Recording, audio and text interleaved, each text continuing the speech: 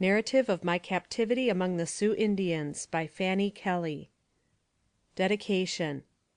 To the Officers and Soldiers of the 11th Ohio Cavalry, for their persistent and daring efforts to aid my husband in effecting my rescue, and to the Officers and Soldiers of the 6th Iowa Cavalry, for kindness shown me after my ransom and return to Fort Sully, this narrative is affectionately dedicated by the author. Introductory. The summer of 1864 marked a period of unusual peril to the daring pioneers seeking homes in the far West.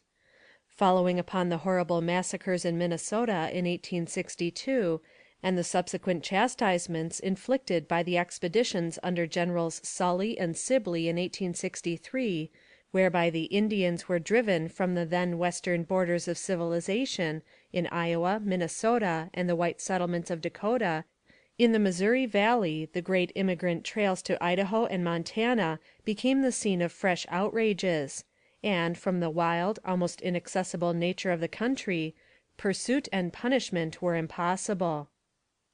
I was a member of a small company of emigrants, who were attacked by an overwhelming force of hostile Sioux, which resulted in the death of a large proportion of the party, in my own capture, and a horrible captivity of 5 months' duration. Of my thrilling adventures and experience during this season of terror and privation, I propose to give a plain, unvarnished narrative, hoping the reader will be more interested in facts concerning the habits, manners, and customs of the Indians, and their treatment of prisoners, than in theoretical speculations and fine-wrought sentences. Some explanation is due the public for the delay in publishing this my narrative. From memoranda kept during the period of my captivity, I had completed the work for publication, when the manuscript was purloined and published; but the work was suppressed before it could be placed before the public. After surmounting many obstacles, I have at last succeeded in gathering the scattered fragments, and, by the aid of memory, impressed as I pray no mortals may ever be again, am enabled to place the results before, I trust, a kind judging, appreciative public. End of dedication and introductory.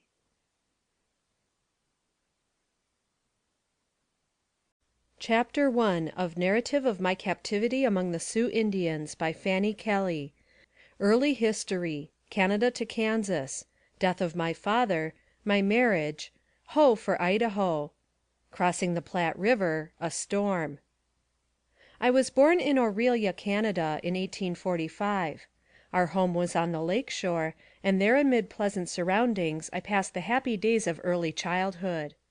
The years 1852 to 1856 witnessed, probably, the heaviest immigration the West has ever known in a corresponding length of time. Those who had gone before sent back to their friends such marvelous accounts of the fertility of the soil, the rapid development of the country, and the ease with which fortunes were made, the Western fever became almost epidemic. Whole towns in the old Eastern states were almost depopulated. Old substantial farmers, surrounded apparently by all the comforts that heart could wish, sacrificed the homes wherein their families had been reared for generations, and, with all their worldly possessions, turned their faces toward the setting sun. And with what high hopes! Alas, how few comparatively met their realization! In 1856, my father, James Wiggins, joined a New York colony bound for Kansas. Being favorably impressed with the country and its people, they located the town of Geneva, and my father returned for his family. Reaching the Missouri River on our way to our new home, my father was attacked with cholera and died. In obedience to his dying instructions, my widowed mother, with her little family, continued on the way to our new home. But oh, with what saddened hearts we entered into its possession! It seemed as if the light of our life had gone out. He who had been before to prepare that home for us was not there to share it with us, and, far away from all earthly associations, almost alone in a new and sparsely settled country, it seemed as though hope had died. But God is merciful. He prepares the soul for its burdens. Of a truth, "He tempers the wind to the shorn lamb." Our family remained in this pleasant prairie home, where I was married to Josiah S. Kelly. My husband's health failing, he resolved upon a change of climate.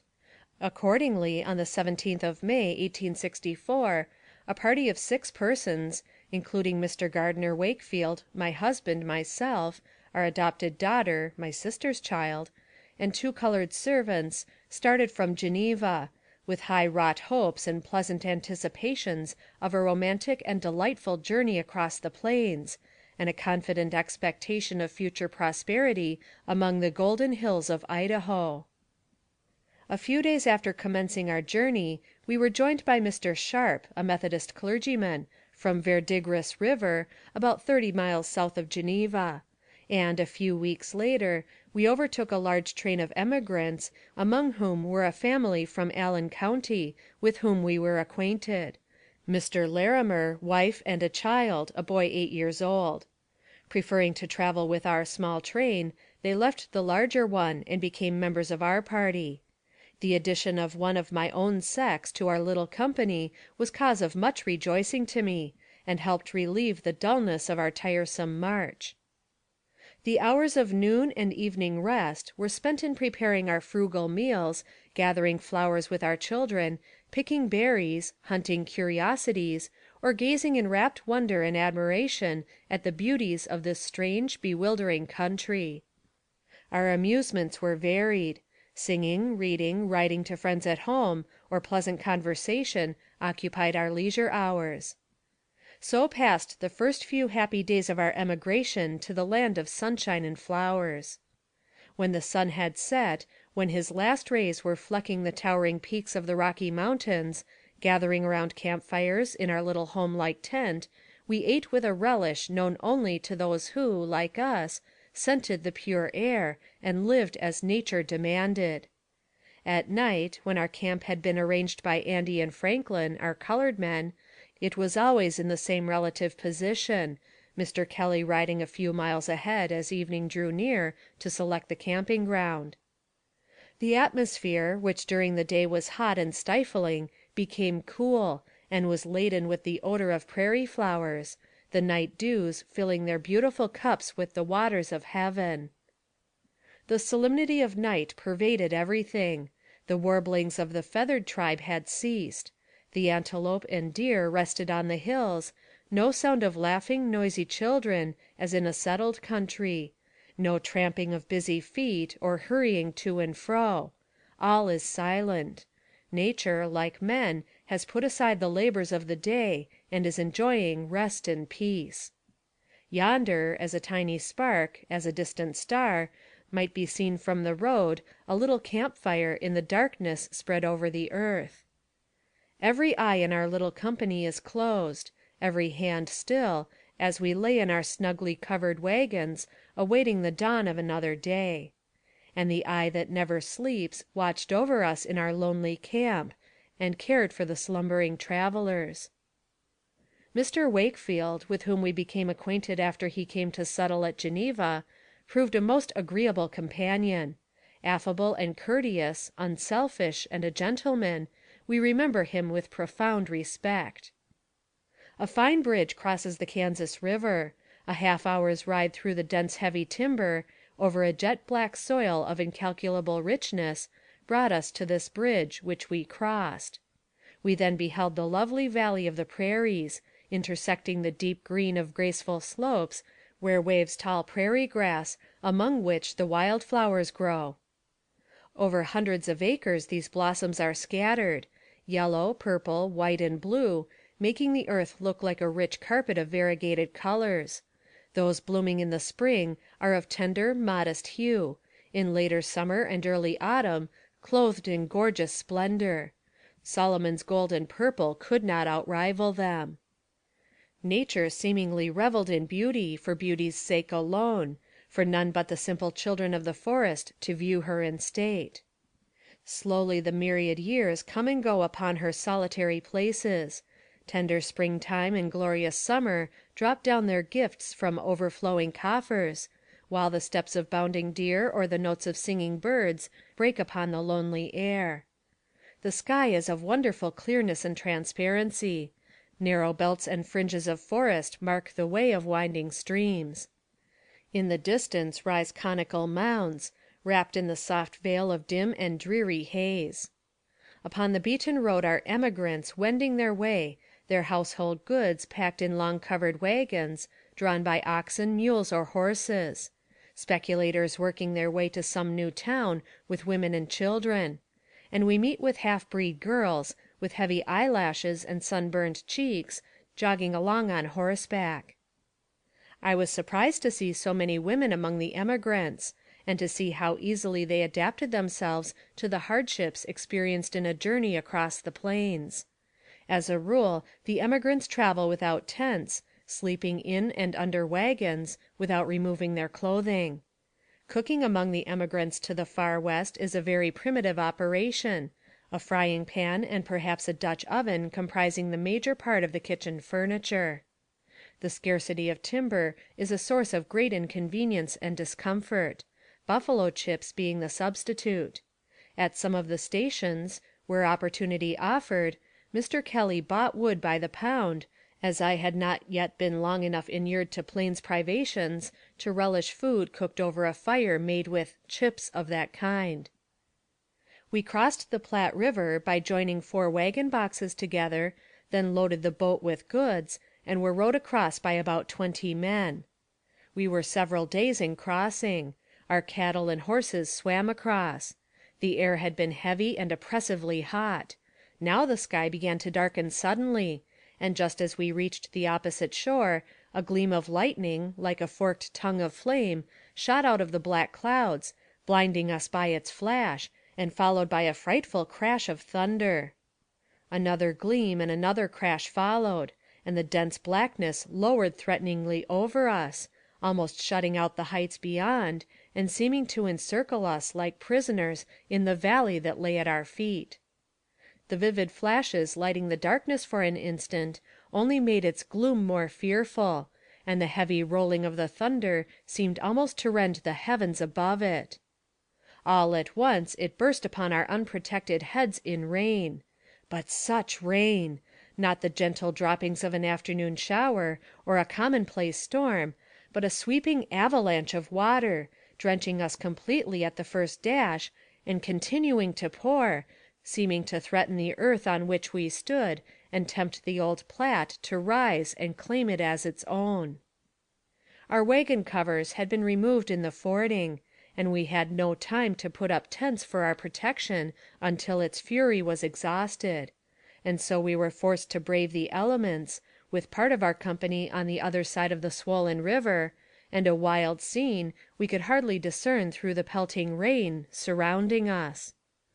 One soon becomes heroic in an open air life, and so we put up what shelter we could when the abating storm gave us opportunity, and, wringing the water out of clothes, hair, and eyebrows, we camped in cheerful hope of a bright tomorrow, which did not disappoint us, and our hundreds of emigrant companions scattered on the way. Each recurring Sabbath was gratefully hailed as a season of thought and repose. As a matter of conscience and duty we observed the day, and took pleasure in doing so. We had divine service performed, observing the ceremonies of prayer, preaching, and singing, which was fully appreciated in our absence from home and its religious privileges. 25 miles from California Crossing is a place called Ash Hollow, where the eye is lost in space as it endeavors to penetrate its depths. Here some years before, General Harney made his name famous by an indiscriminate massacre of a band of hostile Indians, with their women and children. End of chapter 1.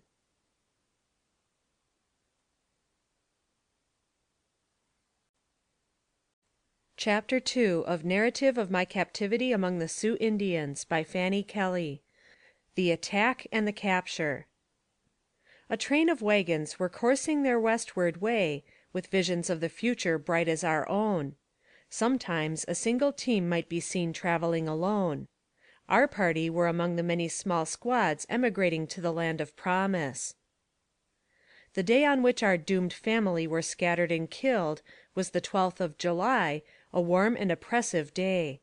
The burning sun poured forth its hottest rays upon the great Black Hills and the vast plains of Montana, and the great emigrant road was strewed with men, women, and children, and flocks of cattle, representing towns of adventurers. We looked anxiously forward to the approach of evening, with a sense of relief after the excessive heat of the day. Our journey had been pleasant, but toilsome, for we had been long weeks on the road. Slowly our wagons wound through the timber that skirted the little box elder, and, crossing the stream, we ascended the opposite bank. We had no thought of danger or timid misgivings on the subject of savages, for our fears had been all dispelled by constantly received assurances of their friendliness. At the outposts and ranches we heard nothing but ridicule of their pretensions to warfare, and at Fort Laramie, where information that should have been reliable was given us, we had renewed assurances of the safety of the road and friendliness of the Indians.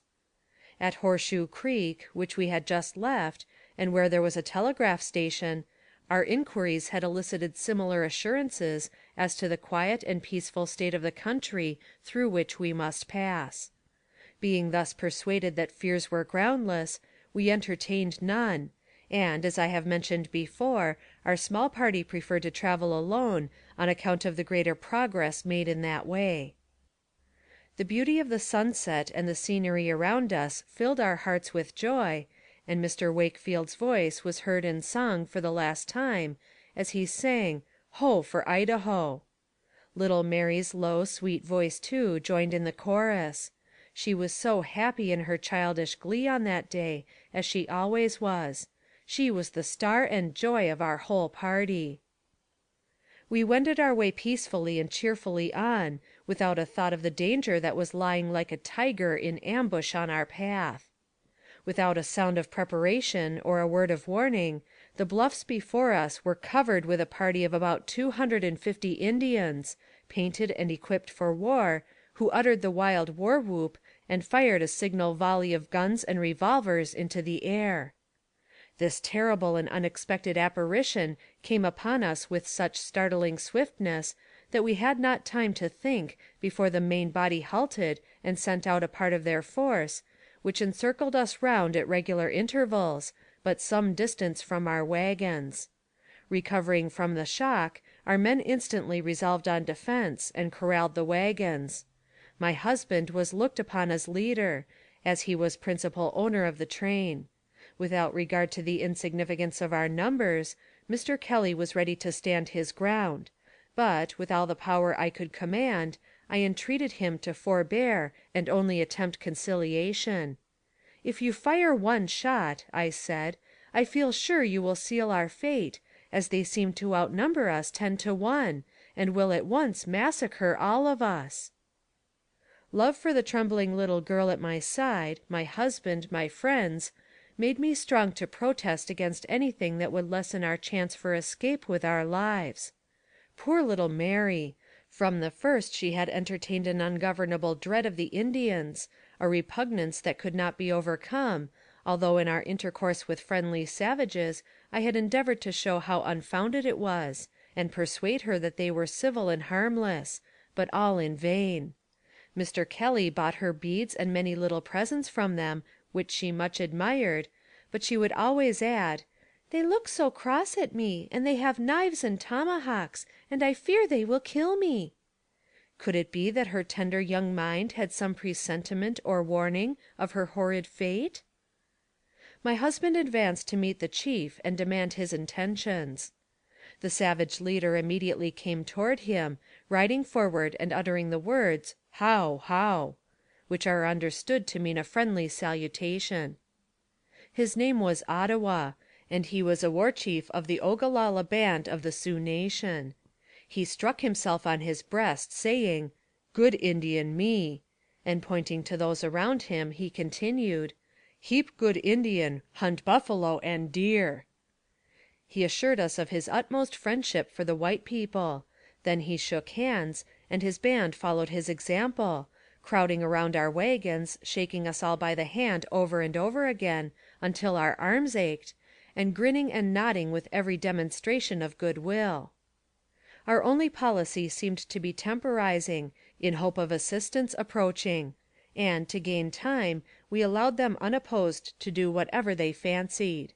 First, they said they would like to change one of their horses for the one Mr. Kelly was riding, a favorite race horse. Very much against his will, he acceded to their request, and gave up to them the noble animal to which he was fondly attached. My husband came to me with words of cheer and hope, but oh, what a marked look of despair was upon his face, such as I had never seen before. The Indians asked for flour, and we gave them what they wanted of provisions. The flour they emptied upon the ground, saving only the sack. They talked to us partly by signs and partly in broken English, with which some of them were quite familiar, and as we were anxious to suit ourselves to their whims and preserve a friendly intercourse as long as possible, we allowed them to take whatever they desired, and offered them many presents besides. It was, as I have said before, extremely warm weather, but they remarked that the cold made it necessary for them to look for clothing, and begged for some of our stock, which was granted without the slightest offered objection on our part. I, in a careless like manner, said they must give me some moccasins for some articles of clothing that I had just handed them, and very pleasantly a young Indian gave me a nice pair, richly embroidered with different colored beads. Our anxiety to conciliate them increased every moment, for the hope of help arriving from some quarter grew stronger as they dallied, and alas, it was our only one. They grew bolder and more insolent in their advances. One of them laid hold of my husband's gun, but being repulsed, desisted. The chief at last intimated that he desired us to proceed on our way, promising that we should not be molested. We obeyed, without trusting them, and soon the train was again in motion, the Indians insisting on driving our herd and growing ominously familiar. Soon my husband called a halt. He saw that we were approaching a rocky glen, in whose gloomy depths he anticipated a murderous attack, and from which escape would be utterly impossible. Our enemies urged us still forward, but we resolutely refused to stir, when they requested that we should prepare supper, which they said they would share with us, and then go to the hills to sleep. The men of our party concluded it best to give them a feast. Mr. Kelly gave orders to our 2 colored servants to prepare at once to make a feast for the Indians. Andy said, "I think, if I knows anything about it, they's had their supper," as they had been eating sugar crackers from our wagons for an hour or more. The 2 colored men had been slaves among the Cherokees, and knew the Indian character by experience. Their fear and horror of them was unbounded, and their terror seemed pitiable to us, as they had worked for us a long time, and were most faithful, trustworthy servants. Each man was busy preparing the supper. Mr. Larimer and Frank were making the fire. Mr. Wakefield was getting provisions out of the wagon. Mr. Taylor was attending to his team. Mr. Kelly and Andy were out some distance gathering wood. Mr. Sharp was distributing sugar among the Indians. Supper, that they asked for, was in rapid progress of preparation, when suddenly our terrible enemies threw off their masks and displayed their truly demoniac natures. There was a simultaneous discharge of arms, and when the cloud of smoke cleared away, I could see the retreating form of Mr. Larimer and the slow motion of poor Mr. Wakefield, for he was mortally wounded. Mr. Kelly and Andy made a miraculous escape with their lives. Mr. Sharp was killed within a few feet of me. Mr. Taylor, I can never forget his face as I saw him shot through the forehead with a rifle ball. He looked at me as he fell backward to the ground, a corpse. I was the last object that met his dying gaze. Our poor faithful Frank fell at my feet pierced by many arrows. I recall the scene with a sickening horror. I could not see my husband anywhere, and did not know his fate, but feared and trembled. With a glance at my surroundings, my senses seemed gone for a time, but I could only live and endure. I had but little time for thought, for the Indians quickly sprang into our wagons, tearing off covers, breaking, crushing, smashing all hindrances to plunder, breaking open locks, trunks, and boxes, and distributing or destroying our goods with great rapidity, using their tomahawks to pry open boxes, which they split up in savage recklessness. Oh, what horrible sights met my view! Pen is powerless to portray the scenes occurring around me. They filled the air with the fearful war whoops and hideous shouts.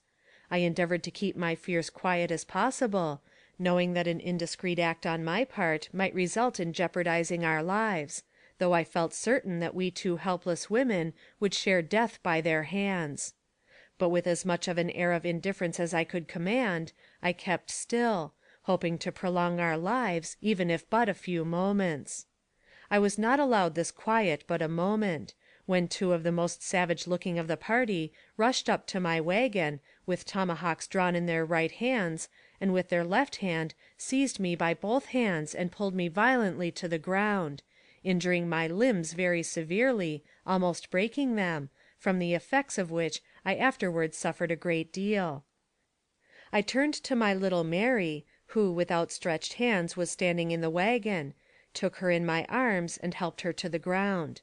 I then turned to the chief, put my hand upon his arm, and implored his protection for my fellow prisoner and our children.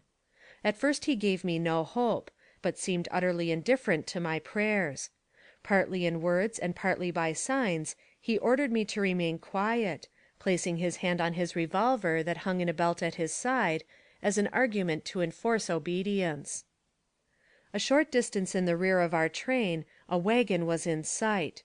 The chief immediately dispatched a detachment of his band to capture or to cut it off from us, and I saw them ride furiously off in pursuit of the small party, which consisted only of one family and a man who rode in advance of the single wagon. The horseman was almost instantly surrounded and killed by a volley of arrows. The husband of the family quickly turned his team around and started them at full speed, gave the whip and lines to his wife, who held close in her arms their youngest child. He then went to the back end of his wagon and threw out boxes, trunks, everything that he possessed. His wife, meantime, gave all her mind and strength to urging the horses forward on their flight from death. The Indians had by this time come very near, so that they riddled the wagon cover with bullets and arrows, one passing through the sleeve of the child's dress in its mother's arms, but doing it no personal injury. The terrified man kept the Indians at bay with his revolver, and finally they left him and rode furiously back to the scene of the murder of our train. End of chapter 2.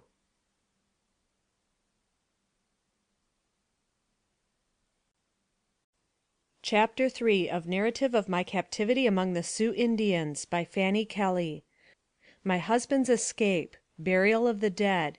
Arrival of the Survivors at Deer Creek. An ill-timed ball.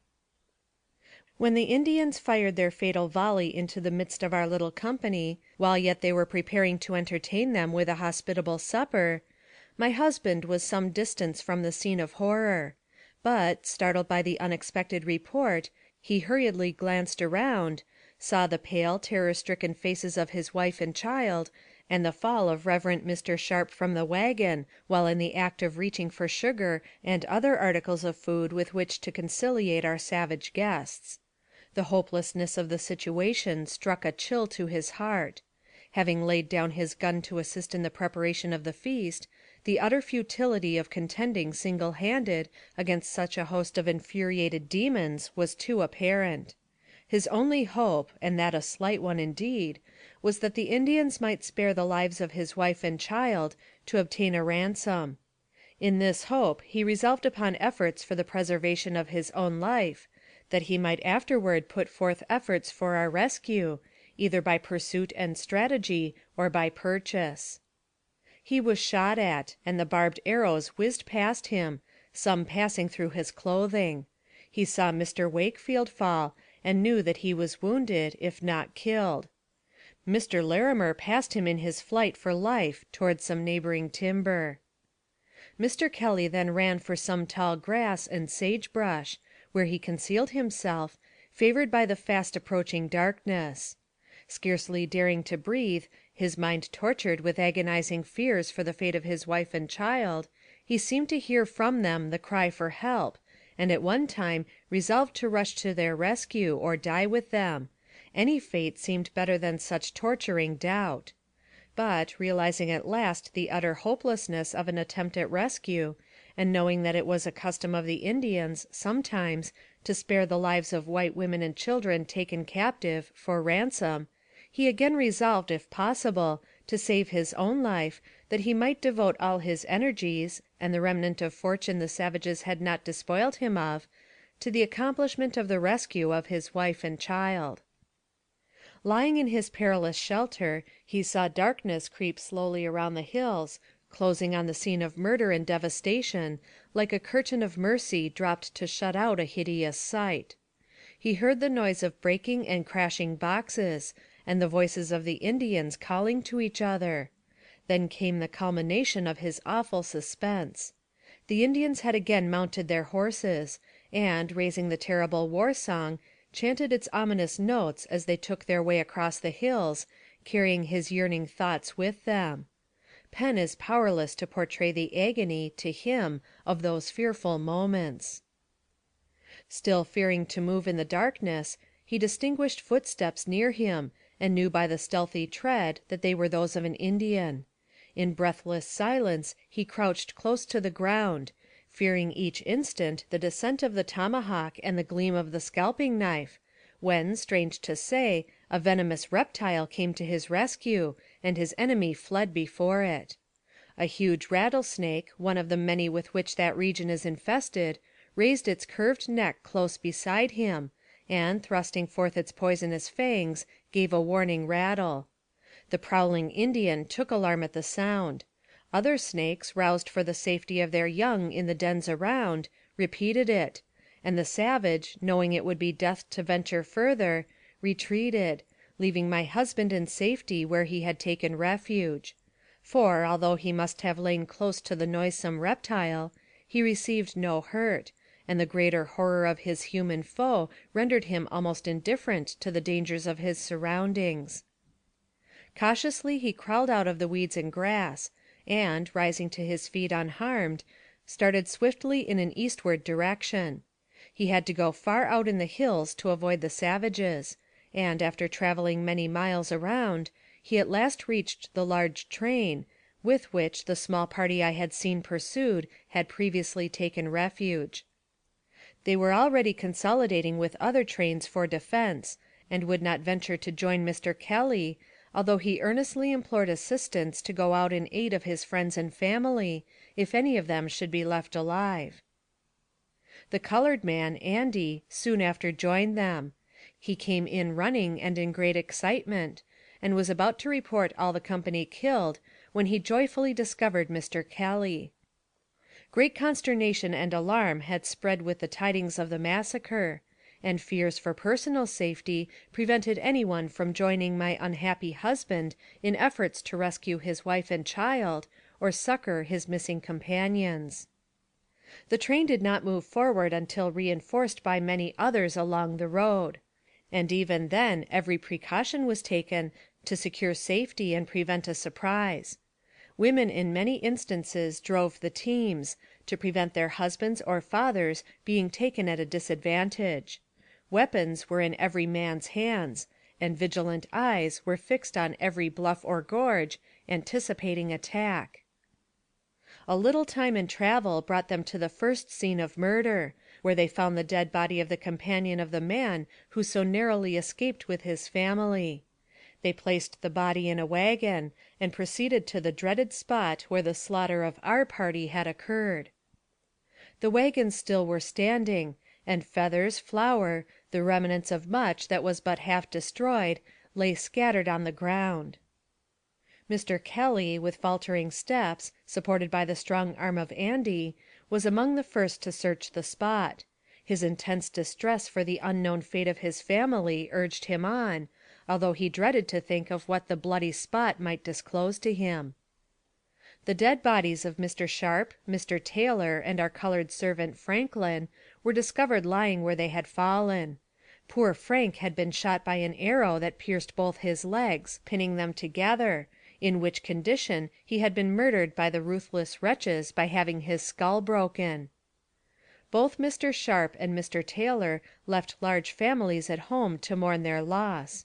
Mr. Larimer came up with an arrow wound in one of his limbs. He had passed the night in trying to elude his savage pursuers, and was very tired and exhausted, and very much distressed about his wife and son, a robust little fellow of 8 or 9 years. But Mr. Wakefield was nowhere to be seen. After searching the brushwood for some time, and a quarter of a mile distant from the scene of attack, they discovered him still alive, but pierced by 3 arrows that he had vainly endeavored to extract, succeeding only in withdrawing the shafts, but leaving the steel points still deeply embedded in his flesh. Mr. Kelly took him and cared for him with all the skill and kindness possible. No brothers could have been more tenderly attached to each other than they. He then procured as comfortable a conveyance as he could for them, and picked up a few relics from our demolished train. Among them was a daily journal of our trip, from the time we were married until the hour that the Indians came upon us. This he prized, as he said, more than he did his life. The next thing that was necessary to do, after the wounded were cared for, was to bury the dead, and a wide grave was dug and the 4 bodies solemnly consigned, uncoffined, to the earth. A buffalo robe was placed above them, and then the earth was piled on their unconscious breasts. At that time the question of color had occasioned much dissension, and controversy ran high as to the propriety of allowing the colored people the privilege of sitting beside their white brethren. Poor Franklin had shared death with our companions, and was not deemed unworthy to share the common grave of his fellow victims. They lie together in the valley of Little Box Elder, where with saddened hearts our friends left them, thinking of the high hopes and fearless energy with which they had started on their journey, each feeling secure in the success that awaited them, and never, for a moment, dreaming of the grave in the wilderness that was to close over them and their earthly hopes. They were buried on the desolate plain, 1,000 miles away from their loved ones and children, who bemoan their sad, untimely fate. Mr. Kelly found part of his herd of cattle grazing near by. Mr. Sharp's were still tied to the stake where he had carefully secured them. The Indians had taken our horses, but left the cattle, as they do when they are on the warpath, or unless they need meat for present use. They shot some of them, however, and left them to decay upon the plain. Many arrows were scattered upon the ground, their peculiar marks showing that their owners had all belonged to one tribe, though of different bands. They were similar in form and finish. Their shafts were round and 3 feet long, grooved on their sides, that the blood of the victim might not be impeded in its outward flow. Each had 3 strips of feathers attached to its top, about 7 inches in length, and on the other end a steel point, fastened lightly, so as to be easily detached in the flesh it penetrates. The depth of the wound depends on the distance of the aim, but they sometimes pass quite through the body, though usually their force is exhausted in entering a few inches beyond the point. The wounded being made as comfortable as circumstances would allow, the train left the spot in the evening, and moved forward to an encampment a mile distant from the sad place where the journey of our lost companions had ended forever, whose visions of the golden land must be a higher and brighter one than earthly eyes can claim. Early next day the travelers arrived at Deer Creek Fort, where Mr. Kelly found medical aid for the wounded, and procured a tent to shelter them, and devoted himself to alleviating their sufferings, and, with the assistance of the kind people of the fort, succeeded in arranging them in tolerable comfort. Captain Reinhardt was commanding officer at Deer Creek, and ordered the property of the deceased to be delivered over to him, which Mr. Kelly did. The story of the attack and massacre had traveled faster than the sufferers from its barbarity. The garrison had learned it before the train arrived, through some soldiers returning from Fort Laramie, where they had been to receive money from the paymaster, who had heard an account of the attack on the road, and had a passing glimpse of the terrible field of slaughter. The evening that the large train arrived at the fort, the officers gave a ball, and the emigrant women were invited, from the trains camped in the vicinity, to join in these inappropriately timed festivities. The mother of the child who had so narrowly escaped death, having lost her own wardrobe in her efforts to escape the pursuit of the Indians, borrowed a dress from a lady who resided at the fort, and attended the entertainment, dancing and joining in the gayeties, when the burial of their companion and our poor men had just been completed, and the heavy cloud of our calamity had so lately shrouded them in gloom.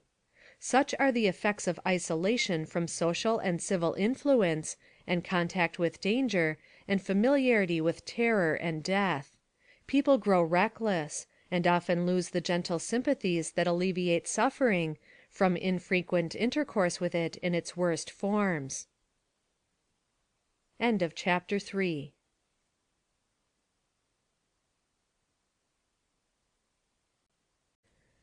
Chapter 4 of Narrative of My Captivity among the Sioux Indians by Fanny Kelly. Beginning of My Captivity. The facts related in the preceding chapter concerning matters occurring in Mr. Kelly's experience and adventures after the attack upon our train were related to me after my restoration to freedom and my husband by him. I now return to the narration of my own terrible experiences. I was led a short distance from the train, with Mary, and told to remain quiet, and tried to submit. But oh, what a yearning sprang up in my heart to escape, as I hoped my husband had done! But many watchful eyes were upon me, and enemies on every side, and I realized that any effort then at escape would result in failure, and probably cause the death of all the prisoners. Mrs. Larimer and her boy came to us, trembling with fear, saying, "The men have all escaped and left us to the mercy of the savages." In reply, I said, "I do hope they have. What benefit would it be to us to have them here, to suffer this fear and danger with us? They would be killed, and then all hope of rescue for us would be at an end." Her agitation was extreme. Her grief seemed to have reached its climax when she saw the Indians destroying her property, which consisted principally of such articles as belonged to the Daguerrean art. She had indulged in high hopes of fortune from the prosecution of this art among the mining towns of Idaho. As she saw her chemicals, picture cases, and other property pertaining to her calling being destroyed, she uttered such a wild despairing cry as brought the chief of the band to us, who, with gleaming knife, threatened to end all her further troubles in this world. The moment was a critical one for her. The Indians were flushed with an easy won victory over a weak party. They had tasted blood, and it needed but slight provocation for them to shed that even of defenseless women and children. My own agony could be no less than that of my companion in misfortune. The loss of our worldly possessions, which were not inconsiderable, consisting of a large herd of cattle and groceries and goods of particular value in the mining regions, I gave no thought to. The possible fate of my husband, the dark, fearful future that loomed before myself and little Mary, for whose possible future I had more apprehension than for my own, were thoughts that flashed through my mind to the exclusion of all mere pecuniary considerations. But my poor companion was in great danger, and perhaps it was a selfish thought of future loneliness in captivity which induced me to intercede that her life might be spared. I went to the side of the chief, and, assuming a cheerfulness I was very far from feeling, pled successfully for her life. I endeavored in every way to propitiate our savage captor, but received no evidence of kindness or relenting that I could then understand. He did present me, however, a wreath of gay feathers from his own head, which I took, regarding it merely as an ornament, when in reality, as I afterward learned, it was a token of his favor and protection. He then left us, to secure his own share of plunder, but we saw that we were surrounded by a special guard of armed men, and so gave up all struggle against what seemed an inevitable doom, and sat down upon the ground in despair. I know now that night had come upon us while we sat there, and that darkness was closing the scene of desolation and death before their arrangements for departure were completed. The first intimation we had that our immediate massacre was not intended, was a few articles of clothing presented by a young Indian, whose name was Wechela, who intimated that we would have need for them. It was a pitiable sight to see the terrified looks of our helpless children, who clung to us for the protection we could not give. Mrs. Larimer was unconscious of the death of any of our party. I did not tell her what my eyes had seen, fearing that she could not endure it, but strove to encourage and enliven her, lest her excitement should hasten her death or excite the anger of our captors. We both feared that when the Indians made their arrangements for departure, we would be quickly disposed of by the scalping knife, or even should we escape for the time, we saw no prospect of release from bondage. Terror of the most appalling nature for the fate of the children possessed me, and all the horrors of Indian captivity that we had ever heard crowded on our minds with a new and fearful meaning. The slow fires, the pitiless knife, the poisoned arrows, the torture of famine, and 1,000 nameless phantoms of agony passed before our troubled souls, filling us with fears so harrowing that the pangs of dissolution compared to them must have been relief. It may be thought almost impossible in such a chaos of dread to collect the soul in prayer, but when woe is come, the soul is dumb, that crieth not to God, and the only respite we could claim from despair was the lifting of our trembling hearts upward to the God of mercy. Those hours of misery can never be forgotten. We were oppressed by terrors we could not explain or realize. The sudden separation from those we loved and relied on, our own helplessness, and the gloom of uncertainty that hung over our future, surely none can better testify to the worth of trust in God than those whose hope on earth seemed ended, and, faint and weak as our faith was, it saved us from utter desolation and the blackness of despair. From among the confused mass of material of all kinds scattered about, the same young Indian, Wechela, brought me a pair of shoes, also a pair of little Mary's.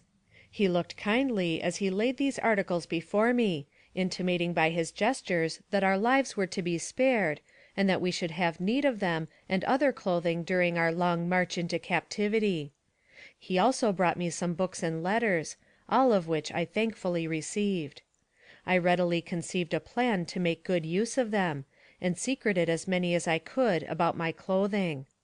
I said to Mrs. Larimer, "If I can retain these papers and letters, and we are forced to travel with the Indians into their unknown country, I shall drop them at intervals along the way we are taken, as a guide, and trust in God that our friends may find and follow them to our rescue, or if an opportunity of escape offer, we will seize it, and by their help retrace our steps."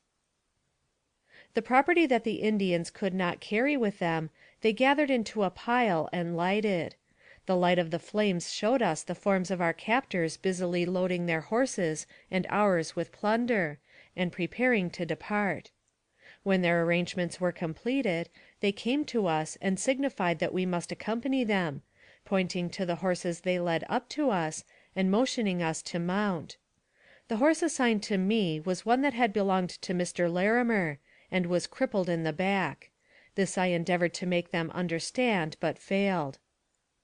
This was the first reliable assurance they gave us that our lives were not in immediate danger, and we received it gratefully, for with the prospect of life, hope revived, and faith to believe that God had not forsaken us, and that we might yet be united to our friends, who never seemed dearer than when we were about to be carried into captivity by the hostile sons of the forest. Many persons have since assured me that, to them, death would have been preferable to life with such prospects, saying that rather than have submitted to be carried away by savages, to a dark and doubtful doom, they would have taken their own lives. But it is only those who have looked over the dark abyss of death who know how the soul shrinks from meeting the unknown future. Experience is a grand teacher, and we were then in her school, and learned that while hope offers the faintest token of refuge, we pause upon the fearful brink of eternity, and look back for rescue. Mrs. Larimer had climbed into her saddle, her boy placed behind her on the same horse, and started on, accompanied by a party of Indians. I also climbed onto my saddle, but was no sooner there when the horse fell to the ground, and I under him, thus increasing the bruises I had already received, and causing me great pain. This accident detained me some time in the rear. A dread of being separated from the only white woman in that awful wilderness filled me with horror. Soon they had another horse saddled for me, and assisted me to mount him. I looked around for my little Mary. There she stood, a poor helpless lamb, in the midst of bloodthirsty savages. I stretched out my arms for her imploringly. For a moment they hesitated. Then, to my unspeakable joy, they yielded, and gave me my child. They then started on, leading my horse. They also gave me a rope that was fastened around the horse's under jaw. The air was cool, and the sky was bright with the glitter of starlight. The water, as it fell over the rocks in the distance, came to our eager ears with a faint, pleasant murmur. All nature seemed peaceful and pitiless in this calm repose, unconscious of our desolate misery. The cry of night birds and chirp of insects came with painful distinctness as we turned to leave the valley of the little box elder. Straining my eyes, I sought to penetrate the shadows of the woods where our fugitive friends might be hid. The smoldering ruins of our property fell into ashes, and the smoke faded away. Night had covered the traces of confusion and struggle with her shrouding mantle, and all seemed quiet and unbroken peace. I turned for a last look, and even the smoke was gone. The solemn trees, the rippling water, the soft night wind, and the starlight, told no tale of the desolation and death that had gone before, and I rode on in my helpless condition, with my child clinging to me, without guide or support, save my trust in God. End of chapter 4.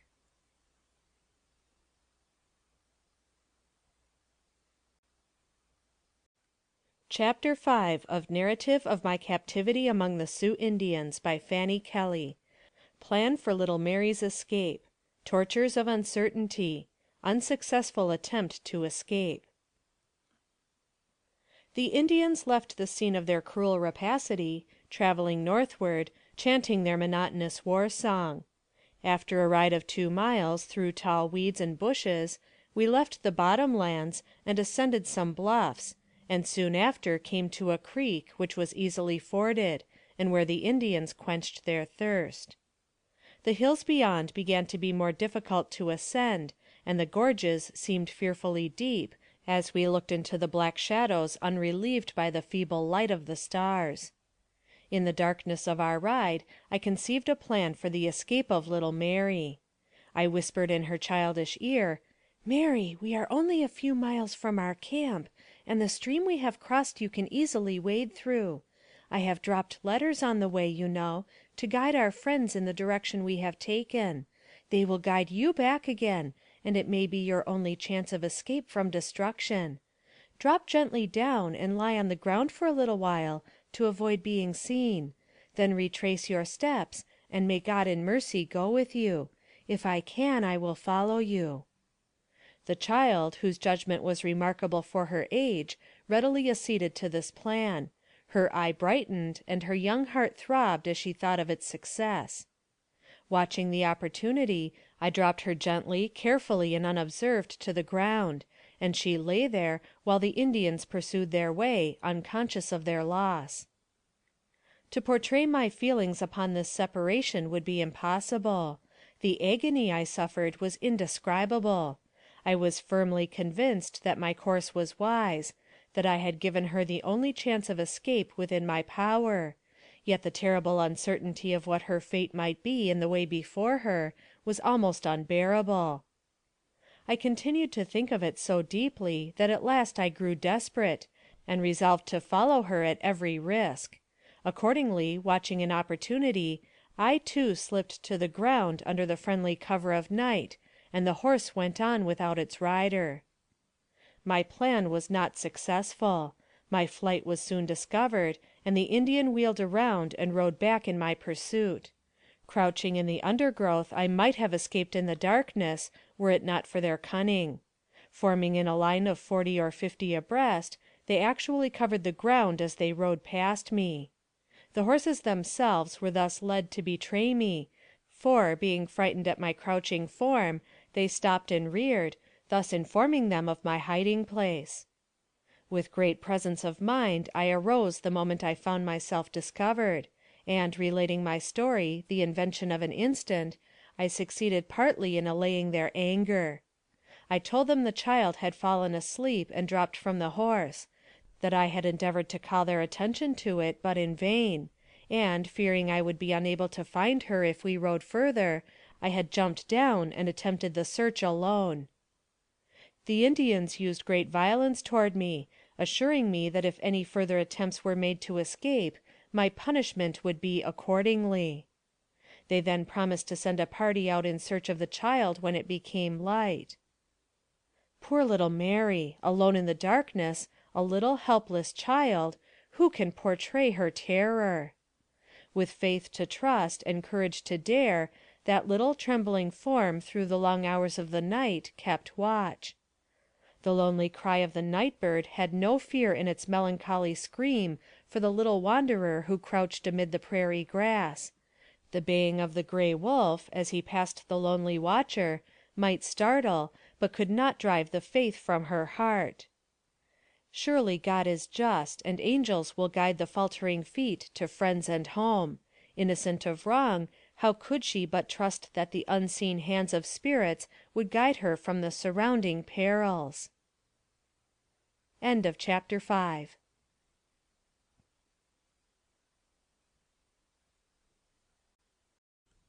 Chapter 6 of Narrative of My Captivity Among the Sioux Indians by Fanny Kelly.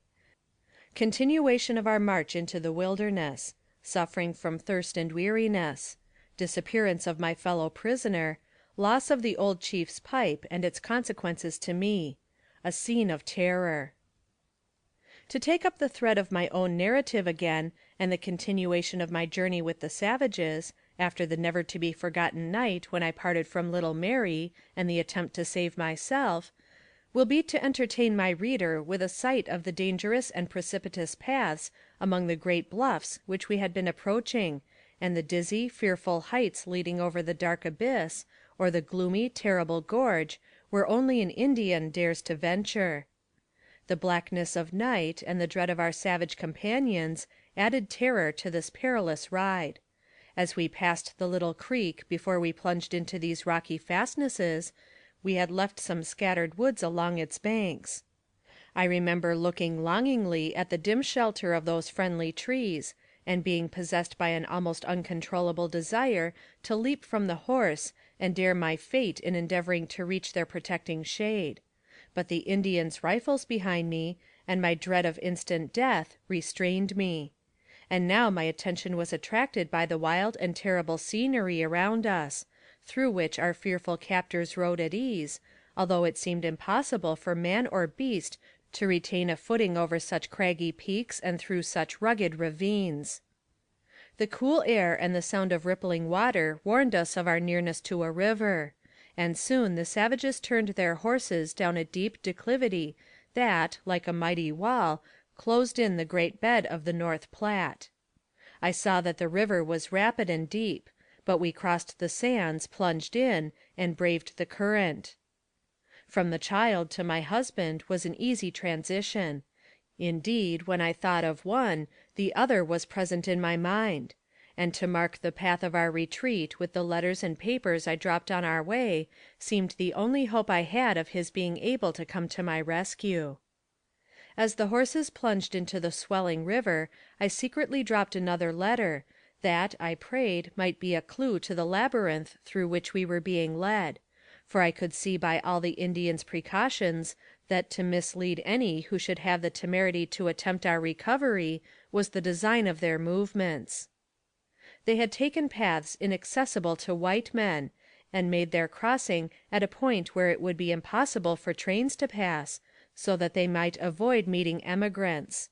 Having reached the opposite bank, they separated into squads, and started in every direction except southward, so as to mislead or confuse pursuers by the various trails.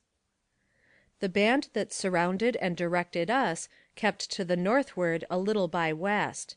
I tried to keep the points of compass clearly, because it seemed part of the hope that sustained me. Mr. Kelly had said that our position on the Little Box Elder was about 12 miles from Deer Creek Station, which lay to the northwest of us. Marking our present course, I tried, by calculating the distance, to keep that position in my mind, for toward it my yearning desire for help and relief turned. After crossing the river and issuing from the bluffs, we came to a bright, cool stream of water in a lovely valley which ran through its bosom, spreading a delicious freshness all around. Brilliant flowers opened their gorgeous cups to the coming sunshine, and delicate blossoms hid themselves among the rich shrubbery and at the mossy roots of grand old trees.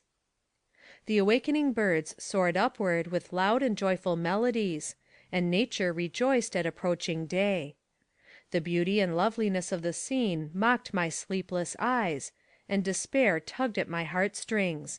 Still I made superhuman efforts to appear cheerful, for my only refuge was in being submissive and practicing conciliation. My fear of them was too powerful to allow me to give way to emotion for one moment.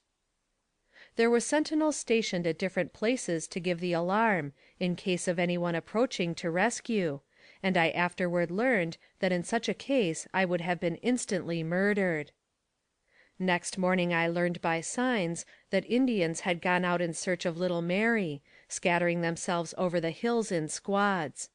Those remaining were constantly overlooking their plunder and unrolling bundles taken from our wagons. They indulged their admiration for their spoils in loud conversation. The Indians seemed to select, with a clear knowledge of natural beauty, such localities as seemed best fitted to suggest refreshment and repose. The scenery through which we had passed was wildly grand. It now became serenely beautiful, and to a lover of nature, with a mind free from fear and anxiety, the whole picture would have been a dream of delight. The night of my capture I was ordered to lie down on the ground, near a wounded Indian. A circle of them guarded me, and 3 fierce warriors sat near me with drawn tomahawks. Reader, imagine my feelings after the terrible scenes of the day previous. The desolate white woman in the power of revengeful savages, not daring to speak, lest their fury should fall on my defenseless head.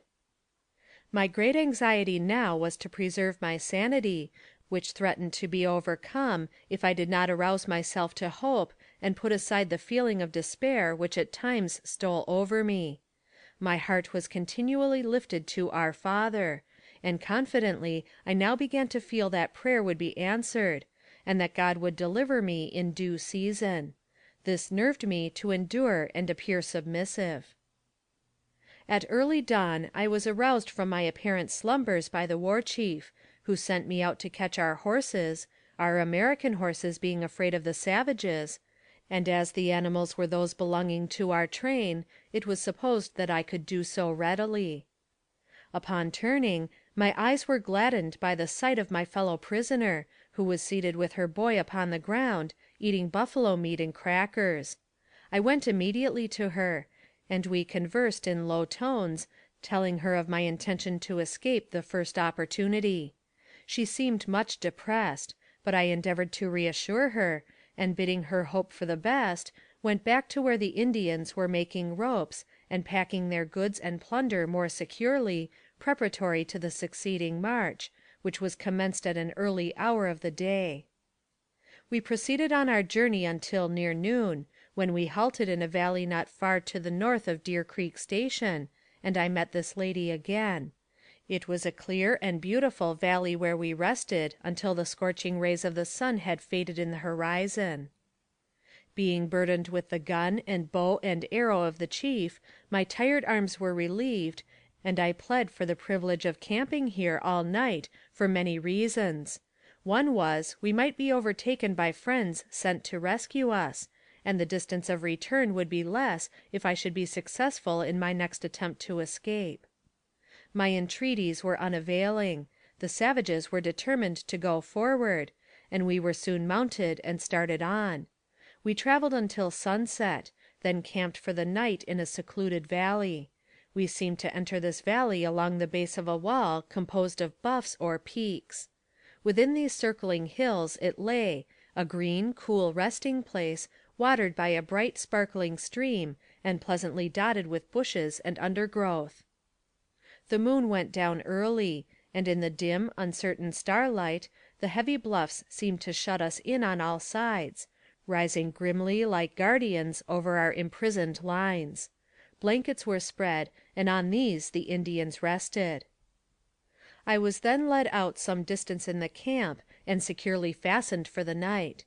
But before this, I remarked to my fellow prisoner, my determination to escape that night, if my life were the forfeit, as in every wind I fancied I could hear the voice of little Mary calling me. She entreated me not to leave her, but promising help to her should I be fortunate enough to get free, I sadly bade her good night, and went to my allotted place. In the morning, when permitted to rise, I learned that she had disappeared. A terrible sense of isolation closed around me. No one can realize the sensation without in some measure experiencing it. I was desolate before, but now that I knew myself separated from my only white companion, the feeling increased tenfold, and seemed to weigh me down with its awful gloomy horror. In the heart of the wilderness, surrounded by creatures with whom no chord of sympathy was entertained, far from home, friends, and the interests of civilized life, the attractions of society, and, above all, separated from husband and loved ones, there seemed but one glimpse of light in all the darkness of despair left, and that was flight. I listened to every sound, while moments appeared hours, and it seemed to me that death in its most terrible form would not be so hard to bear as the torturing agony I then endured. I murmured broken prayers. I seemed to hear the voices of my husband and child calling me, and, springing forward with a wild belief that it was real, would sink back again, overwhelmed with fresh agony. Arrangements were then made for resuming our journey, and we were soon once more on our march. Another burden had been added to my almost worn-out frame, the leading of an unruly horse, and my arms were so full of the implements I was forced to carry, that I threw away the pipe of the old chief, a tube nearly 3 feet long, and given me to take care of, which was very unfortunate for me, exciting the wrath and anger of the chief to a terrible degree. Now they seemed to regard me with a suspicious aversion, and were not so kind as before. The country they passed over was high, dry, and barren. I rode one horse and led another, and when evening came they stopped to rest in a grove of great timber, where there was a dry creek bed. Water was obtained by digging in the sand, but the supply was meager, and I was allowed none. The sun began to sink, and the chief was so enraged against me that he told me by signs that I should behold it rise no more. Grinding his teeth with wrathful anger, he made me understand that I was not to be trusted, had once tried to escape, had made them suffer the loss of my child, and that my life would be the forfeit. A large fire had been built, and they all danced around it. Night had begun to darken heavily over me, and I stood trembling and horror struck, not knowing but that the flame the savages capered about was destined to consume my tortured form. The pipe of the chief was nowhere to be found, and it was demanded of me to produce it. He used the Indian words chapa chanopa, uttered in a voice of thunder, accompanying them with gestures, whose meaning was too threatening to be mistaken. I looked in fear and dismay around me, utterly at a loss to know what was expected, yet dreading the consequences of failing to obey. Wechela, the Indian boy, who had been so kind to me, now came up, and made the motion of puffing with his lips, to help me; and then I remembered that I had broken the pipe the day before, and thrown it away, ignorant of their veneration for the pipe, and of its value as a peace offering. The chief declared that I should die for having caused the loss of his pipe. An untamed horse was brought, and they told me I would be placed on it as a target for their deadliest arrows, and the animal might then run at will, carrying my body wherever it would.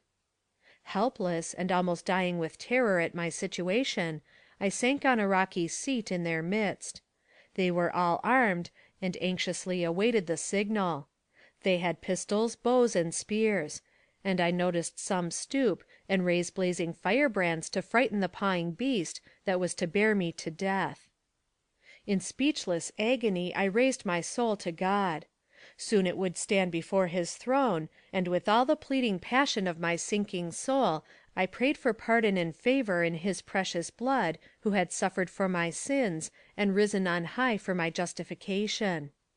In an instant a lifeline of thought condensed itself into my mind, and I could see my old home and hear my mother's voice; and the contrast between the love I had been so ruthlessly torn from, and the hundreds of savage faces gleaming with ferocity and excitement around me, seemed like the lights and shadows of some weird picture. But I was to die, and I desired, with all the strength of my soul, to grasp the promises of God's mercy, and free my parting spirit from all revengeful, earthly thoughts. In what I almost felt my final breath, I prayed for my own salvation, and the forgiveness of my enemies; and remembering a purse of money which was in my pocket, knowing that it would decay with my body in the wilderness, I drew it out, and, with suffused eyes, divided it among them, though my hands were growing powerless, and my sight failing.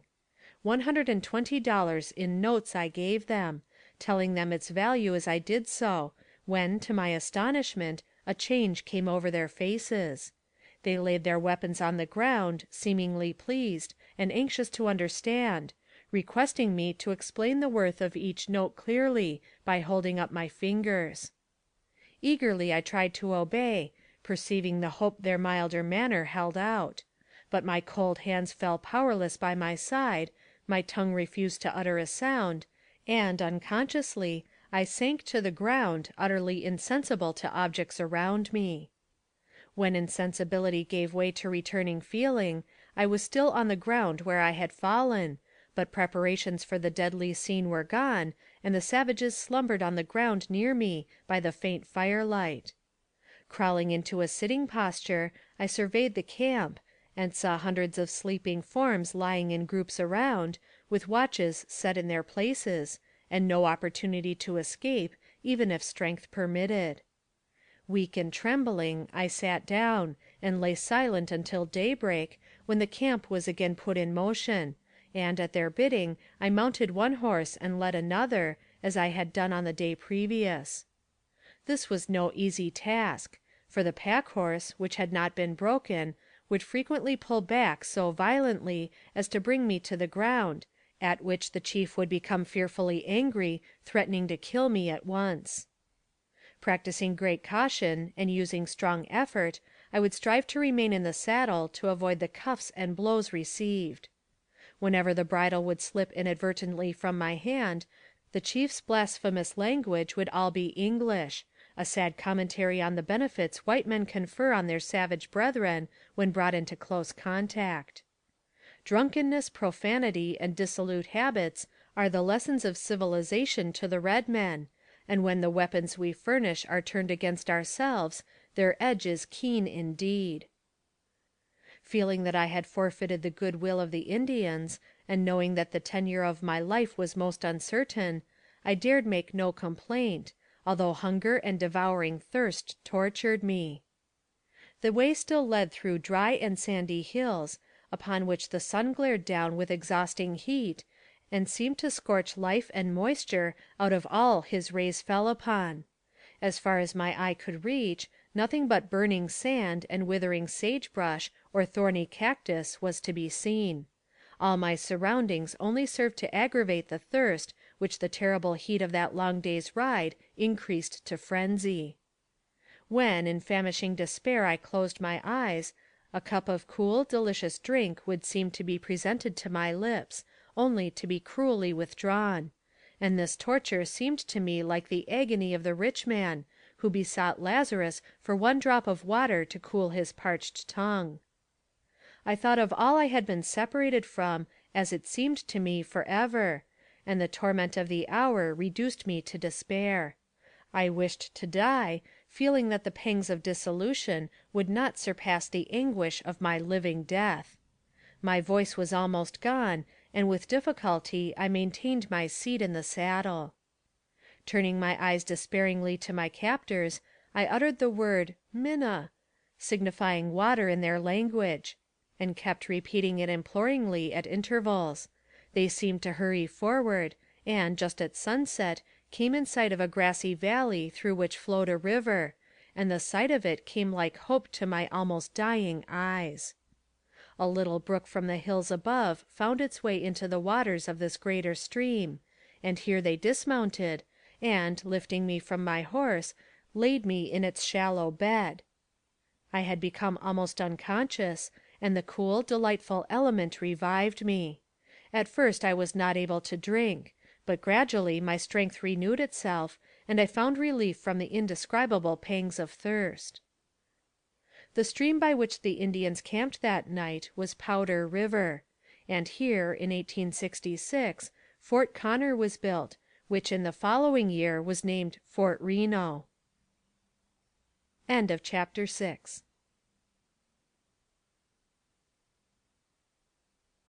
Chapter 7 of Narrative of My Captivity Among the Sioux Indians, by Fanny Kelly. Powder River. Another attempt to escape. Detection and despair. A quarrel. My life saved by Jumping Bear. The name given to Powder River by the Indians is Chahali-Wacapola. It crosses the country east of the Bighorn Mountains, and from its banks can be seen the snow-capped Cloud Peak rising grandly from its surrounding hills. Between these ranges, that culminate in the queenly, shining crowned height that takes its name from the clouds it seems to pierce, are fertile valleys, in which game abounds, and delicious wild fruits in great variety, some of which cannot be surpassed by cultivated orchard products in the richness and flavor they possess, although they ripen in the neighborhood of everlasting snow. In these valleys the country seems to roll in gentle slopes, presenting to the eye many elements of loveliness and future value. Powder River, which is a muddy stream, comes from the southern side of the Bighorn Mountains, and takes a southern course, and therefore is not a part of the bright channel that combines to feed the Missouri River from the Bighorn Range. This range of the Rocky Mountains possesses two distinct marked features.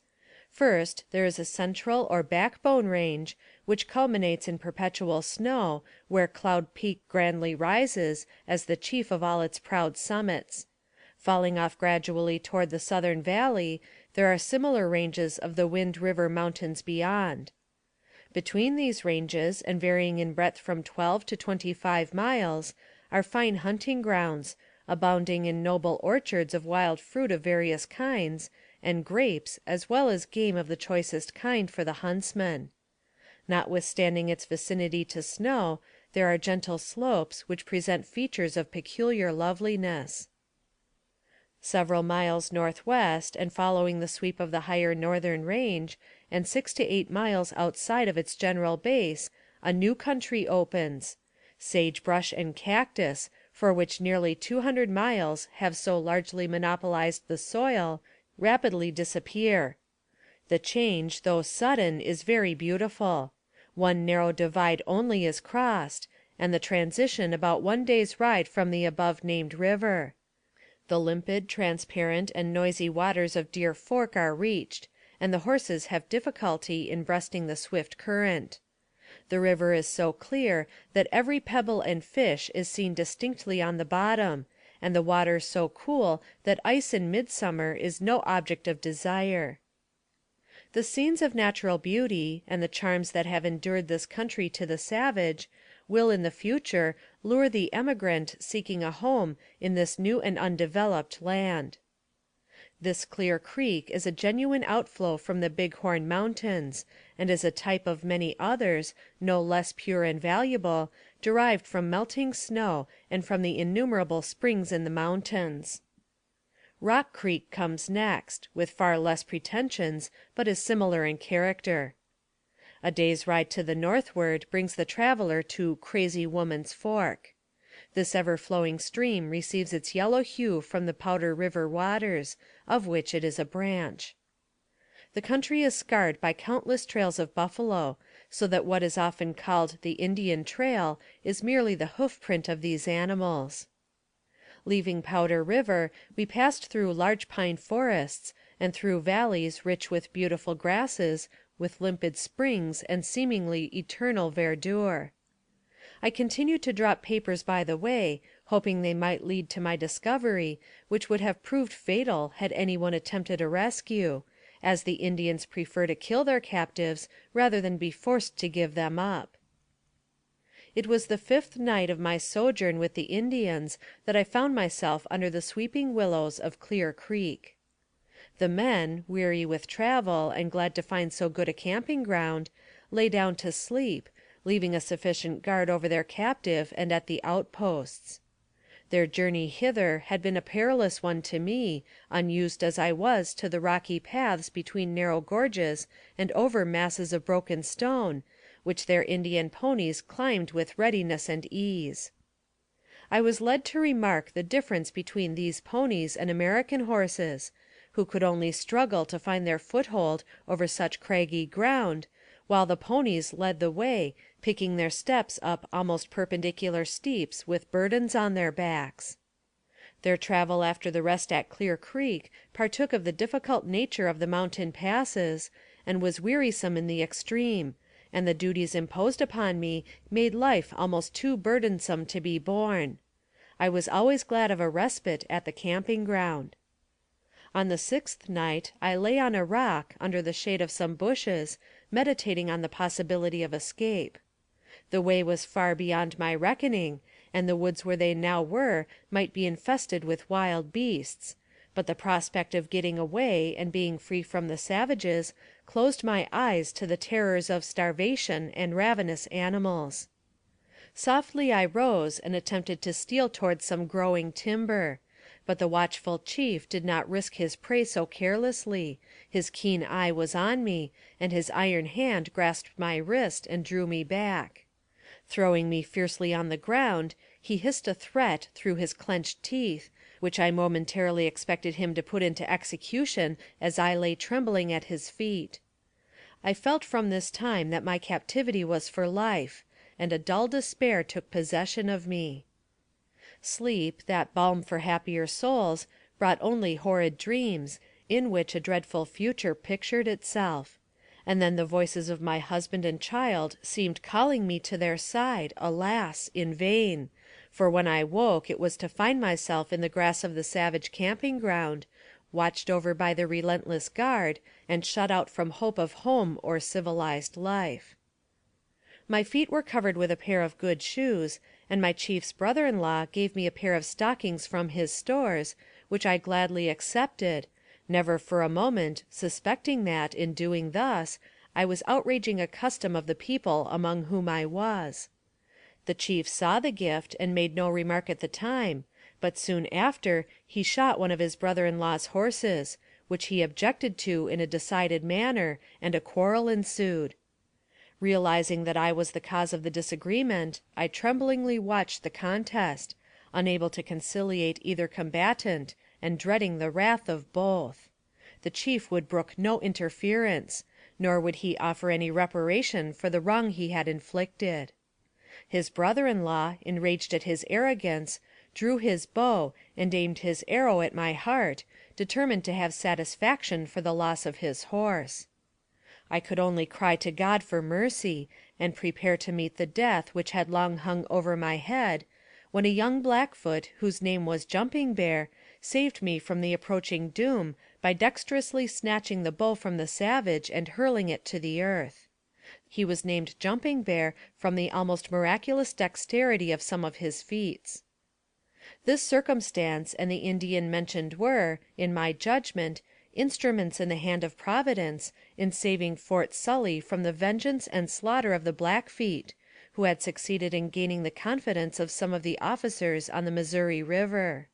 His activity in the attack of our train, and the energy he displayed in killing and pillaging on that occasion, notwithstanding his efforts to make me believe the contrary, forbade me to think there was any sympathy in his interference on my behalf. The Indians submitted to his intervention so far that he did not draw his bow again, and my suspense was relieved for the time by the gift of a horse from the chief to his brother-in-law, which calmed the fury of the wronged Indian. It happened that the animal thus given as a peace offering was the pack horse that pulled so uncomfortably against the leading rein, and thus, in the end, I gained by the ordeal through which I had passed, in being relieved of a most unmanageable task. From the first, I was deprived of every ameliorating comfort that might have rendered my existence bearable. No tent was spread for me, no rug or coverlet offered me to lie on. The hard earth, sparsely spread with grass, furnished me a couch, and apprehension and regret deprived me of the rest my toilsome life demanded. They offered me no food, and at first I did not dare to ask for it. This was partly owing to the absence of all natural appetite, an intense weakness and craving constantly for drink being the only signs of the prolonged fast that annoyed me. The utter hopelessness of my isolation wore on me, driving me almost to madness, and visions of husband and child haunted my brain. Sometimes they were full of hope and tauntingly happy. At others I saw them dying or dead, but always beyond my reach, and separated by the impassable barrier of my probably lifelong captivity. In my weakened condition, the horrors of the stake, to which I felt myself borne daily nearer as they progressed on their homeward route, appeared like a horrid phantom. It had been threatened me since my first effort to escape, and I was led to believe such a punishment was the inevitable consequence of my attempt. The terrible heat of the days continued, and the road they took was singularly barren of water. The Indians, after drinking plentifully before starting, carry little sticks in their mouths, which they chew constantly, thus creating saliva and preventing the parching sensation I endured from the want of this knowledge. The 7th night they entered a singular canon, apparently well known to them, as they found horses there which evidently had been left on a former visit. I could not but wonder at the sagacity and patience of these Indian ponies, which were content to wait their master's coming, and browse about on the sparse herbage and meager grass. The Indians had killed an antelope that day, and a piece of the raw flesh was allotted me for a meal. They had then traveled in a circuitous route for miles, to reach the mouth of this canon, and entered it just after sundown. Its gloomy shade was a great relief after the heat of the sun, and it filled my sensitive mind with awe. The sun never seemed to penetrate its depths, and the damp air rose around me like the breath of a dungeon. Downward they went, as if descending into the bowels of the earth, and the sloping floor they trod was covered with red sand for perhaps the space of half a mile. Then they struck a rocky pavement, the perpendicular walls of which were of earth; but as they made another turning and entered a large space, they seemed to change to stone, with projecting arches and overhanging cornices. The high walls rose above the base so as to nearly meet overhead, and, with their innumerable juttings and irregularities, had the appearance of carved columns supporting a mighty ruin. Occasionally a faint ray of the fading light struggled with the gloom, into which they plunged deeper and deeper, and then their horses' cautious feet would turn the bones of antelope or deer, drawn thither by the lurking wolf to feed the young in their lair. I was startled with dread at the sight, fearing that they might be human bones, with which mine would soon be mingled.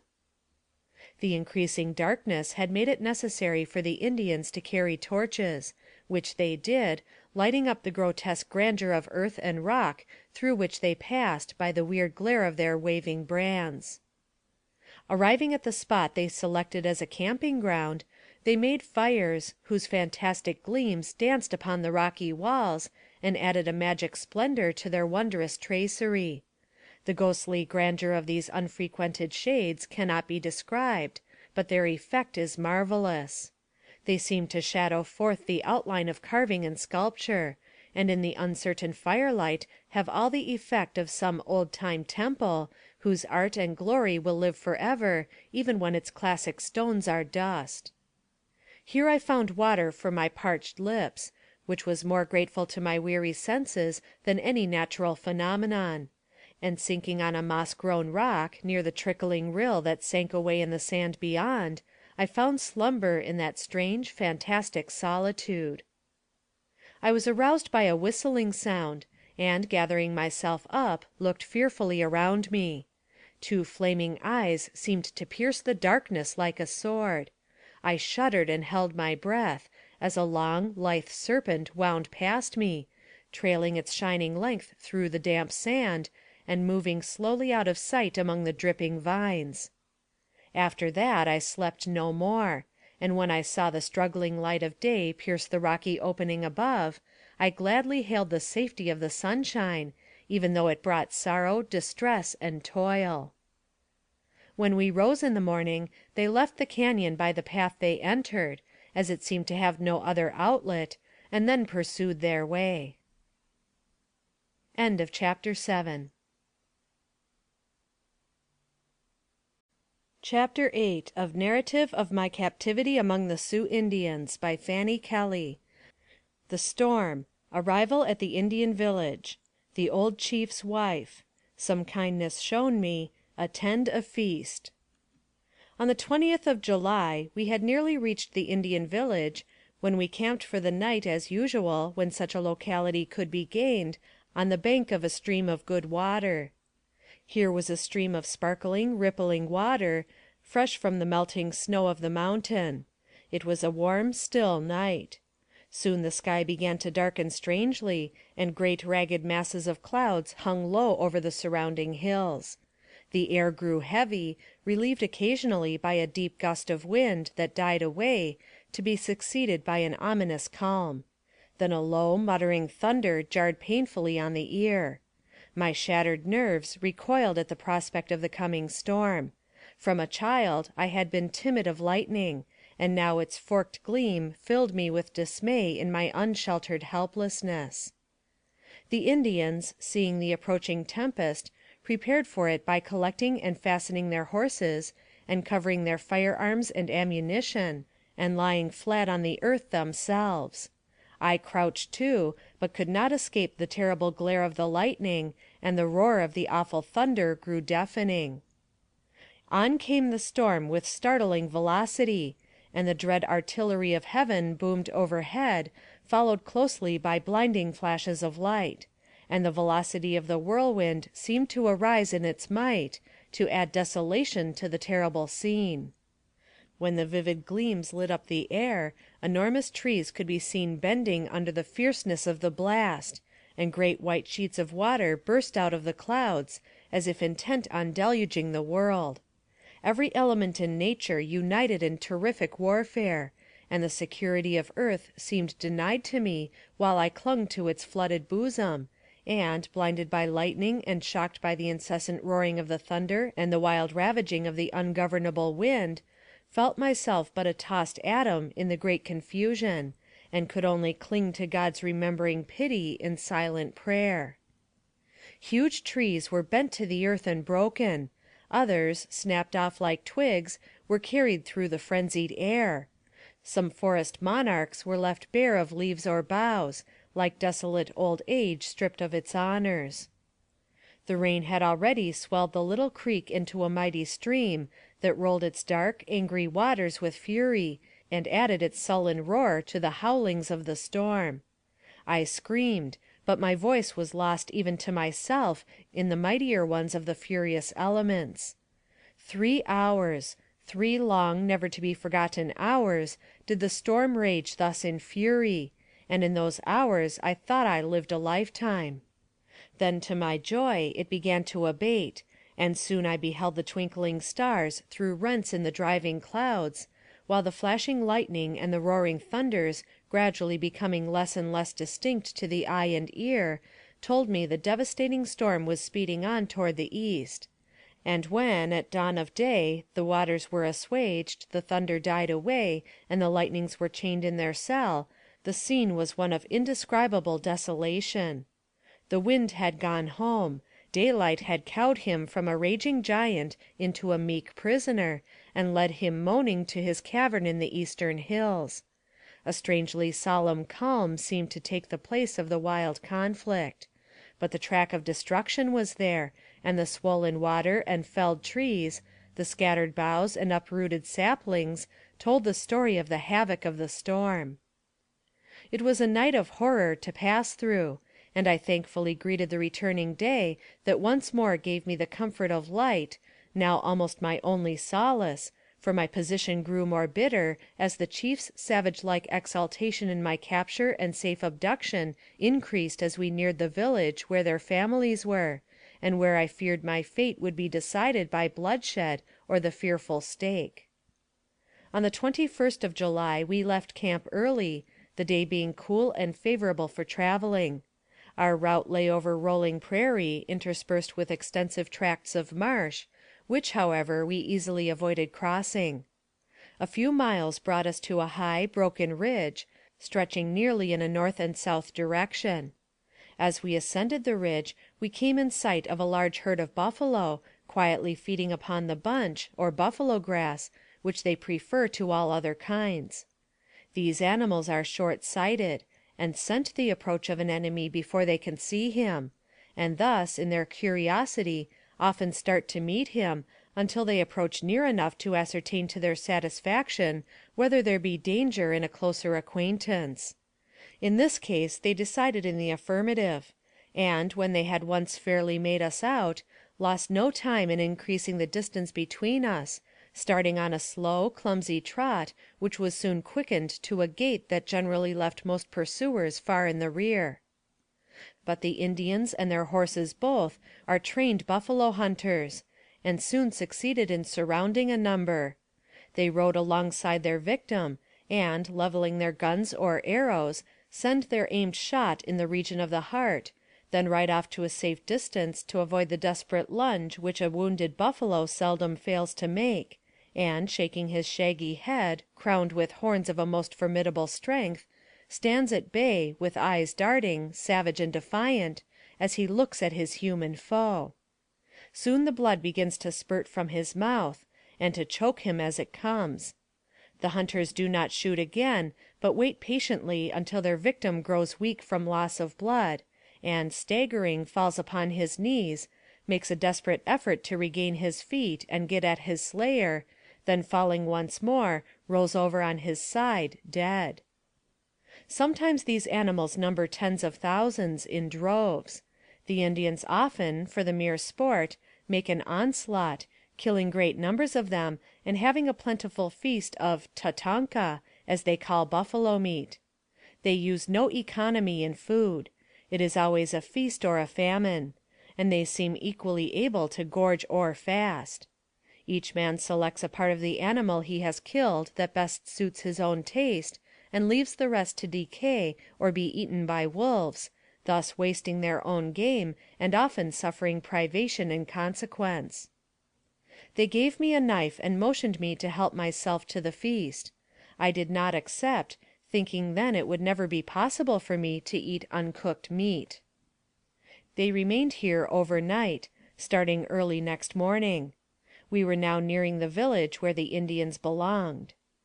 Jumping Bear, the young Indian who had shown me so many marks of goodwill, again made his appearance, with a sad expression on his face, and that day would ride in silence by my side, which was an act of great condescension on his part, for these men rarely thus equalize themselves with women, but ride in advance. They had traveled nearly 300 miles, and, despite my fears, I began to rejoice in the prospect of arriving among women, even though they were savages, and a dawning hope that I might find pity and companionship with beings of my own sex, however separated their lives and customs might be, took possession of me. I had read of the dusky maidens of romance. I thought of all the characters of romance and history, wherein the nature of the red man is enshrined in poetic beauty. The untutored nobility of soul, the brave generosity, the simple dignity untrammeled by the hollow conventionalities of civilized life, all rose mockingly before me, and the heroes of my youthful imagination passed through my mind in strange contrast with the flesh and blood realities into whose hands I had fallen. The stately Logan, the fearless Philip, the bold Black Hawk, the gentle Pocahontas. How unlike the greedy, cunning, and cruel savages who had so ruthlessly torn me from my friends. Truly, these pictures of the children of the forest that adorn the pages of the novelist are delightful conceptions of the airy fancy, fitted to charm the mind. They amuse and beguile the hours they invest with their interest, but the true red man, as I saw him, does not exist between the pages of many volumes. He roams his native wastes, and to once encounter and study him there, so much must be sacrificed that I could scarcely appreciate the knowledge I was gaining at such a price. Notwithstanding all that I had seen and experienced, I remembered much that was gentle and faithful in the character ascribed to the Indian women. Perhaps I might be able to find one whose sympathy and companionship could be wrought upon to the extent of aiding me in some way to escape. I became hopeful with the thought, and almost forgot my terror of the threats of my captors in my desire to see the friendly faces of Indian women. The country around was rich and varied. Beautiful birds appeared in the trees, and flowers of variety and fragrance nodded on their stems. Wild fruits were abundant, and I plucked roses and fruit for food, while my savage companions feasted on raw meat. They did not seem to care for fruit, and urged me to eat meat with them. I refused, because of its being raw. A young Indian, guessing the cause of my refusal to eat, procured a kettle, made a fire, cooked some, and offered it to me. I tried to eat of it to please them, since they had taken the trouble to prepare a special dish, but owing to the filthy manner in which it was prepared, a very small portion satisfied me. We were now nearing a river, which, from its locality, must have been the Tongue River, where we found refreshing drink, and rested for a short time. The Indians gave me to understand that when we crossed this stream, and a short distance beyond, we would be at their home. Here they paused to dress, so as to make a gay appearance and imposing entrance into the village. Except when in full dress, an Indian's wearing apparel consists only of a buffalo robe, which is also part of a fine toilet. It is very inconveniently disposed about the person, without fastening, and must be held in position with the hands. Here the clothing taken from our train was brought into great demand, and each warrior that had been fortunate enough to possess himself of any article of our dress, now arrayed himself to the best advantage the garments and their limited ideas of civilization permitted, and, in some instances, when the toilet was considered complete, changes for less attractive articles of display were made with companions who had not been so fortunate as others in the division of the goods, that they might also share in the sport afforded by this derisive display. Their peculiar ideas of tasteful dress rendered them grotesque in appearance. One brawny face appeared under the shade of my hat, smiling with evident satisfaction at the superiority of his decorations over those of his less fortunate companions. Another was shaded from the scorching rays of the sun by a tiny parasol, and the brown hand that held it aloft was thinly covered by a silk glove, which was about the only article of clothing, except the invariable breech-cloth, that the warrior wore. Vests and other garments were put on with the lower part upward, and they all displayed remarkable fertility in the arrangement of their decorations. They seemed to think much of their stolen goods, some of which were frivolous and others worthless. Decorating themselves by way of derision, each noble warrior endeavored to outdo the other in splendor, which was altogether estimated by color and not by texture. Their horses were also decked in the most ridiculous manner. Ottawa, or Silverhorn, the war chief, was arrayed in full costume. He was very old, over 75, partially blind, and a little below the medium height. He was very ferocious and savage looking, and now, when in costume, looked frightful. His face was red, with stripes of black, and around each eye a circlet of bright yellow. His long, black hair was divided into 2 braids, with a scalp lock on top of the head. His ears held great brass wire rings, full 6 inches in diameter, and chains and bead necklaces were suspended from his neck. Armlets and bracelets of brass, together with a string of bear's claws, completed his jewelry. He also wore leggings of deerskin, and a shirt of some material beautifully ornamented with beads and fringed with scalp locks, that he claimed to have taken from his enemies, both red and white. Over his shoulders hung a great, bright-colored quilt that had been taken from our stores. He wore a crown of eagle feathers on his head, also a plume of feathers depending from the back of the crown. His horse, a noble-looking animal, was no less gorgeously arrayed. His ears were pierced, like his master's, and his neck was encircled by a wreath of bear's claws, taken from animals that the chief had slain. Some bells and a human scalp hung from his mane, forming together, thus arrayed, a museum of the trophies of the old chief's prowess on the war-path, and of skill in the chase.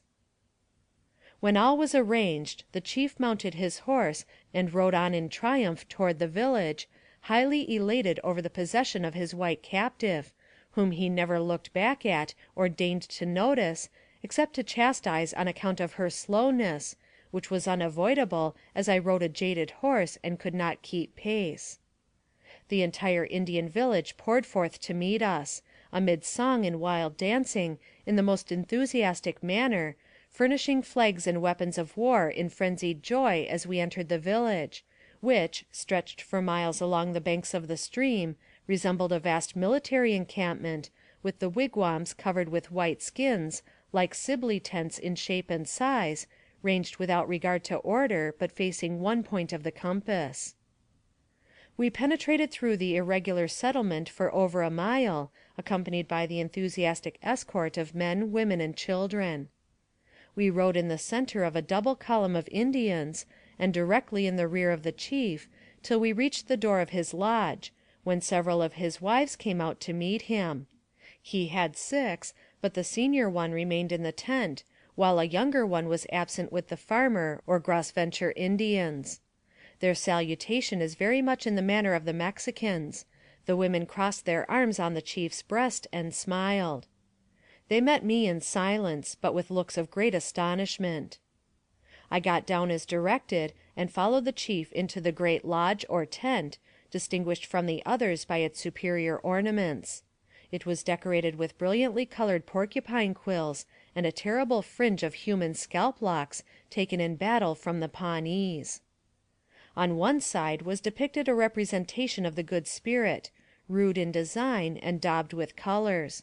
On the other side was portrayed the figure of the Spirit of Evil in like manner. The Indians believe in these 2 deities, and pay their homage to them. The first they consider as entirely benevolent and kind, but the second is full of vile tricks and wicked ways. They fear him, and consider it only safe to propitiate him occasionally by obedience to his evil will. This may account for some of their worst ferocities, and explain that horrible brutality of nature which they so often exhibit. The senior wife, who had remained in the lodge, met her husband with the same salutation as the others had done. I was shown a seat opposite the entrance on a buffalo skin. The chief's spoil was brought in for division by his elderly spouse.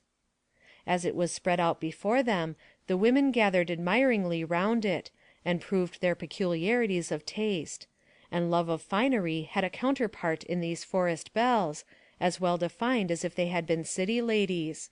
Eagerly they watched every new article displayed, grunting their approval, until their senior companion seized a piece of cloth, declaring that she meant to retain it all for herself. This occasioned dissatisfaction, which soon ripened into rebellion among them, and they contended for a just distribution of the goods. The elder matron, following her illustrious husband's plan in quelling such outbreaks, caught her knife from her belt, sprang in among them, vowing that she was the oldest and had the right to govern, and threatening to kill every one if there was the least objection offered to her decrees. I had so hoped to find sympathy and pity among these artless women of the forest, but instead, cowed and trembling, I sat, scarcely daring to breathe. The chief noticed my fear and shrinking posture, and smiled. Then he rose and made a speech, which had its effect. The women became quiet. Presently an invitation arrived for the chief to go to a feast, and he rose to comply. I followed his departing figure with regretful glances, for, terrible as he and his men had been, the women seemed still more formidable, and I feared to be left alone with them, especially with the hot temper and ready knife of the elder squaw. Great crowds of curious Indians came flocking in to stare at me. The women brought their children. Some of them, whose fair complexion astonished me, I afterward learned were the offspring of fort marriages. One fair little boy, who with his mother had just returned from Fort Laramie, came close to me. Finding the squaw could speak a few words in English, I addressed her, and was told, in reply to my questions, that she had been the wife of a captain there, but that his white wife arriving from the East, his Indian wife was told to return to her people.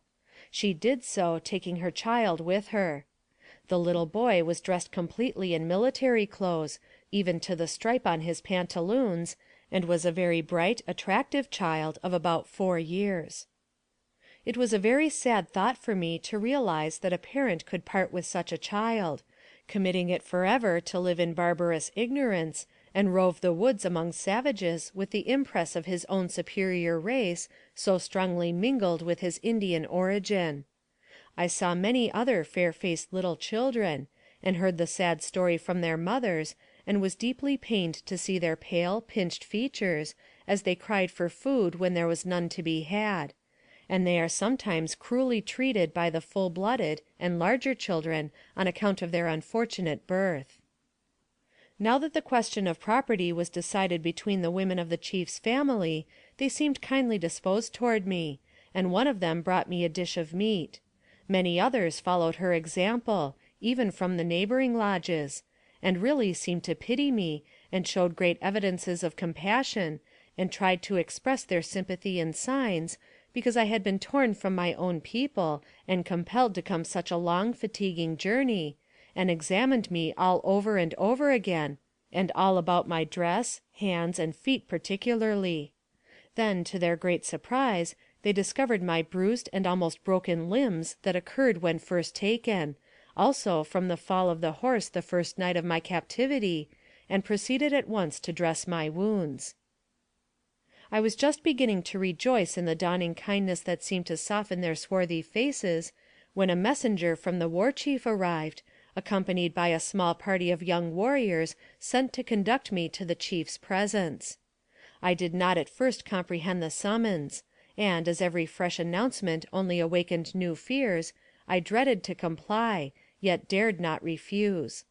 Seeing my hesitation, the senior wife allowed a little daughter of the chief's, whose name was Yellow Bird, to accompany me, and I was then conducted to several feasts, at each of which I was received with kindness, and promised good will and protection. It was here that the chief himself first condescended to speak kindly to me, and this and the companionship of the child Yellow Bird, who seemed to approach me with a trusting grace and freedom unlike the scared shyness of Indian children generally, inspired hope. The chief here told me that henceforth I could call Yellow Bird my own, to take the place of my little girl that had been killed. I did not at once comprehend all of his meaning, still it gave me some hope of security. When at nightfall we returned to the lodge, which they told me I must henceforth regard as home, I found the elder women busily pounding a post into the ground, and my fears were at once aroused, being always ready to take alarm, and suggested to me that it betokened some evil. On the contrary, it was simply some household arrangement of her own, for presently, putting on a camp kettle, she built a fire, and caused water to boil, and drew a tea, of which she gave me a portion, assuring me that it would cure the tired and weary feeling and secure me a good rest. This proved true. Soon a deep drowsiness began to steal over the weary captive. My bed of furs was shown me. Yellow Bird was told to share my couch with me, and from this time on she was my constant attendant. I laid down, and the wife of the chief tenderly removed my moccasins, and I slept sweetly, the first true sleep I had enjoyed in many weary nights. Before my eyes closed in slumber, my heart rose in gratitude unspeakable to God for his great and immeasurable mercy. I readily adapted myself to my new position. The chief's 3 sisters shared the lodge with us. The following day commenced my labors, and the chief's wife seemed to feel a protecting interest in me. The day of the 25th of July was observed by continual feasting in honor of the safe return of the braves. There was a large tent made by putting several together, where all the chiefs, medicine men, and great warriors met for consultation and feasting. I was invited to attend, and was given an elevated seat, while the rest of the company all sat upon the ground, and mostly cross-legged, preparatory to the feast being dealt out. In the center of the circle was erected a flagstaff, with many scalps, trophies, and ornaments fastened to it. Near the foot of the flagstaff were placed, in a row on the ground, several large kettles, in which was prepared the feast. Near the kettles on the ground also were a number of wooden bowls, in which the meat was to be served out; and in front 2 or 3 women, who were placed as waiters, to light the pipes for smoking, and also to deal out the food.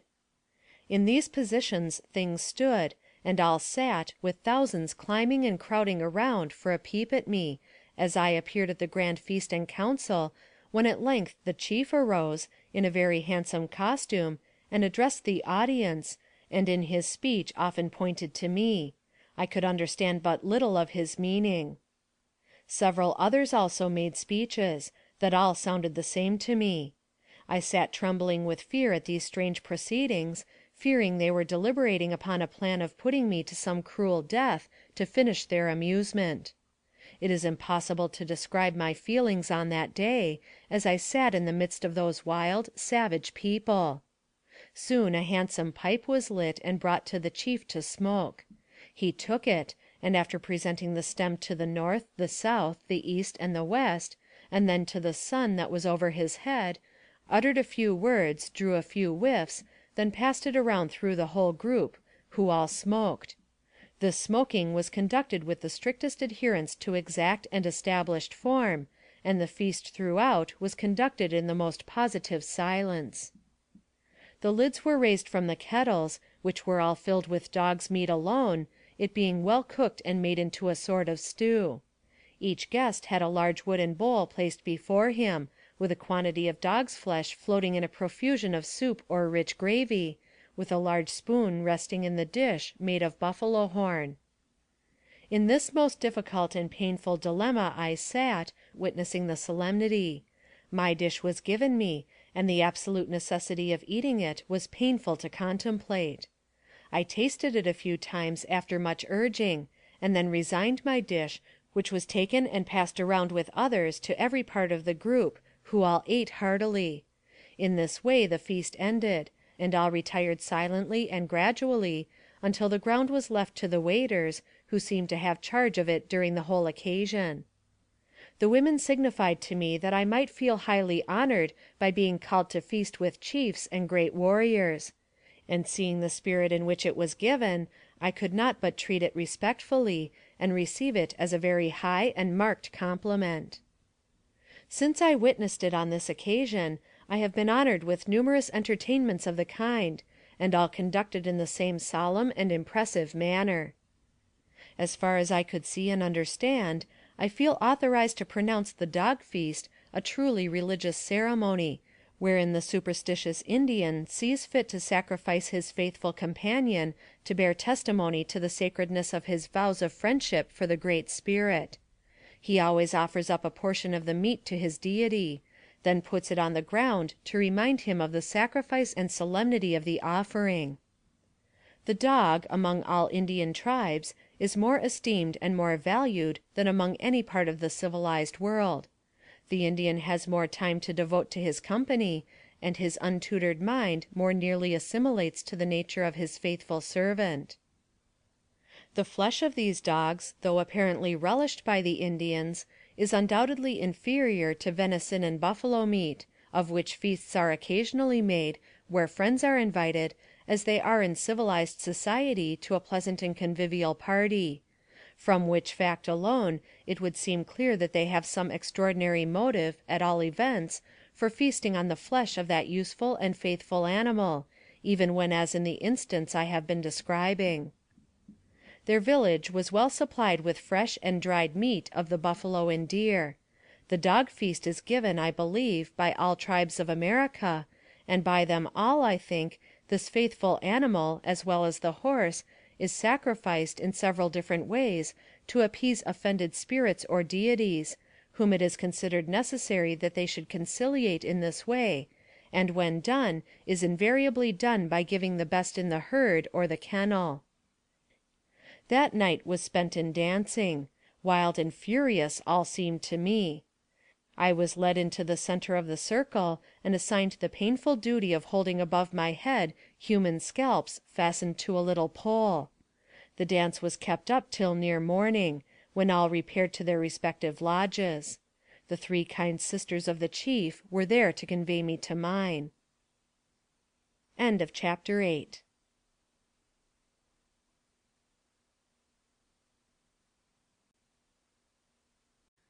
Chapter 9 of Narrative of My Captivity among the Sioux Indians, by Fanny Kelly. Preparations for Battle. An Indian Village on the Move. Scalp Dance. A horrible scene of savage exultation. Compelled to join the orgies. A cause of Indian hostility. Another battle with the white troops. Burial of an Indian boy. A hasty retreat. Made to act as surgeon of the wounded. Mauve Terre, or Bad Lands. The next morning the whole village was in motion. The warriors were going to battle against a white enemy, they said, and old men, women, and children were sent out in another direction to a place of safety, as designated by the chief. Everything was soon moving. With the rapidity of custom, the tent poles were lowered and the tents rolled up. The cooking utensils were put together and laid on crossbeams connecting the lower ends of the poles as they trail the ground from the horses' sides, to which they are attached. Dogs, too, are made useful in this exodus, and started off with smaller burdens dragging after them, in the same manner that horses are packed. The whole village was in commotion, children screaming or laughing, dogs barking or growling under their heavy burdens, squaws running hither and thither, pulling down teepee poles, packing up everything, and leading horses and dogs with huge burdens. The small children were placed in sacks of buffalo skin and hung upon saddles or their mothers' backs. The wrapped-up lodges, which are secured by thongs, are fastened to the poles on the horses' backs, together with sundry other articles of domestic use, and upon these are seated women and children. To guide the horse a woman goes before, holding the bridle, carrying on her back a load nearly as large as the horse carries. Women and children are sometimes mounted upon horses, holding in their arms every variety of plunder, sometimes little dogs and other forlorn and hungry looking pets. In this unsightly manner, sometimes 2,000 or 3,000 families are transported many miles at the same migration, and, all being in motion at the same time, the cavalcade extends for a great distance. The men and boys are not so unsightly in their appearance, being mounted upon good horses and the best Indian ponies, riding in groups, leaving the women and children to trudge along with the burdened horses and dogs. The number and utility of these faithful dogs is sometimes astonishing, as they count hundreds, each bearing a portion of the general household goods.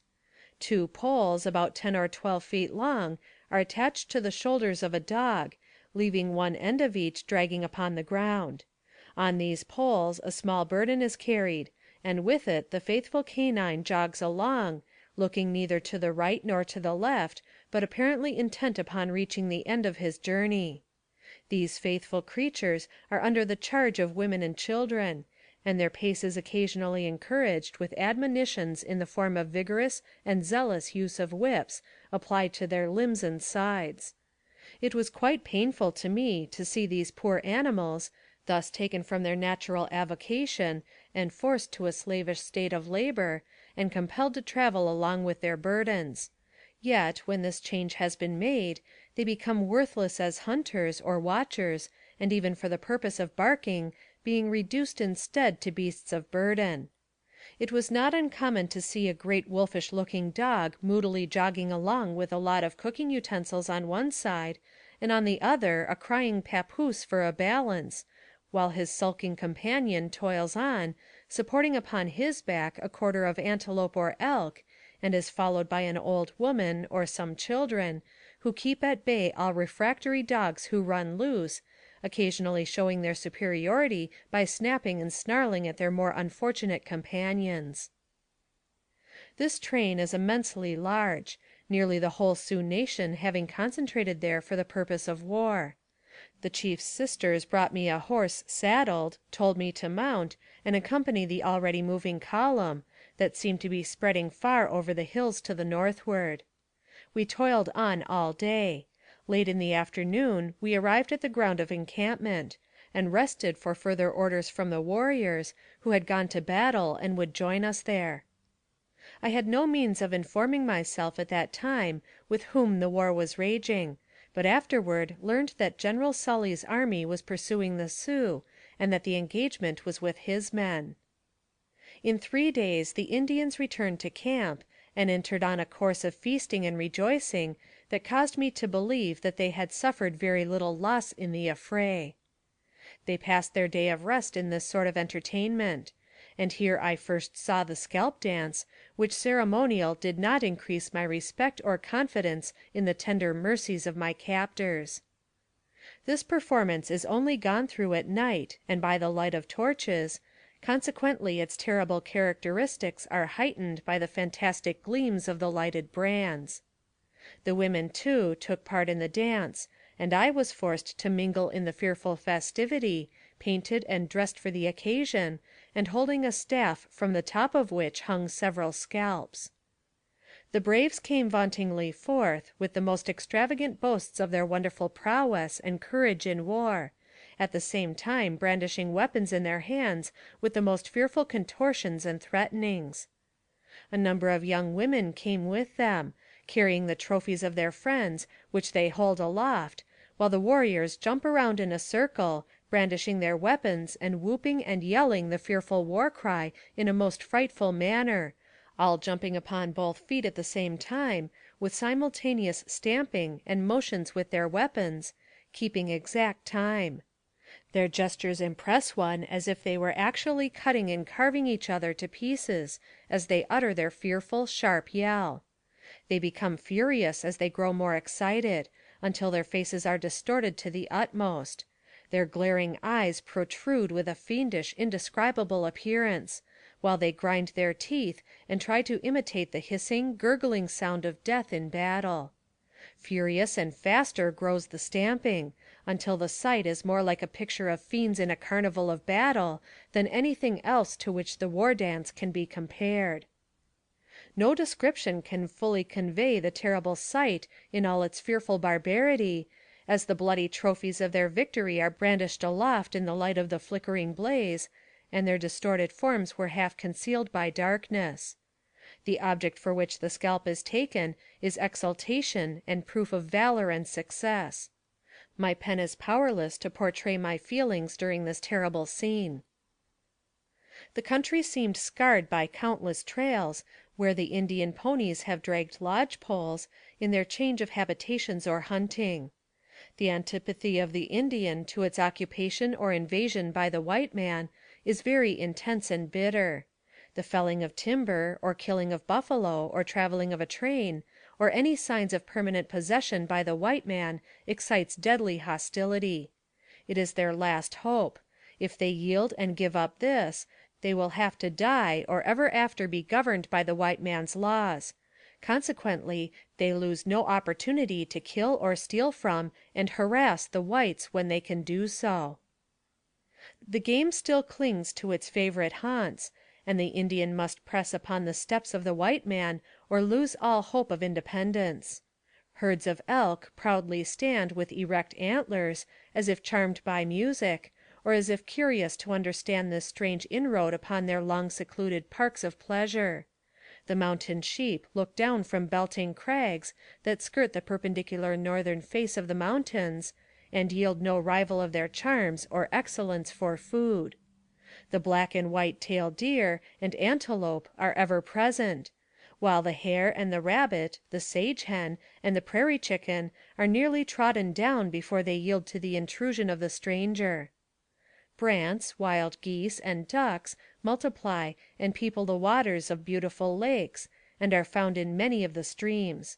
The grizzly and cinnamon bears are often killed and give up their rich material for the hunter's profit, and the buffalo, in numberless herds, with tens of thousands in a herd, sweep back and forth, filling the valley as far as the eye can reach, and adding their value to the red man both for food, habitation, fuel, and clothing. The Big Horn River, and mountains and streams beyond, are plentifully supplied with various kinds of fish. The country seems to be filled with wolves, which pierce the night air with their howls, but, like the beavers whose dams encumber all the smaller streams, and the otter, are forced to yield their nice coats for the Indian as well as white man's luxury. The Indians felt that the proximity of the troops and their inroads through their best hunting grounds would prove disastrous to them and their future hopes of prosperity, and soon again they were making preparations for battle; and again, on the 8th of August, the warriors set forth upon the war-path, and this time the action seemed to draw ominously near our encampment. An Indian boy died the night before, and was buried rather hastily in the morning. The body was wrapped in some window curtains that once draped my windows at Geneva. There was also a red blanket and many beads and trinkets deposited on an elevated platform with the moldering remains, and the bereaved mother and relatives left the lonely spot with loud lamentations.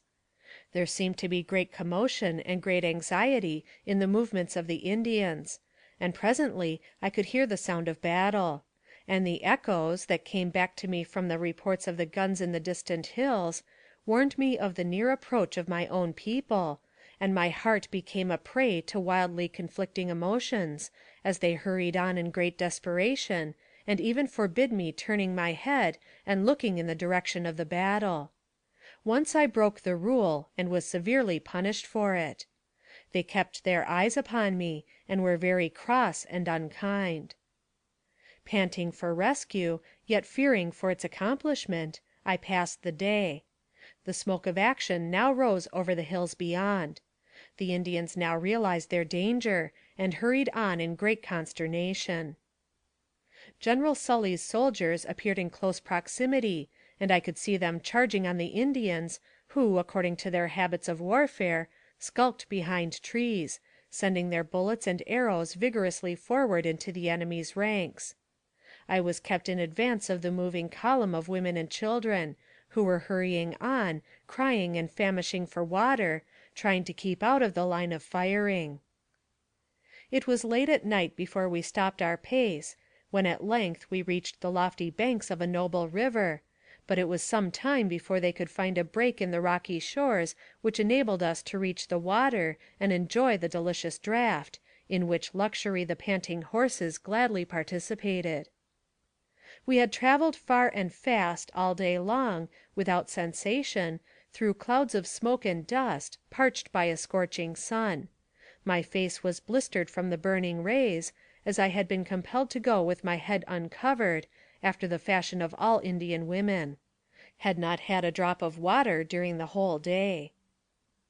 Reluctant to leave the long desired acquisition, they all lay down under the tall willows, close to the stream, and slept the sleep of the weary. The horses lingered near, nipping the tender blades of grass that sparsely bordered the stream. It was not until next morning that I thought of how they should cross the river, which I supposed to have been the Missouri. It was not very wide, but confined between steep banks. It seemed to be deep and quite rapid. They did not risk swimming at that place, to my joy, but went further down and all plunged in and swam across, leading my horse. I was very much frightened, and cried to heaven for mercy. On that morning we entered a gorge, a perfect mass of huge fragments which had fallen from the mountains above. They led my horse, and followed each other closely, and with as much speed as possible, as we were still pursued by the troops. During the day some 2 or 3 warriors were brought in wounded. I was called to see them, and assist in dressing their wounds. This being my first experience of the kind, I was at some loss to know what was best to do; but, seeing in it a good opportunity to raise in their estimation, I endeavored to impress them with an air of my superior knowledge of surgery, and as nurse or medicine woman. I felt now, from their motions and meaning glances, that my life was not safe, since we were so closely pursued over this terrible barren country. My feelings at this time cannot be described, when I could hear the sound of the big guns, as the Indians term cannon. I felt that the soldiers had surely come for me, and would overtake us, and my heart bounded with joy at the very thought of deliverance, but sank proportionately when they came to me, bearing their trophies, reeking scalps, soldiers' uniforms covered with blood, which told its sad story to my aching heart. One day I might be cheered by strong hope of approaching relief, then again would have such assurance of my enemy's success as would sink me correspondingly low in despair. For some reason, deception seemed to be their peculiar delight. Whether they did it to gratify an insatiable thirst for revenge in themselves, or to keep me more reconciled, more willing and patient to abide, was something I could not determine. The feelings occasioned by my disappointment in their success can be better imagined than described, but imagination, even in her most extravagant flights, can but poorly picture the horrors that met my view during these running flights. My constant experience was hope deferred that maketh the heart sick. It was most tantalizing and painful to my spirit to be so near our forces and the flag of liberty, and yet a prisoner and helpless. On and still on, we were forced to fly to a place known among them as the Bad Lands, a section of country so wildly desolate and barren as to induce the belief that its present appearance is the effect of volcanic action. Great boulders of blasted rock are piled scattering round, and hard, dry sand interspersed among the crevices. Everything has a ruined look, as if vegetation and life had formerly existed there, but had been suddenly interrupted by some violent commotion of nature. A terrible blight, like the fulfilling of an ancient curse, darkens the surface of the gloomy landscape, and the desolate, ruinous scene might well represent the entrance to the infernal shades described by classic writers. A choking wind, with sand, blows continually, and fills the air with dry and blinding dust. The water is sluggish and dark, and apparently life-destroying in its action, since all that lies around its moistened limits has assumed the form of petrification.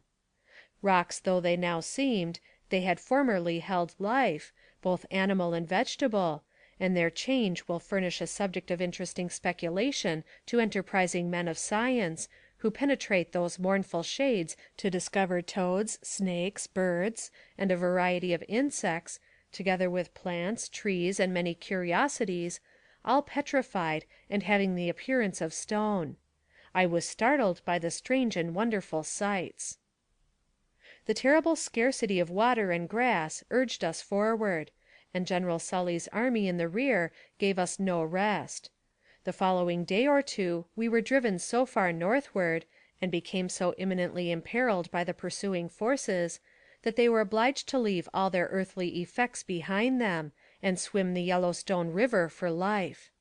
By this time the ponies were completely famished for want of food and water, so jaded that it was with great difficulty and hard blows that we could urge them on at all. When Indians are pursued closely, they evince a desperate and reckless desire to save themselves, without regard to property or provisions. They throw away everything that will impede flight, and all natural instinct seems lost in fear. We had left, in our compulsory haste, immense quantities of plunder, which proved immediate help, but in the end a terrible loss. General Sully with his whole troop stopped to destroy the property, thus giving us an opportunity to escape, which saved us from falling into his hands, as otherwise we inevitably would have done. One day was consumed in collecting and burning the Indian lodges, blankets, provisions, etc., and that day was used advantageously in getting beyond his reach. They travel constantly in time of war, ranging over vast tracts of country, and prosecuting their battles or skirmishes with a quiet determination unknown to the whites. A few days' pursuit after Indians is generally enough to wear and tire out the ardor of the white man, as it is almost impossible to pursue them through their own country with wagons and supplies for the army, and it is very difficult for American horses to traverse the barren, rugged mountain passes, the Indians having every advantage in their own country, and using their own mode of warfare. The weary soldiers return disheartened by often losing dear comrades, and leaving them in a lonely grave on the plain, dissatisfied with only scattering their red foes. But the weary savages rest during these intervals, often sending the friendly Indians, as they are called and believed to be, who are received in that character in the forts, and change it for a hostile one as soon as they reach the hills, to get supplies of ammunition and food with which they refresh themselves and prosecute the war. After the attack of General Sully was over, an Indian came to me with a letter to read, which he had taken from a soldier who was killed by him, and the letter had been found in his pocket. The letter stated that the topographical engineer was killed, and that General Sully's men had caught the red devils and cut their heads off, and stuck them up on poles. The soldier had written a friendly and kind letter to his people, but ere it was mailed he was numbered with the dead. End of chapter 9.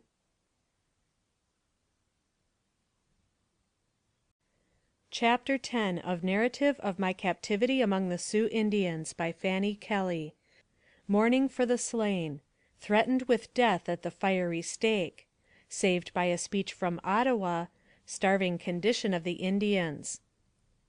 As soon as we were safe, and General Sully pursued us no longer, the warriors returned home, and a scene of terrible mourning over the killed ensued among the women.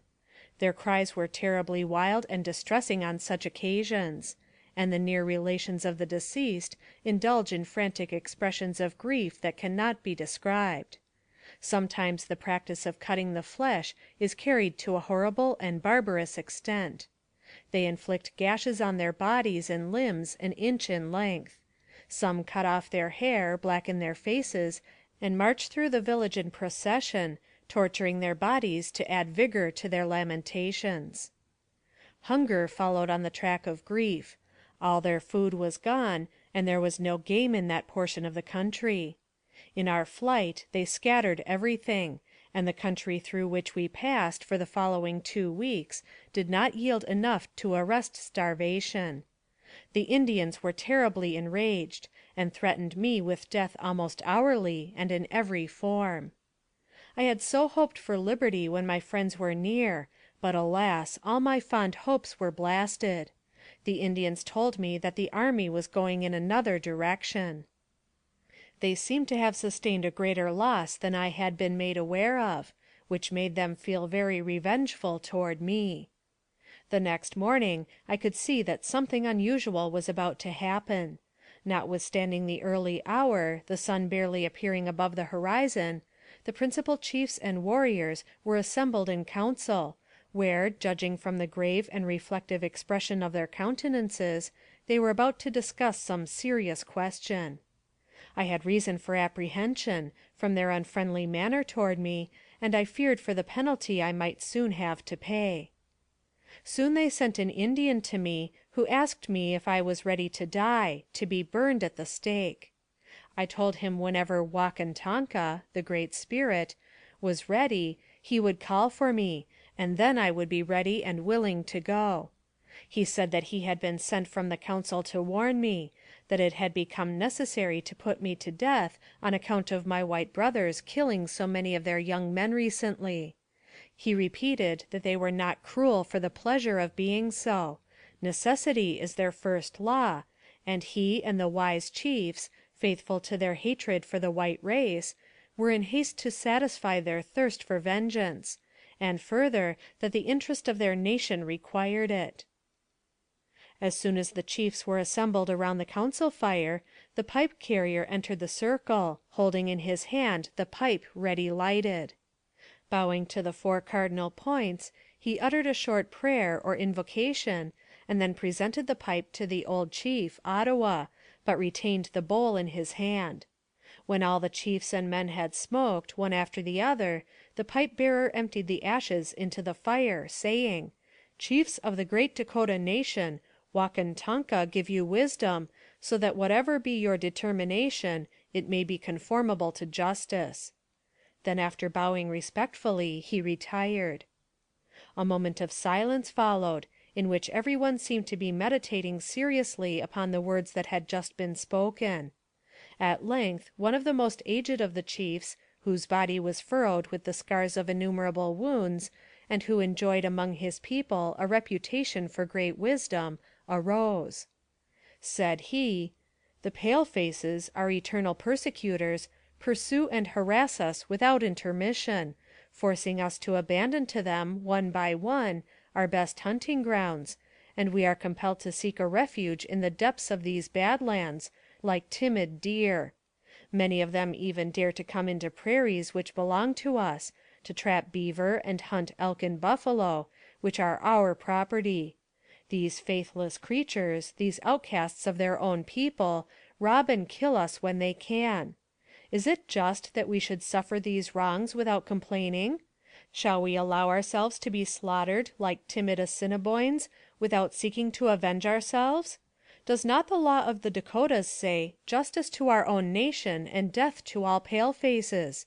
Let my brothers say if that is just," pointing to the steak that was being prepared for me.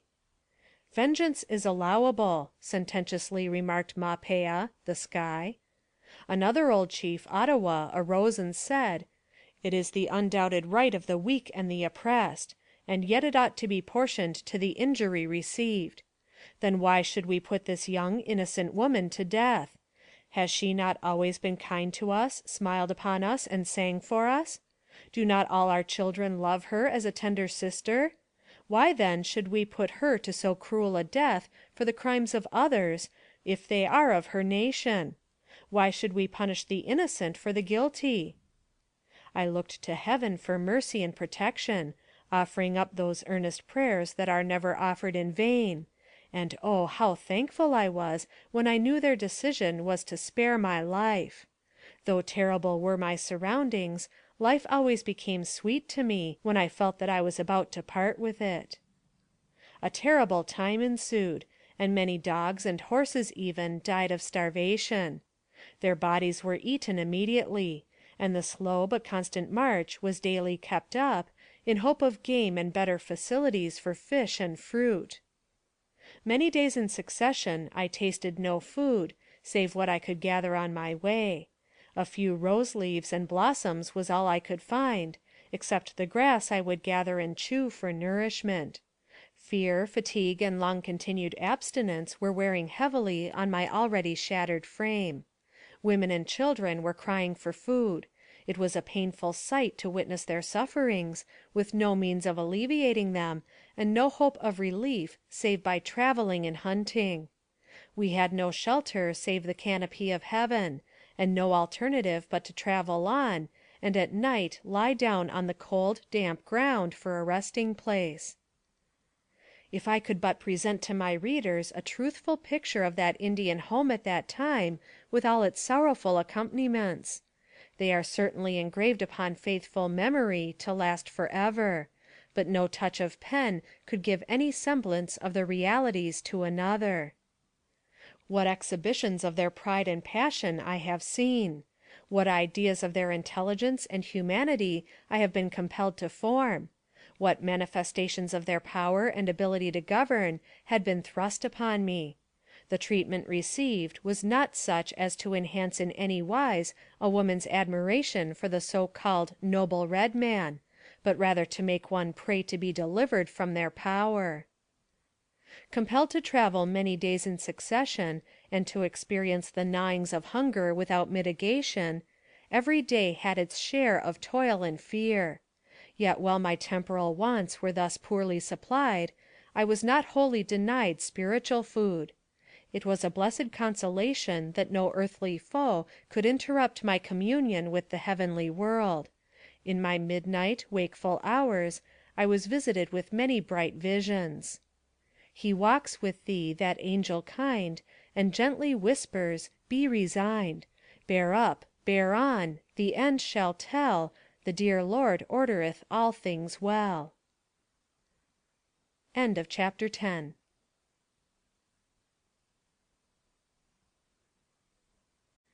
Chapter 11 of Narrative of My Captivity among the Sioux Indians, by Fanny Kelly. Meet another white female captive. Sad story of Mary Boyeau. A child roasted and its brains dashed out. Murder of Mrs. Fletcher, 5 children slaughtered. Fate of their mother. It was about this time that I had the sorrowful satisfaction of meeting with a victim of Indian cruelty, whose fate was even sadder than mine. It was a part of my labor to carry water from the stream at which we camped, and, awakened for that purpose, I arose and hurried out one morning before the day had yet dawned clearly, leaving the Indians still in their blankets and the village very quiet.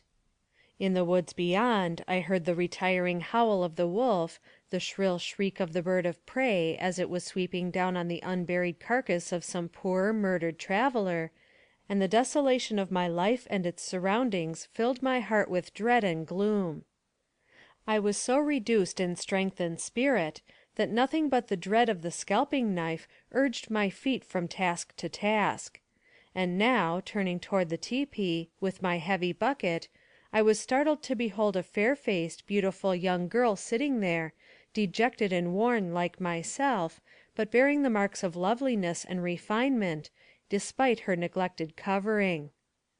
Almost doubting my reason, for I had become unsettled in my self-reliance and even sanity, I feared to address her, but stood spellbound, gazing in her sad brown eyes and drooping, pallid face. The chief stood near the entrance of the tepee, enjoying the cool morning air, and watching the interview with amusement. He offered me a book, which chanced to be one of the Wilson's Readers stolen from our wagons, and bade me show it to the stranger.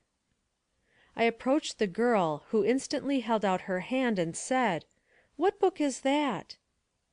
The sound of my own language, spoken by one of my own people, was too much for me, and I sank to the ground by the side of the stranger, and endeavoring to clasp her in my arms, became insensible. A kindly squaw, who was in sight, must have been touched by our helpless sorrow, for, when recovering, she was sprinkling my face with water from the bucket, and regarding me with looks of interest.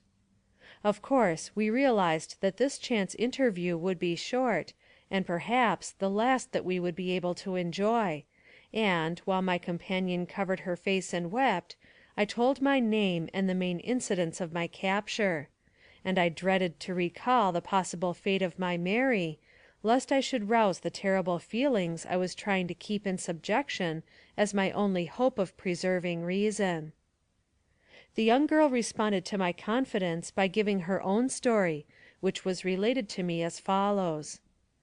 My name is Mary Boyeau. These people call me Maddie. I have been among them since the massacre in Minnesota, and am now in my 16th year. My parents were of French descent, but we lived in the state of New York, until my father, in pursuance of his peculiar passion for the life of a naturalist and a man of science, sold our eastern home, and came to live on the shores of Spirit Lake, Minnesota. The Indians had watched about our place, and regarded what they had seen of my father's chemical apparatus with awe and fear. Perhaps they suspected him of working evil charms in his laboratory, or held his magnets, microscopes, and curiously shaped tubes in superstitious aversion. I cannot tell. I only know that we were among the first victims of the massacre, and that all my family were murdered except myself, and, I fear, one younger sister." "You fear," said I. "Do you not hope that she escaped?" The poor girl shook her head. "From a life like mine, death is an escape," she said bitterly.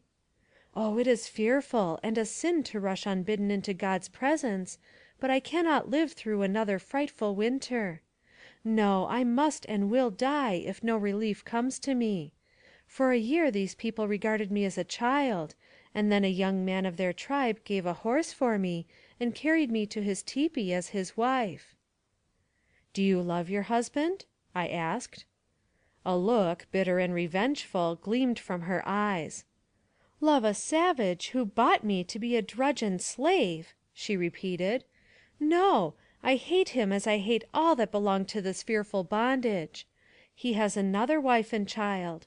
Thank God," she added with a shudder, "that I am not a mother." Misery and the consciousness of her own degraded life seemed to have made this poor young creature desperate; and, looking at her toil-worn hands and scarred arms, I saw the signs of abuse and cruelty.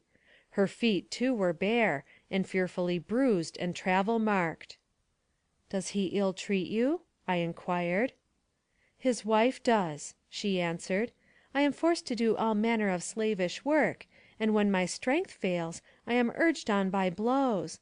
Oh, I do so fearfully dread the chilling winters, without proper food or clothing; and I long to lie down and die, if God's mercy will only permit me to escape from this hopeless imprisonment. I have nothing to expect now. I did once look forward to release, but that is all gone. I strove to go with the others, who were ransomed at Fort Pierre, and Mrs. Wright pled for me with all her heart, but the man who bought me would not give me up, and my prayers were useless. Mr. Dupuy, a Frenchman, who brought a wagon for the redeemed women and children, did not offer enough for me; and when another man offered a horse, my captor would not receive it. There are many prisoners that I did not see in the village, but I am left alone. The Yanktons, who hold me, are friendly by pretense, and go to the agencies for supplies and annuities, but at heart they are bitterly hostile. They assert that, if they did not murder and steal, the father at Washington would forget them; and now they receive presents and supplies to keep them in check, which they delight in taking, and deceiving the officers as to their share in the outbreaks." Her dread of soldiers was such that she had never attempted to escape, nor did she seem to think it possible to get away from her present life, so deep was the despair into which long continued suffering had plunged her. Sad as my condition was, I could but pity poor Mary's worse fate. The unwilling wife of a brutal savage, and subject to all the petty malice of a scarcely less brutal squaw, there could be no gleam of sunshine in her future prospects. True, I was, like her, a captive, torn from home and friends, and subject to harsh treatment, but no such personal indignity had fallen to my lot. When Mary was first taken, she saw many terrible things which she related to me, among which was the following. One day the Indians went into a house where they found a woman making bread. Her infant child lay in the cradle, unconscious of its fate. Snatching it from its little bed, they thrust it into the heated oven, its screams torturing the wretched mother, who was immediately after stabbed and cut in many pieces. Taking the suffering little creature from the oven, they then dashed out its brains against the walls of the house. One day, on their journey, they came to a narrow but deep stream of water. Some of the prisoners, and nearly all of the Indians, crossed on horseback, while a few crossed on logs which had been cut down by the beaver. A lady, by name Mrs. Fletcher, I believe, who was in delicate health, fell into the water with her heavy burden, unable, on account of her condition, to cross, and was shot by the Indians, her lifeless body soon disappearing from sight. She also told me of a white man having been killed a few days previous, and a large sum of money taken from him, which would be exchanged for articles used among the Indians when they next visited the Red River or British possessions. They went, she told me, 2 or 3 times a year, taking American horses, valuables, etc., which they had stolen from the whites, and exchanging them for ammunition, powder, arrow points, and provisions. Before they reached the Missouri River, they killed 5 of Mrs. Dooley's children, one of which was left on the ground in a place where the distracted mother had to pass daily in carrying water from the river; and when they left the camp, the body remained unburied. So terrible were the sufferings of this heartbroken mother, that, when she arrived in safety among the whites, her reason was dethroned, and I was told that she was sent to the lunatic asylum, where her distracted husband soon followed. Mary wished that we might be together, but knew that it would be useless to ask, as it would not be granted. I gave her my little book and half of my pencil, which she was glad to receive. I wrote her name in the book, together with mine, encouraging her with every kind word and hope for the future. She could read and write, and understand the Indian language thoroughly. The book had been taken from our wagon, and I had endeavored to teach the Indians from it, for it contained several stories; so it made the Indians very angry to have me part with it. For hours I had sat with the book in my hands, showing the pictures and explaining their meaning, which interested them greatly, and which helped pass away and relieve the monotony of the days of captivity which I was enduring. Moreover, it inspired them with a degree of respect and veneration for me when engaged in the task, which was not only pleasant but a great comfort. It was by this means they discovered my usefulness in writing letters and reading for them. I found them apt pupils, willing to learn, and they learned easily and rapidly. Their memory is very retentive, unusually good. End of chapter 11. Chapter 12 of Narrative of My Captivity among the Sioux Indians by Fanny Kelly. First intimation of my little Mary's fate. Despair and delirium. A shower of grasshoppers. A feast and a fight. An enraged squaw. The chief wounded. One day, as I was pursuing what seemed to me an endless journey, an Indian rode up beside me, whom I did not remember to have seen before. At his saddle hung a bright and well-known little shawl, and from the other side was suspended a child's scalp of long, fair hair. As my eyes rested on the frightful sight, I trembled in my saddle, and grasped the air for support.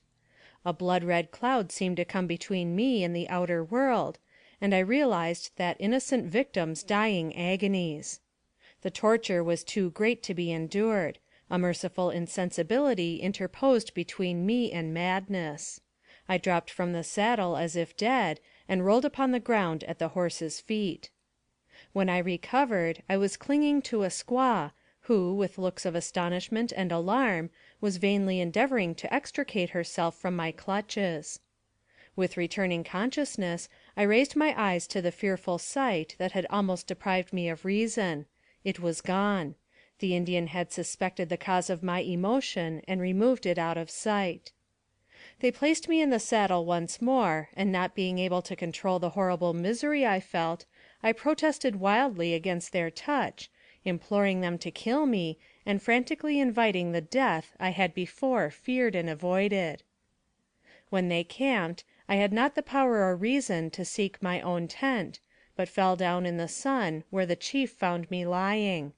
He had been out at the head of a scouting party, and knew nothing of my sufferings. Instantly approaching me, he inquired who had misused me. I replied, "No one. I want to see my dear mother, my poor mother, who loves me, and pines for her unhappy child." I had found by experience that the only grief with which this red nation had any sympathy was the sorrow one might feel for a separation from a mother, and even the chief seemed to recognize the propriety of such emotion. On this account I feigned to be grieving solely for my dear widowed mother, and was treated with more consideration than I had dared to expect. Leaving me for a few minutes, he returned, bringing me some ripe wild plums, which were deliciously cooling to my fever-parched lips. Hunger and thirst, sorrow and fear, with unusual fatigue and labor, had weakened me in mind and body, so that, after trying to realize the frightful vision that had almost deprived me of my senses, I began to waver in my knowledge of it, and half determined that it was a hideous phantom, like many another that had tortured my lonely hours. I tried to dismiss the awful dream from remembrance, particularly as the days that followed found me ill and delirious, and it was some time before I was able to recall events clearly. About this time there was another battle, and many having already sank under the united misery of hunger and fatigue, the camp was gloomy and hopeless in the extreme. The Indians discovered my skill in dressing wounds, and I was called immediately to the relief of the wounded brought into camp. The fight had lasted 3 days, and, from the immoderate lamentations, I supposed many had fallen, but could form no idea of the loss. Except when encamped for rest, the tribe pursued their wanderings constantly, sometimes flying before the enemy, at others endeavoring to elude them. I kept the record of time as it passed with the savages, as well as I was able, and, with the exception of a few days lost, during temporary delirium and fever at 2 separate times, and which I endeavored to supply by careful inquiry, I missed no count of the rising or setting sun, and knew dates almost as well as if I had been in the heart of civilization. One very hot day, a dark cloud seemed suddenly to pass before the sun, and threaten a great storm. The wind rose, and the cloud became still darker, until the light of day was almost obscured. A few drops sprinkled the earth, and then, in a heavy, blinding, and apparently inexhaustible shower, fell a countless swarm of grasshoppers, covering everything and rendering the air almost black by their descent. It is impossible to convey an idea of their extent. They seemed to rival Pharaoh's locusts in number, and no doubt would have done damage to the food of the savages had they not fallen victims themselves to their keen appetites. To catch them, large holes were dug in the ground, which are heated by fires. Into these apertures the insects are then driven, and, the fires having been removed, the heated earth bakes them. They are considered good food, and were greedily devoured by the famishing Sioux. Although the grasshoppers only remained 2 days, and went as suddenly as they had come, the Indians seemed refreshed by feasting on such small game, and continued to move forward. Halting one day to rest beside good water, I busily engaged myself in the chief's tepee, or lodge. I had grown so weak that motion of any kind was exhausting to me, and I could barely walk. I felt that I must soon die of starvation and sorrow, and life had ceased to be dear to me. Mechanically I tried to fulfill my tasks, so as to secure the continued protection of the old squaw, who, when not incensed by passion, was not devoid of kindness. My strength failed me, and I could not carry out my wishes, and almost fell as I tried to move around. This met with disapprobation, and, better fed than myself, she could not sympathize with my want of strength. She became cross and left the lodge, threatening me with her vengeance. Presently an Indian woman, who pitied me, ran into the tepee with great haste, saying that her husband had got some deer meat, and she had cooked it for a feast, and begged me to share it. As she spoke, she drew me toward her tent, and, hungry and fainting, I readily followed. The chief saw us go, and, not disdaining a good dinner, he followed. The old squaw came flying into the lodge like an enraged fury, flourishing her knife and vowing she would kill me. I rose immediately and fled, the squaw pursuing me. The chief attempted to interfere, but her rage was too great, and he struck her, at which she sprang like an infuriated tiger upon him, stabbing him in several places. Her brother, who at a short distance beheld the fray, and deeming me the cause, fired 6 shots, determining to kill me. One of these shots lodged in the arm of the chief, breaking it near the shoulder. I then ran until I reached the outskirts of the village, where I was captured by a party who saw me running, but who knew not the cause. Thinking I was endeavoring to escape, they dragged me in the tent, brandishing their tomahawks and threatening vengeance. After the lapse of half an hour, some squaws came and took me back to the lodge of the chief, who was waiting for me before his wounds could be dressed. He was very weak from loss of blood.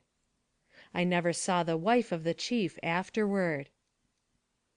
Indian surgery is coarse and rude in its details. A doctor of the tribe had pierced the arm of the chief with a long knife, probing in search of the ball it had received, and the wound thus enlarged had to be healed. As soon as I was able to stand, I was required to go and wait on the disabled chief. I found his 3 sisters with him, and with these I continued to live in companionship. One of them had been married, at the fort, to a white man, whom she had left at Laramie when his prior wife arrived. She told me that they were esteemed friendly, and had often received supplies from the fort, although at heart they were always the enemy of the white man. "But will they not suspect you?" asked I. "They may discover your deceit and punish you some day." She laughed derisively. "Our prisoners don't escape to tell tales," she replied.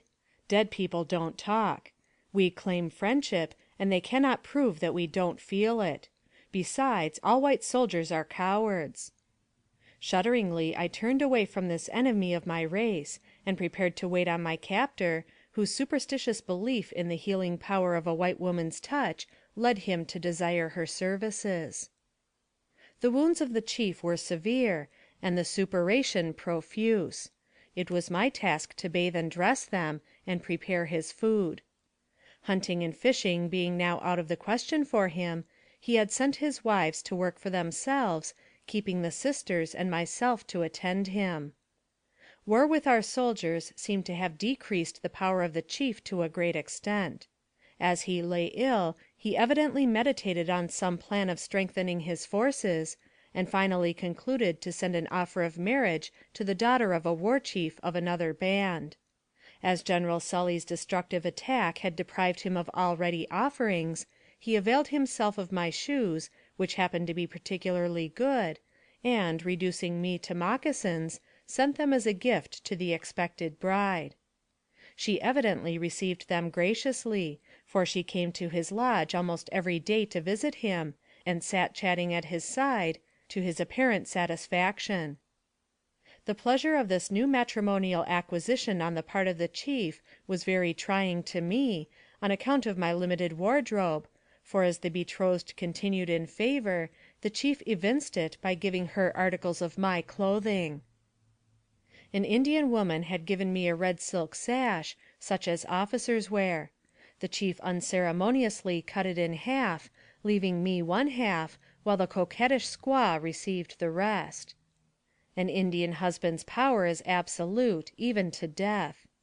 No woman can have more than one husband, but an Indian can have as many wives as he chooses. The marriage of the chief was to be celebrated with all due ceremony when his arm got well. But his arm never recovered. Mr. Clemens, the interpreter, tells me, in my late interview with him, that he still remains crippled and unable to carry out his murderous intentions, or any of his anticipated wicked designs. He is now living in the forts along the Missouri River, gladly claiming support from the government.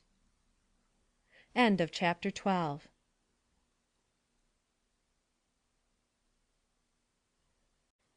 Chapter 13 of Narrative of My Captivity Among the Sioux Indians by Fanny Kelly.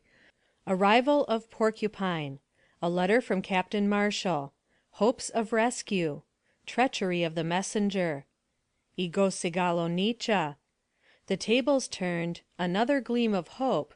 The Indian white teepee. Disappointed. A white man bound and left to starve. A burial incident.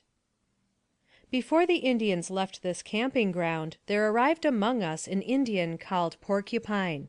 He was well dressed, and mounted on a fine horse, and brought with him presents and valuables, that ensured him a cordial reception. After he had been a few days in the village, he gave me a letter from Captain Marshall of the 11th Ohio Cavalry, detailing the unsuccessful attempts that had been made to rescue me, and stating that this friendly Indian had undertaken to bring me back, for which he would be rewarded. The letter further said that he had already received a horse and necessary provisions for the journey, and had left his 3 wives, with 13 others, at the fort as hostages. My feelings on reading this letter were indescribable. My heart leaped with unaccustomed hope at this evidence of the efforts of my white friends in my behalf. But the next instant despair succeeded this gleam of happy anticipation, for I knew this faithless messenger would not be true to his promise, since he had joined the Sioux immediately after his arrival among them in a battle against the whites. My fears were not unfounded. Porcupine prepared to go back to the fort without me, disregarding my earnest prayers and entreaties. The chief found me useful, and determined to keep me. He believed that a woman who had seen so much of their deceitfulness and cruelty could do them injury at the fort, and might prevent their receiving annuities. Porcupine said he should report me as dead, or impossible to find, nor could I prevail on him to do anything to the contrary. When reminded of the possible vengeance of the soldiers on his wives, whom they had threatened to kill if he did not bring me back, he laughed. "The white soldiers are cowards," he replied. "They never kill women, and I will deceive them as I have done before." Saying this, he took his departure, nor could my most urgent entreaties induce the chief to yield his consent, and allow me to send a written message to my friends, or in any wise assure them of my existence. All hope of rescue departed, and sadly I turned again to the wearisome drudgery of my captive life. The young betrothed bride of the old chief was very gracious to me. On one occasion she invited me to join her in a walk. The day was cool, and the air temptingly balmy. "Down there," she said, pointing to a deep ravine. "Come and walk there. It is cool and shady." I looked in the direction indicated, and then at the Indian girl, who became very mysterious in her manner as she whispered, "There are white people down there." "How far?" I asked, eagerly. "About 50 miles," she replied. "They have great guns, and men dressed in much buttons. Their wagons are drawn by horses with long ears."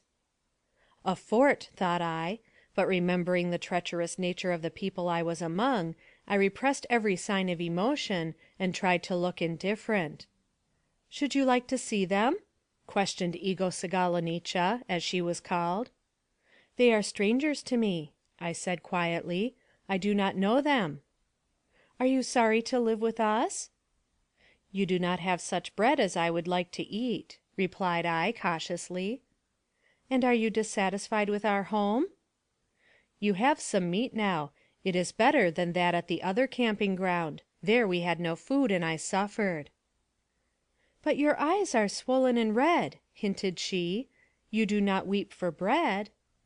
These questions made me suspicious, and I tried to evade the young squaw, but in vain. "Just see how green that wood is," I said, affecting not to hear her. "But you do not say you are content," repeated she. "Will you stay here always, willingly?" "Come and listen to the birds," said I, drawing my companion toward the grove. I did not trust her, and feared to utter a single word, lest it might be used against me with the chief. Neither was I mistaken in the design of Ogalalla, for when we returned to the lodge, I overheard her relating to the chief the amusement she had enjoyed, in lying to the white woman, repeating what she had said about the fort, and inventing entreaties which I had used, urging her to allow me to fly to my white friends, and leave the Indians forever. Instantly I resolved to take advantage of the affair as a joke, and, approaching the chief with respectful pleasantry, begged to reverse the story. It was the squaw who had implored me to go with her to the white man's fort, I said, and find her a white warrior for a husband, but, true to my faith with the Indians, I refused. The wily Ogalalla, thus finding her weapons turned against herself, appeared confused, and suddenly left the tent, at which the old chief smiled grimly.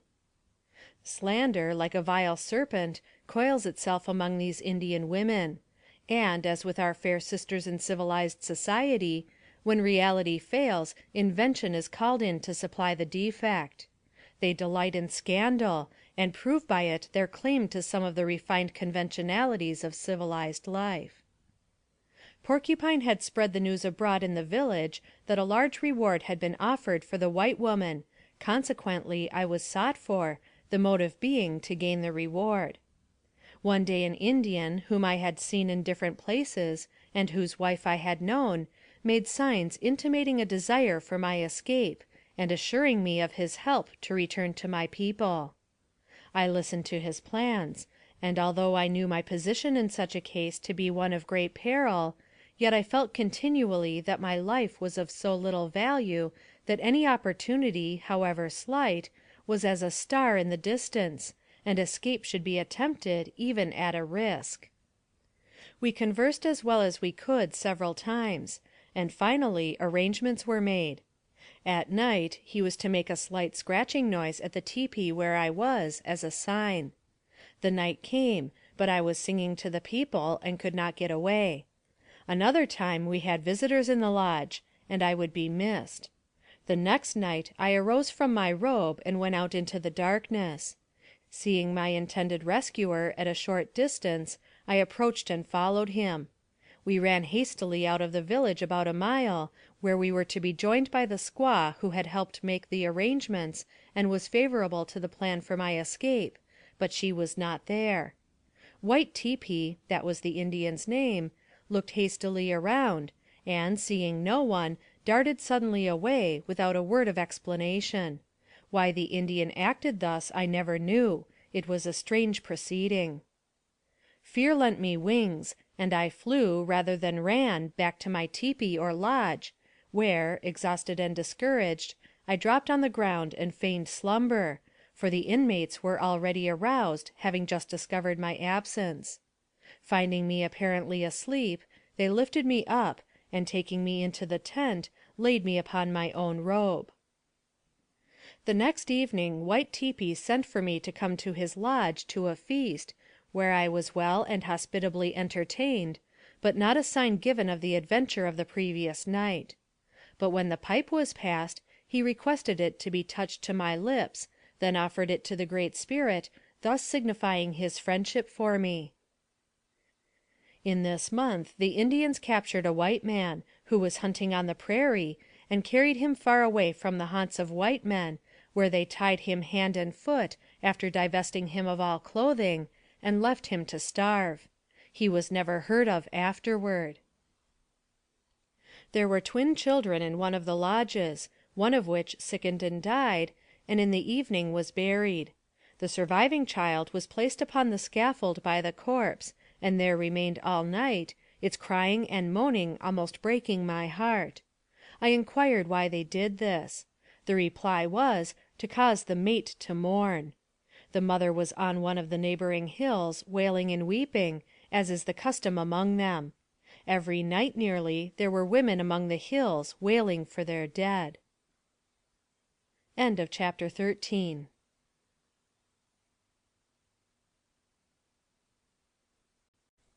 Chapter 14 of Narrative of My Captivity among the Sioux Indians by Fanny Kelly. Lost in the Indian Village. Black Bear's White Wife. A Small Tea Party. The White Boy Captive, Charles Sylvester. The Sun Dance. A Conciliating Letter from General Sibley. A Puzzle of Human Bones. The Indian as an Artist. I Destroy a Picture and am Punished with Firebrands. A Sick Indian. About the 1st of October, the Indians were on the move as usual, and by some means I became separated from the family I was with, and was lost. I looked around for them, but their familiar faces were not to be seen.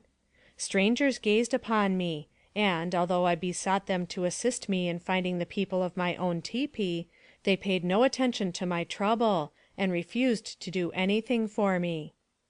Never shall I forget the sadness I felt as evening approached, and we camped for the night in a lonely valley, after a wearisome day's journey. Along one side stood a strip of timber, with a small stream beside it. Hungry, weary, and lost to my people, with no place to lay my head, and after a fruitless search for the family, I was more desolate than ever. Even Keokoo, or Yellow Bird, the Indian girl who had been given me, was not with me that day, making it still more lonely. I sat down and held my pony. It was autumn, and the forest wore the last glory of its gorgeous coloring. Already the leaves lay along the paths, like a rich carpet of variegated colors. The winds caught a deeper tone, mournful as the tones of an Aeolian harp, but the air was balmy and soft, and the sunlight lay warm and pleasant, as in midsummer, over the beautiful valley, now occupied with numberless camps of tentless Indians. It seemed as if the soft autumn weather was, to the last moment, unwilling to yield the last traces of beauty to the chill embraces of stern winter, and I thought of the luxuries and comforts of my home. I looked back on the past with tears of sorrow and regret. My heart was overburdened with grief, and I prayed to die. The future looked like a dark cloud approaching, for the dread of the desolation of winter to me was appalling. While meditating on days of the past, and contemplating the future, Keokoo came suddenly upon me, and was delighted to find the object of her search. They had been looking for me, and did not know where I had gone, were quite worried about me, she said, and she was glad she had found me.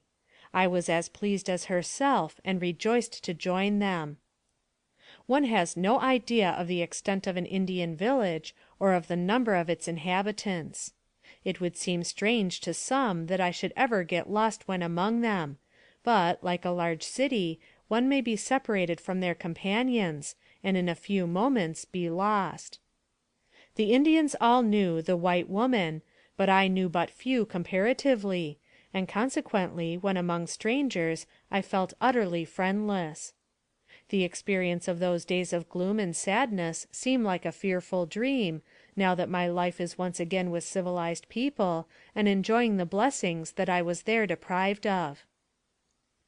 Some 25 years ago an emigrant train, en route for California, arrived in the neighborhood of the crossing of the North Platte, and the cholera broke out among the travelers, and every one died, with the exception of one little girl. The Indian Black Bear, while hunting, came to the wagons, now a morgue, and, finding the father of the girl dying with cholera, took the child in his arms. The dying parent begged him to carry his little one to his home in the East, assuring him of abundant reward by the child's friends, in addition to the gold he gave him. These facts I gleaned from a letter given to Black Bear by the dying father, and which had been carefully preserved by the daughter. Instead of doing as was desired, he took the money, child, and everything valuable in the train, to his own home among the hills, and there educated the little one with habits of savage life. She forgot her own language, her name, and everything about her past life, but she knew that she was white. Her infancy and girlhood were, therefore, passed in utter ignorance of the modes of life of her own people, and, contented and happy, she remained among them, verifying the old adage that habit is second nature. When she was of marriageable age, Black Bear took her for his wife, and they had a child, a boy. I became acquainted with this white woman shortly after I went into the village, and we were sincere friends, although no confidants, as I dared not trust her. It was very natural and pleasant also to know her, as she was white, and although she was an Indian in tastes and habits, she was my sister, and belonged to my people. There was a sympathetic cord between us, and it was a relief to be with her. On the occasion of my first visit with her, Black Bear suggested the idea that white women always drank tea together, so she made us a cup of herb tea, which we drank in company. I endeavored to enlighten her, and to do her all the good I could; told her of the white people, and of their kindness and Christianity, trying to impress her with the superiority of the white race, all of which she listened to with great interest. I was the only white woman she had seen, for whenever they neared any fort she was always kept out of sight. She seemed to enjoy painting herself and dressing for the dances as well as the squaws, and was happy and contented with Indian surroundings, for she knew no difference. I know not what has become of her, for I have never heard. Neither can I remember the name of her father, which was in the note handed the Indian by his dying hand. A little boy, 14 years old, whose name was Charles Sylvester, belonging in Quincy, Illinois, who was stolen when 7 years of age, was in the village, and one day I saw him playing with the Indian boys, and, discovering immediately that he was a white boy, I flew to his side, and tried to clasp him in my arms, in my joy exclaiming, "Oh, I knew you were a white boy! Speak to me, and tell me who you are, and where you come from." He also had forgotten his name and parentage, but knew that he was white. When I spoke to him, the boys began to plague and tease him, and he refused to speak to me, running away every time I approached him. 1 year after, one day, when this boy was out hunting, he killed a comrade by accident, and he dared not return to the village. So he escaped, on his pony, to the white people. On his way to the States, he called at a house where they knew what Indians he belonged to, and they questioned him whether he had seen a white woman in the village. He replied in the affirmative, and a bundle of pictures being given him, he picked mine out from among them, saying, "That is the white woman whom I saw." After a while, being discontented with his own people, he returned to his adopted friends on the North Platte, and became an interpreter and trader, and still remains there, doing business at various posts. When the Indians went to obtain their annuities, they transferred me to the Unkpapas, leaving me in their charge, where there was a young couple and an old Indian who had 4 wives. He had been very brave, it was said, for he had endured the trial which proves the successful warrior. He was one of those who looked at the sun without failing in heart or strength. This custom is as follows: the one who undergoes this operation is nearly naked, and is suspended from the upper end of a pole by a cord, which is tied to some splints which run through the flesh of both breasts. The weight of his body is hung from it, the feet still upon the ground helping support it a very little, and in his left hand he holds his favorite bow, and in his right, with a firm hold, his medicine bag. A great crowd usually looks on, sympathizing with and encouraging him, but he still continues to hang and "look at the sun," without paying the least attention to any one about him. The mystery men beat their drums and shake their rattles, and sing as loud as they can yell, to strengthen his heart to look at the sun from its rising until its setting, at which time, if his heart and strength have not failed him, he is "cut down," receives a liberal donation of presents, which are piled before him during the day, and also the name and style of a doctor or medicine man, which lasts him and ensures him respect through life. It is considered a test of bravery. Superstition seems to have full sway among the Indians, just as much as in heathen lands beyond the sea, where the Burma mother casts her child to the crocodile to appease the Great Spirit. Many of these Indians were from Minnesota, and were of the number that escaped justice 2 years before, after committing an indiscriminate slaughter of men, women, and children. One day I was sent for by one of them, and when I was seated in his lodge, he gave me a letter to read, which purported to have been written by General Sibley, as follows: This Indian, after taking part in the present outbreak of the Indians against the white settlers and missionaries, being sick, and not able to keep up with his friends in their flight, we give you the offerings of friendship, food, and clothing. You are in our power, but we won't harm you. Go to your people and gladden their hearts. Lay down your weapons and fight the white men no more. We will do you good and not evil. Take this letter, in it we have spoken. Depart in peace, and evermore be a friend to the white people, and you will be more happy. H. Sibley, Brigadier General, Commanding Expedition. Instinctively I looked up into his face and said, "Intend to keep your promise?" He laughed derisively at the idea of an Indian brave abandoning his profession. He told of many instances of outrageous cruelties of his band in their marauding and murderous attacks on traveling parties and frontier settlers; and further, to assure me of his bravery, he showed me a puzzle or game he had made from the finger bones of some of the victims that had fallen beneath his tomahawk. The bones had been freed from the flesh by boiling, and, being placed upon a string, were used for playing some kind of Indian game. This is but one of the heathenish acts of these Indians. The Indians were fond of recounting their exploits, and, savage-like, dwell with much satisfaction upon the number of scalps that they have taken from their white foes. They would be greatly amused at the shuddering horror manifested, when, to annoy me, they would tauntingly portray the dying agonies of white men, women, and children, who had fallen into their hands; and especially would the effect of their description of the murder of little Mary afford them satisfaction. I feel now that I must have been convinced of her death, yet I could not then help hoping that she had escaped.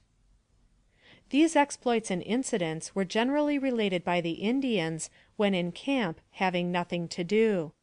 The great lazy brutes would sit by the hour, making caricatures of white soldiers, representing them in various ways, and always as cowards and inferior beings; sometimes as in combat, but always at their mercy. This was frequently done, apparently to annoy me, and one day, losing patience, I snatched a rude drawing from the hands of an Indian, who was holding it up to my view, and tore it in two, clasping the part that represented the white soldier to my heart, and throwing the other into the fire. Then, looking up, I told them the white soldiers were dear to me, that they were my friends and I loved them. I said they were friends to the Indians, and did not want to harm them. I expressed myself in the strongest manner by words and signs. Never did I see a more enraged set of men. They assailed me with burning firebrands, burning me severely. They heated the points of arrows, and burned and threatened me sorely. I told them I meant no harm to them, that it was ridiculous their getting angry at my burning a bit of paper. I promised I would make them some more, that they should have pictures of my drawing, when at last I pacified them. They were much like children in this respect, easily offended but very difficult to please. I was constantly annoyed, worried, and terrified by their strange conduct, their transition from laughing and fun to anger and even rage. I knew not how to get along with them. One moment they would seem friendly and kind; the next, if any act of mine displeased them, their faces were instantly changed, and they displayed their hatred or anger in unmeasured words or conduct; children one hour, the next fiends. I always tried to please them, and was as cheerful as I could be under the circumstances, for my own sake. One day I was called to see a man who lay in his tepee in great suffering. His wasted face was darkened by fever, and his brilliantly restless eyes rolled anxiously, as if in search of relief from pain. He was reduced to a skeleton, and had endured tortures from the suppuration of an old wound in the knee. He greeted me with the how of Indian politeness, and in answer to my inquiry why he came to suffer so, he replied, "I go fight white man. He take away land and chase game away. Then he take away our squaws. He take away my best squaw." Here his voice choked, and he displayed much emotion. Pitying his misery, I endeavored to aid him, and rendered him all the assistance in my power, but death was then upon him. The medicine man was with him also, practicing his incantations. We were so constantly traveling, it wearied me beyond expression. The day after the Indians' burial, we were again on the move. End of chapter 14.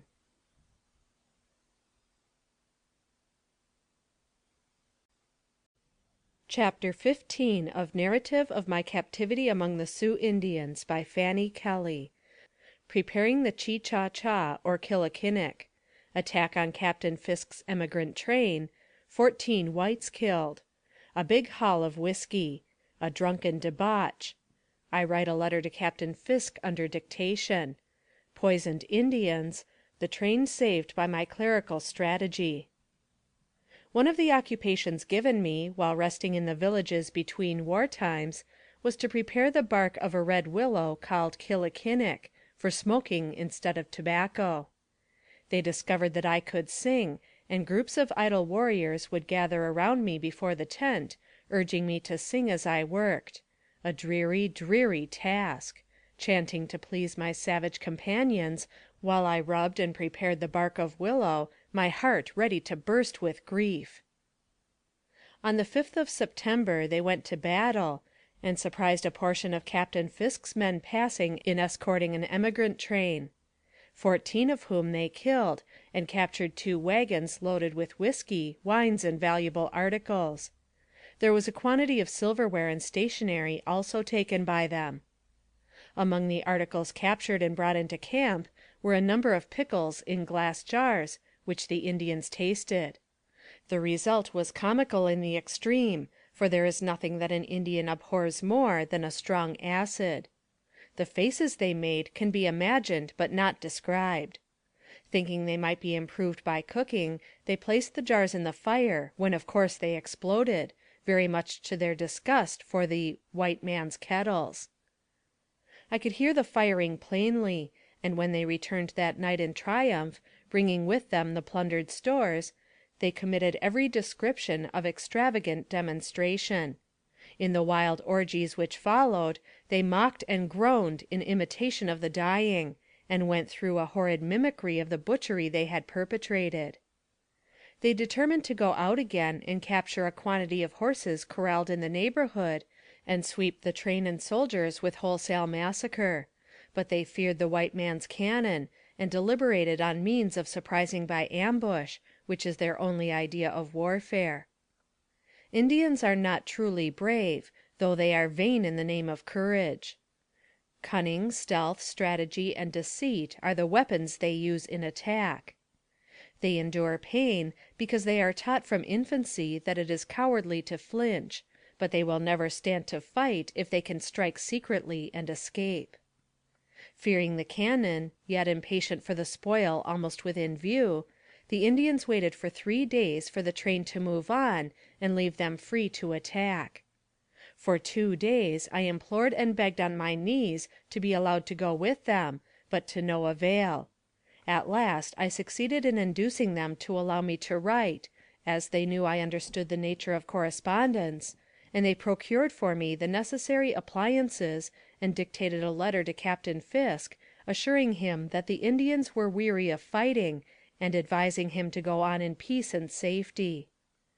Knowing their malicious designs, I set myself to work to circumvent them, and although the wily chief counted every word dictated, and as they were marked on paper, I contrived, by joining them together and condensing the information I gave, to warn the officer of the perfidious intentions of the savages, and tell him briefly of my helpless and unhappy captivity.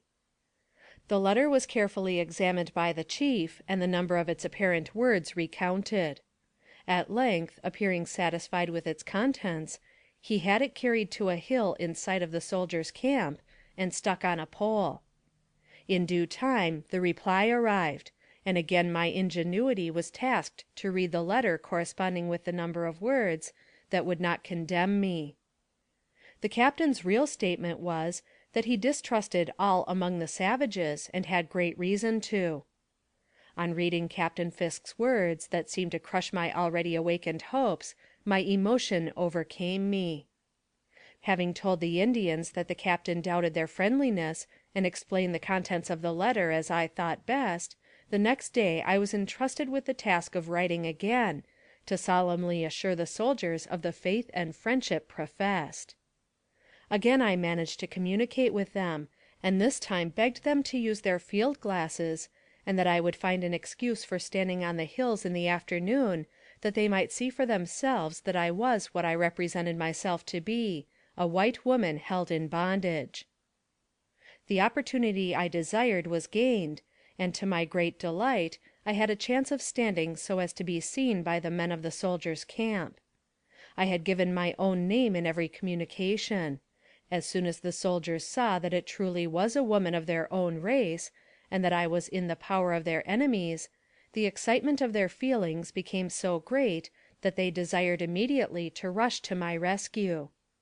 A gentleman belonging to the train generously offered $800 for my ransom, which was all the money he had, and the noble, manly feeling displayed in my behalf did honor to those who felt it.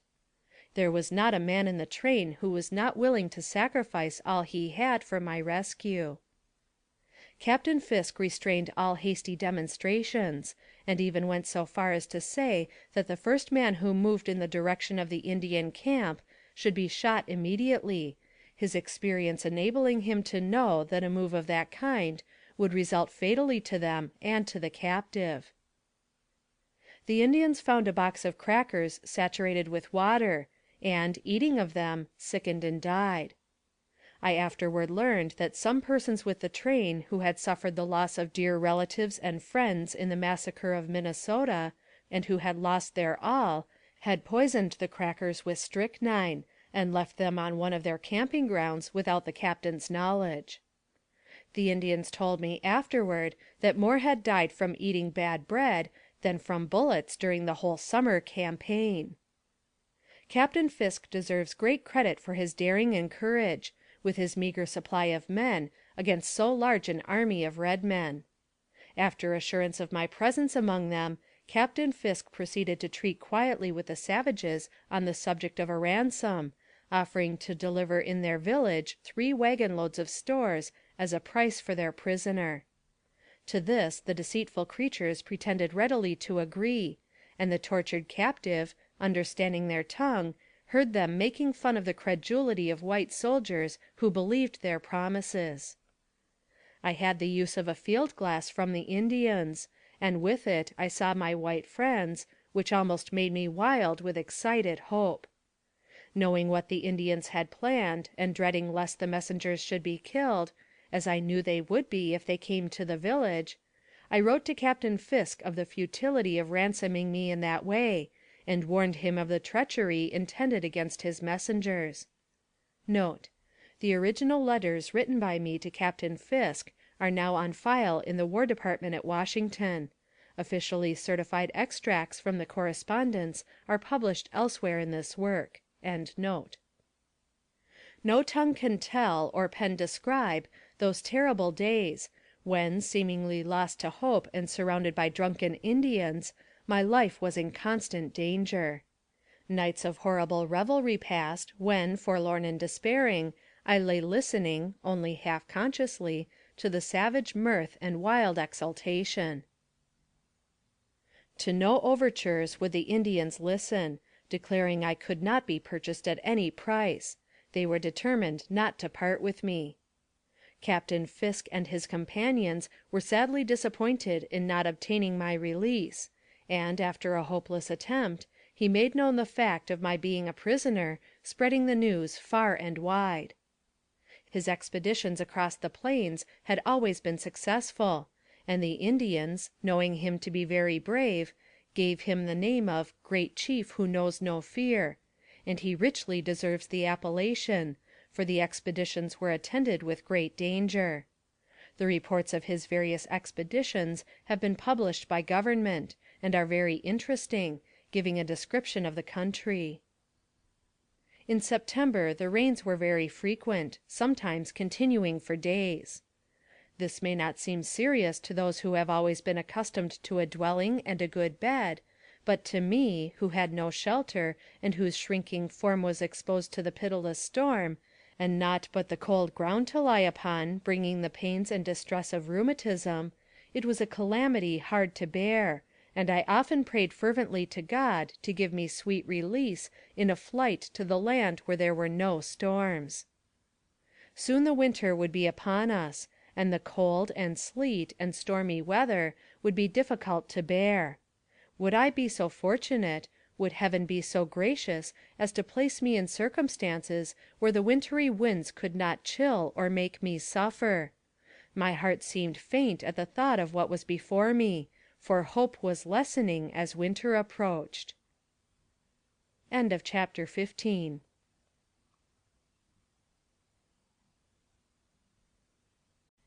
Chapter 16 of Narrative of My Captivity Among the Sioux Indians by Fanny Kelly.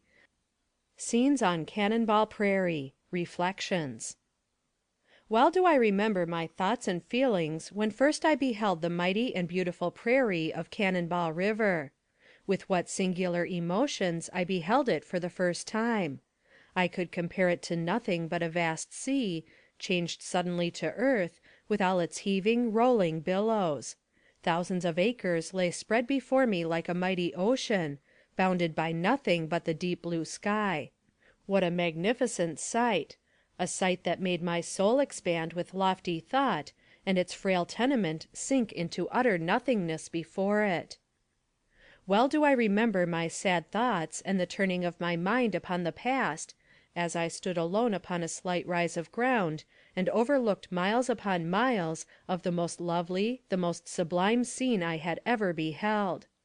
Wave upon wave of land stretched away on every hand, covered with beautiful green grass and the blossoming wild flowers of the prairie.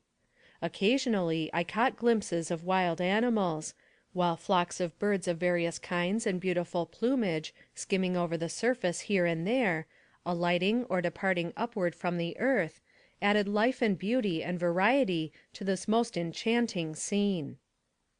It had been a beautiful day, and the sun was now just burying himself in the far-off ocean of blue, and his golden rays were streaming along the surface of the waving grass and tinging it with a delightful hue. Occasionally some elevated point caught and reflected back his rays to the one I was standing upon, and it would catch, for a moment, his fading rays, and glow like a ball of golden fire. Slowly he took his diurnal farewell, as if loath to quit a scene so lovely, and at last hid himself from my view beyond the western horizon. I stood and marked every change with that poetical feeling of pleasant sadness which a beautiful sunset rarely fails to awaken in the breast of the lover of nature. I noted every change that was going on, and yet my thoughts were far, far away. I thought of the hundreds of miles that separated me from the friends that I loved. I was recalling the delight with which I had, when a little girl, viewed the farewell scenes of day from so many romantic hills and lakes and rivers, rich meadows, mountain gorge and precipice, and the quiet hamlets of my dear native land so far away. I fancied I could see my mother move to the door, with a slow step and heavy heart, and gaze, with yearning affection, toward the broad, the mighty west, and sigh, wondering what had become of her lost child. I thought, and grew more sad as I thought, until tears filled my eyes. Mother! What a world of affection is comprised in that single word! How little do we, in the giddy round of youthful pleasure and folly, heed her wise counsels! How lightly do we look upon that zealous care with which she guides our otherwise erring feet, and watches with feelings which none but a mother can know, the gradual expansion of our youth to the riper years of discretion. We may not think of it then, but it will be recalled to our minds in after years, when the gloomy grave, or a fearful living separation, has placed her far beyond our reach, and her sweet voice of sympathy and consolation for the various ills attendant upon us sounds in our ears no more. How deeply then we regret a thousand deeds that we have done contrary to her gentle admonitions! How we sigh for those days once more, that we may retrieve what we have done amiss, and make her kind heart glad with happiness! Alas! once gone, they can never be recalled, and we grow mournfully sad with the bitter reflection. "Oh, my mother!" I cried aloud, "my dearly beloved mother! Would I ever behold her again? Should I ever return to my native land? Would I find her among the living? If not, heavens! what a sad, what a painful thought!" And instantly I found my eyes swimming in tears, and my frame trembling with nervous agitation. but I would hope for the best. Gradually I became calm. Then I thought of my husband, and what might be his fate. It was sad at best, I well knew. And lastly, though I tried to avoid it, I thought of Mary, sweet, lost, but dearly beloved Mary. I could see her gentle features. I could hear her plaintive voice, soft and silvery as running waters, and sighed a long, deep sigh as I thought of her murdered. Could I never behold her again? No, she was dead, perished by the cruel, relentless savage. Silence brooded over the world. Not a sound broke the solemn repose of nature. The summer breeze had rocked itself to rest in the willow boughs, and the broad-faced, familiar moon seemed alive and toiling as it climbed slowly up a cloudless sky, passing starry sentinels, whose nightly challenge was lost in vast vortices of blue as they paced their ceaseless round in the mighty camp of constellations. With my eyes fixed upon my gloomy surroundings of tyranny, occasionally a slip of moonshine silvered the ground. I watched and reflected. Oh, hallowed days of my blessed girlhood! They rise before me now like holy burning stars breaking out in a stormy, howling night, making the blackness blacker still. The short, happy springtime of life, so full of noble aspirations and glowing hopes of my husband's philanthropic schemes of charitable projects in the future. We had planned so much for the years to come, when, prosperous and happy, we should be able to distribute some happiness among those whose fate might be mingled with ours, and in the pursuit of our daily avocations we would find joy and peace. But alas for human hopes and expectations! It is thus with our life. We silently glide along, little dreaming of the waves which will so soon sweep over us, dashing us against the rocks, or stranding us forever. We do not dream that we shall ever wreck, until the greater wave comes over us, and we bend beneath its power. If some mighty hand could unroll the future to our gaze, or set aside the veil which enshrouds it, what pictures would be presented to our trembling hearts?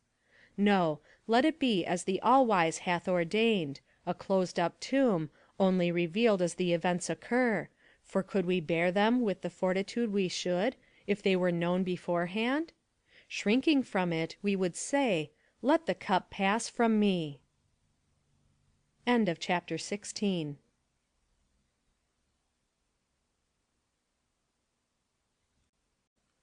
Chapter 17 of Narrative of My Captivity among the Sioux Indians, by Fanny Kelly. A Prairie on Fire. Scenes of Terror. In October we were overtaken by a prairie fire.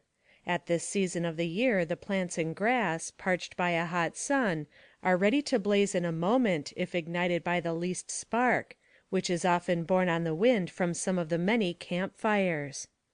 With frightful rapidity we saw it extend in all directions, but we were allowed time to escape. The Indians ran like wild animals from the flames, uttering yells like demons, and great walls of fire from the right hand and from the left advanced toward us, hissing, crackling, and threatening to unite and swallow us up in their raging fury. We were amid calcined trees, which fell with a thundering crash, blinding us with clouds of smoke, and were burned by the showers of sparks which poured upon us from all directions. The conflagration assumed formidable proportions. The forest shrunk up in the terrible grasp of the flames, and the prairie presented one sheet of fire, in the midst of which the wild animals, driven from their dens and hiding places by this unexpected catastrophe, ran about, mad with terror. The sky gleamed with blood-red reflection, and the impetuous wind swept both flames and smoke before it. The Indians were terrified in the extreme on seeing around them the mountain heights lighted up like beacons, to show the entire destruction. The earth became hot, while immense troops of buffalo made the ground tremble with their ferocious tread, and their bellowings of despair would fill with terror the hearts of the bravest men. Every one was frightened, running about the camp as if struck by insanity.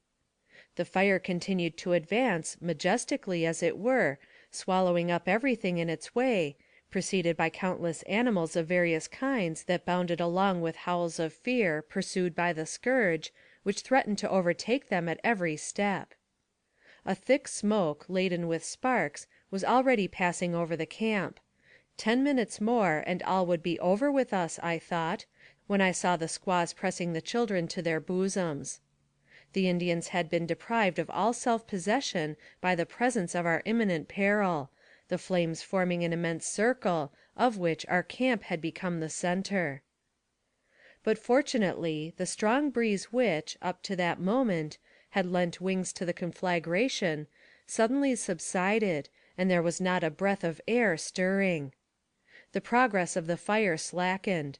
Providence seemed to grant us time.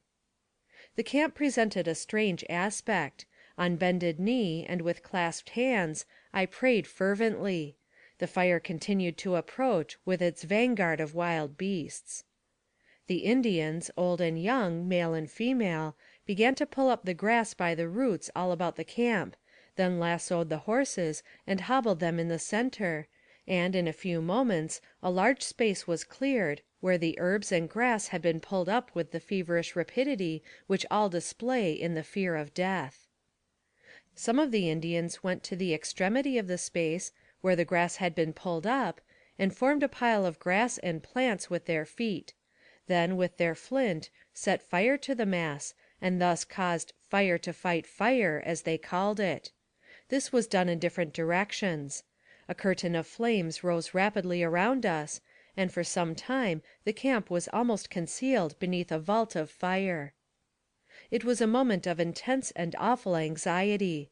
By degrees the flames became less fierce, the air purer. The smoke dispersed, the roaring diminished, and, at length, we were able to recognize each other in this horrible chaos. A sigh of relief burst from every heart. Our camp was saved. After the first moments of joy were over, the camp was put in order, and all felt the necessity of repose after the terrible anxieties of the preceding hours, and also to give the ground time enough to cool, so that it might be traveled over by people and horses. The next day we prepared for departure. Tents were folded and packages were placed on the ponies, and our caravan was soon pursuing its journey, under the direction of the chief, who rode in advance of our band. The appearance of the prairie was much changed since the previous evening. In many places the black and burnt earth was a heap of smoking ashes. Scarred and charred trees, still standing, displayed their saddening skeletons. The fire still roared at a distance, and the horizon was still obscured by smoke. The horses advanced with caution over the uneven ground, constantly stumbling over the bones of animals that had fallen victims to the embrace of the flames. The course we took in traveling wound along a narrow ravine, the dried bed of some torrent, deeply enclosed between two hills. The ground trodden by the horses was composed of round pebbles which slipped from under their feet, augmenting the difficulty of the march, which was rendered still more toilsome to me by the rays of the sun falling directly upon my uncovered head and face. The day passed away thus, and, aside from the fatigue which oppressed me, the day's journey was unbroken by any incident. At evening, we again camped in a plain, absolutely bare, but in the distance we could see an appearance of verdure, affording great consolation, for we were about to enter a spot spared by the conflagration. At sunrise, next morning, we were on the march toward this oasis in the desert. End of chapter 17.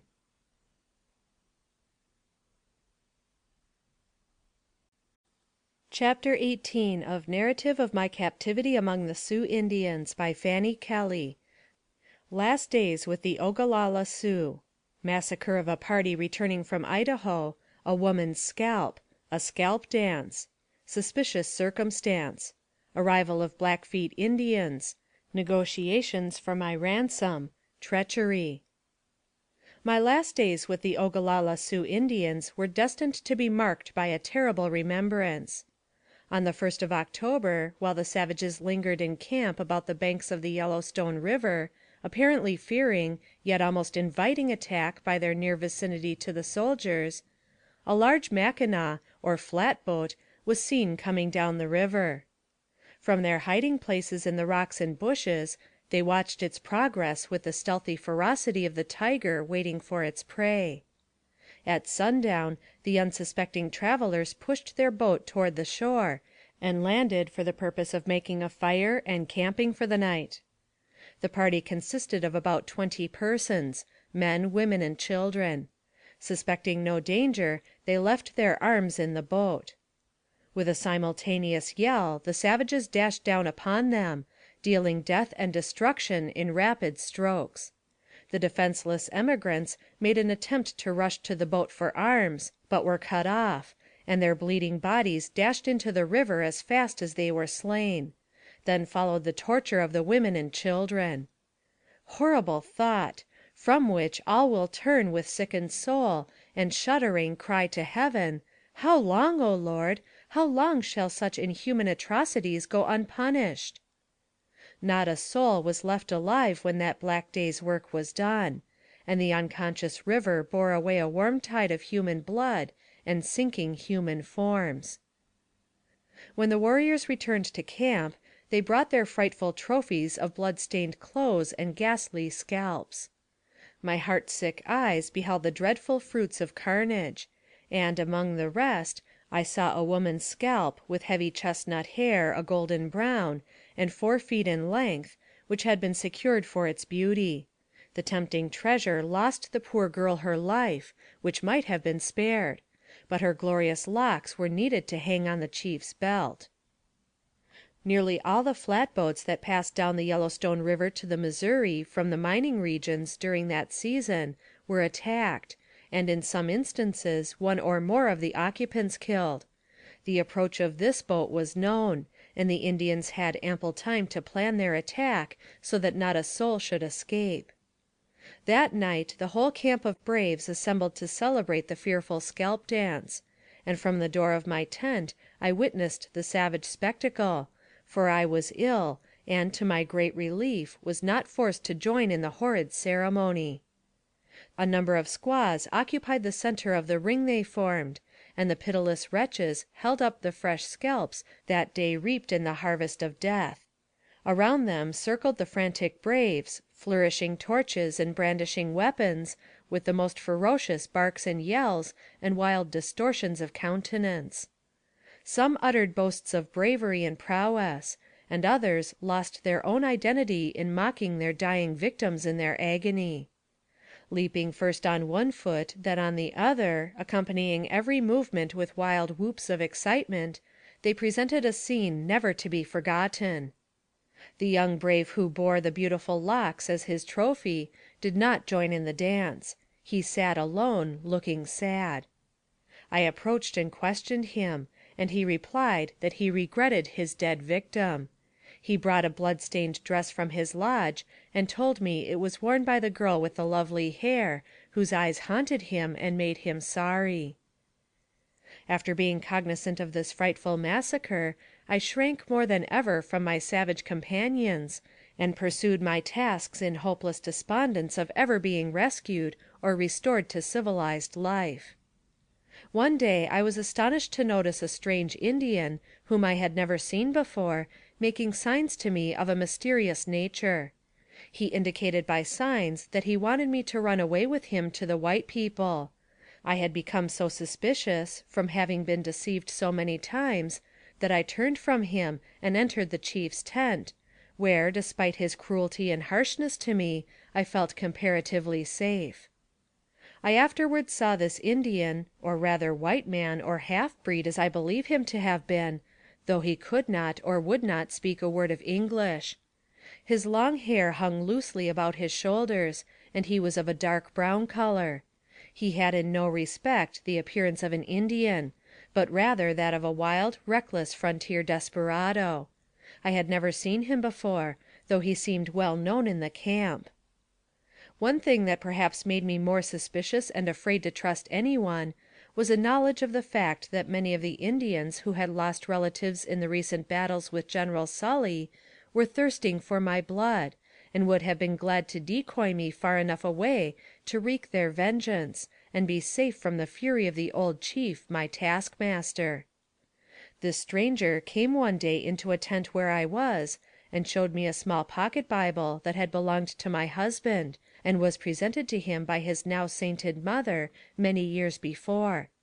His object was to assure me that I might trust him, but such an instinctive horror of the man had taken possession of me that I refused to believe him, and at last he became enraged and threatened to kill me if I would not go with him. I pled with him to give me the Bible, but he refused. How dear it would have been to me from association, and what strength and comfort I would have received from its precious promises, shut out as I was from my world and all religious privileges, and surrounded by heathen savages. Soon after the foregoing incident, the old chief and his 3 sisters went away on a journey, and I was sent to live with some of his relatives, accompanied by my little companion, Yellow Bird. We traveled all day to reach our destination, a small Indian village. The family I was to live with until the return of the chief and his sisters consisted of a very old Indian and his squaw, and a young girl. I had a dread of going among strangers, but was thankful for the kindness with which I was received by this old couple. I was very tired, and so sad and depressed that I cared not to ask for anything, but the old squaw, seeming to understand my feelings, considerately placed before me meat and water, and kindly ministered to my wants in every way their means would allow. I was with this family nearly 3 weeks, and was treated with almost affectionate kindness, not only by them, but by every member of the little community. The children would come to see me, and manifest in various ways their interest in me. They would say, "Wasechawea (white woman) looks sad. I want to shake hands with her." I soon began to adapt myself to my new surroundings, and became more happy and contented than I had ever yet been since my captivity began. My time was occupied in assisting the motherly old squaw in her sewing and other domestic work. There was but once a cloud come between us. The old chief had given orders that I was not to be permitted to go out among the other villagers alone, orders of which I knew nothing. Feeling a new sense of freedom, I had sometimes gone out, and on one occasion, having been invited into different teepees by the squaws, stayed so long that the old Indian sent for me, and seemed angry when I returned. He said it was good for me to stay in his tent, but bad to go out among the others.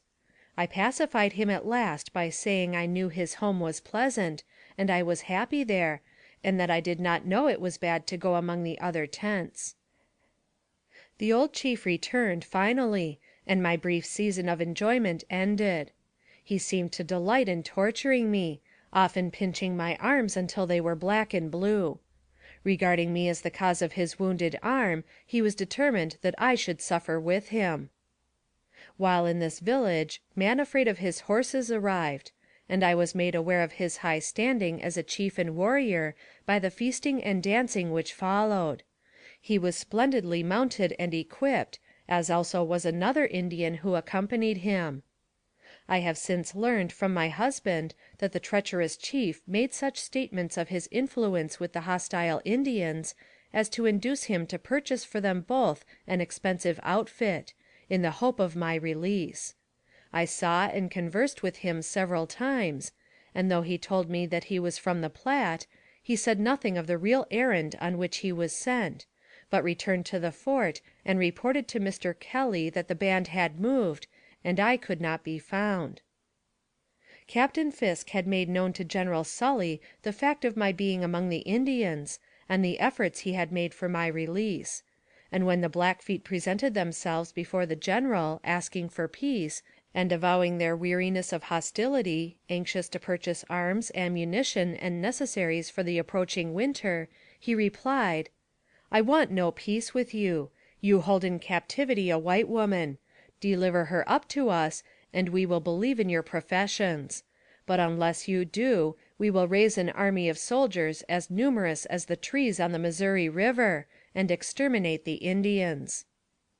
The Blackfeet assured General Sully that they held no white woman in their possession, but that I was among the Ogalallas. "As you are friendly with them," said the General, "go to them and secure her, and we will then reward you for so doing." The Blackfeet warriors appeared openly in the village a few days afterward, and declared their intentions, stating in council the determination of General Sully. The Ogalallas were not afraid, they said, and refused to let me go. They held solemn council for 2 days, and at last resolved that the Blackfeet should take me as a ruse to enable them to enter the fort, and a wholesale slaughter should exterminate the soldiers. While thus deliberating as to what they thought best, part of them willing and the other half refusing to let me go, Hunkiapa, a warrior, came into the lodge and ordered me out, immediately following me. He then led me into a lodge where there were 50 warriors, painted and armed, their bows strung and their quivers full of arrows. From thence the whole party, including 3 squaws, who, noting my extreme fear, accompanied me, started toward a creek, where there were 5 horses and warriors to attend us to the Blackfeet village. Placing me on a horse, we were rapidly pursuing our way, when a party of the Ogalallas, who were unwilling, came up with us to reclaim me.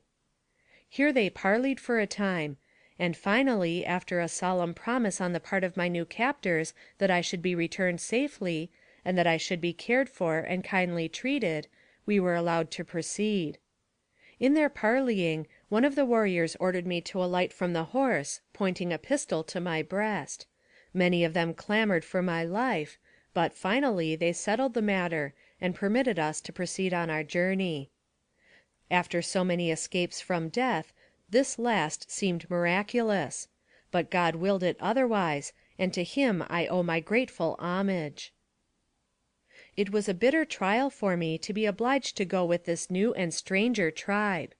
I was unwilling to exchange my life for an unknown one, and especially as my companionship with the sisters of the chief had been such as to protect me from injury or insult. A sort of security and safety was felt in the lodge of the chief, which now the fear of my new position made me appreciate still more. Savages they were, and I longed to be free from them, but now I parted with them with regret and misgiving. Though my new masters, for such I considered them, held out promise of liberty and restoration to my friends, knowing the treacherous nature of the Indians, I doubted them. True, the Ogalallas had treated me at times with great harshness and cruelty, yet I had never suffered from any of them the slightest personal or unchaste insult. Let me bear testimony to this redeeming feature in their treatment of me. At the time of my capture, I became the exclusive property of Ottawa, the head chief, a man over 75 years of age and partially blind, yet whose power over the band was absolute. Receiving a severe wound in a melee I have already given account of, as I was compelled to become his nurse or medicine woman, and my services as such were so appreciated, that harsh and cruel as he might be, it was dangerous for others to offer me insult or injury, and to this fact, doubtless, I owe my escape from a fate worse than death. The Blackfeet are a band of the Sioux nation, consequently, are allies in battle. The chief dared not refuse on this account; besides, he was an invalid, and wounded badly. The Blackfeet left 3 of their best horses as a guarantee for my safe return.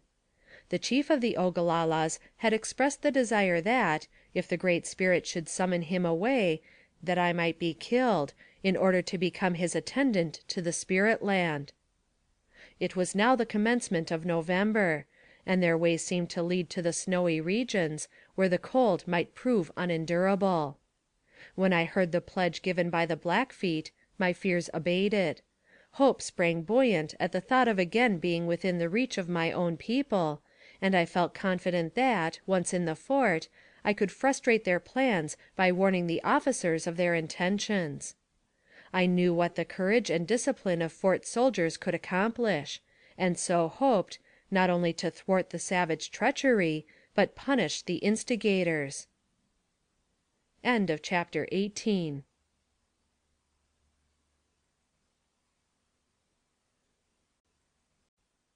Chapter 19 of Narrative of My Captivity among the Sioux Indians by Fanny Kelly.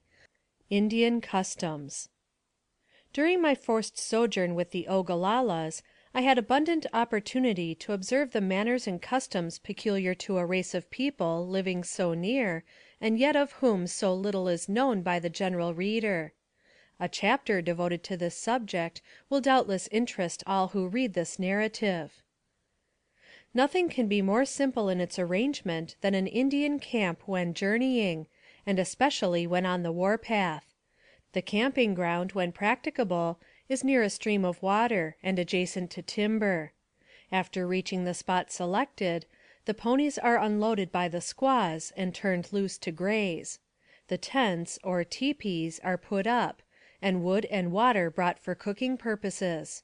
All drudgery of this kind is performed by the squaws, an Indian brave scorning as degrading all kinds of labor not incident to the chase or the warpath.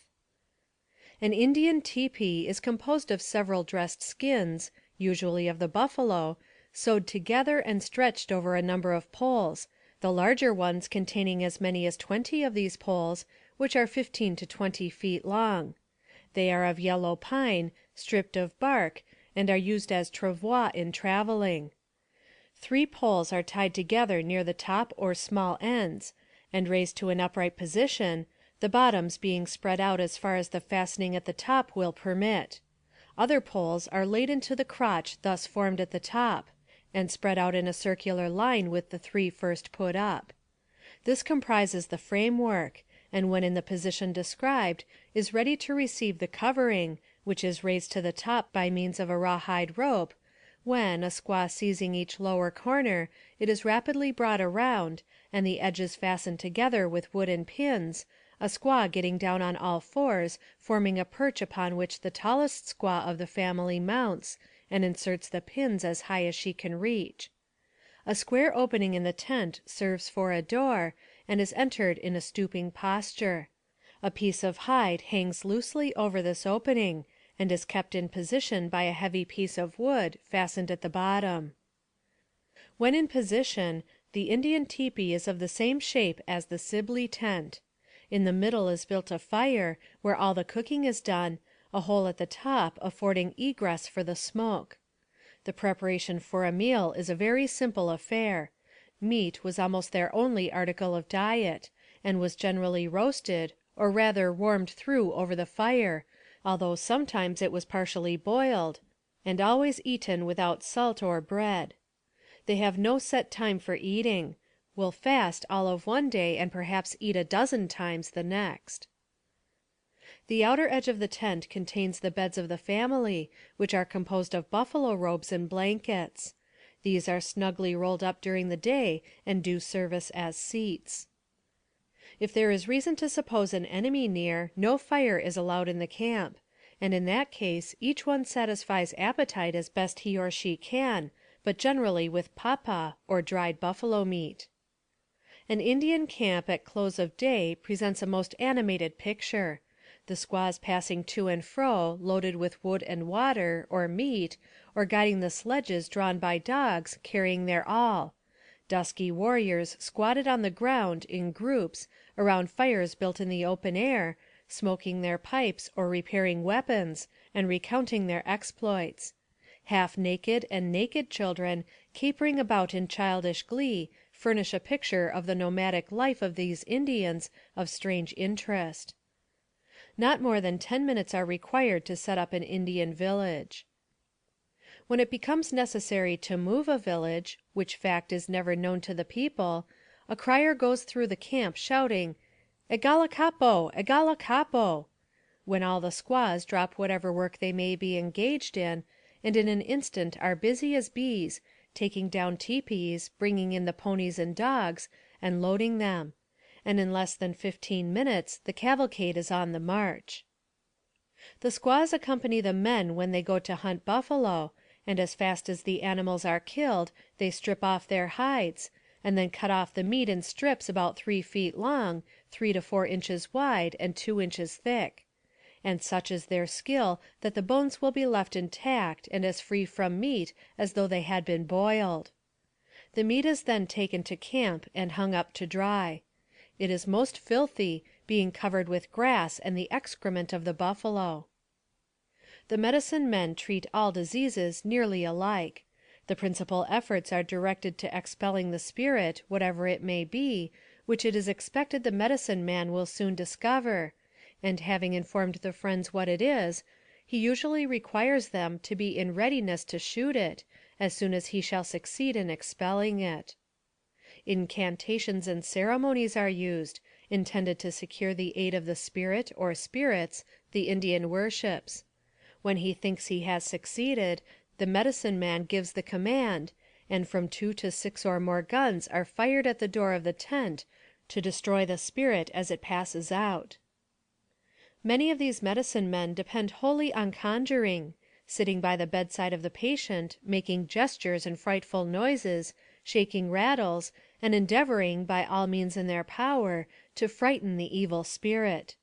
They use fumigation, and are very fond of aromatic substances, using and burning cedar and many different plants to cleanse the tent in which the sick person lies. The native plants, roots, herbs, and so forth, are used freely and are efficacious. They are very careful to conceal from each other, except a few initiated, as well as from white men, a knowledge of the plants used as medicine, probably believing that their efficacy in some measure depends on this concealment. There is a tall, branching plant, growing abundantly in the open woods and prairies near the Missouri River, which is used chiefly by the Indians as a purgative, and is Euphorbia corrallata, well known to the botanist. Medicines are generally kept in bags made of the skin of some animal. All the drinks which are given to the sick to quench thirst are astringent, sometimes bitter and sometimes slightly mucilaginous. The most common is called red root, Ceanothus canadensis, a plant abounding in the western prairies, although they seem to have more faith in some ceremony. A dance peculiar to the tribe where I was, called the pipe dance, is worth mentioning, and is called by the Indians a good medicine. A small fire is kindled in the village, and around this the dancers, which usually consist of young men, collect, each one seated upon a robe. The presiding genius is a chief, or a medicine man, who seats himself by a fire with a long pipe which he prepares for smoking. Offering it first to the Great Spirit, he then extends it toward the north, south, east, and west, muttering unintelligibly.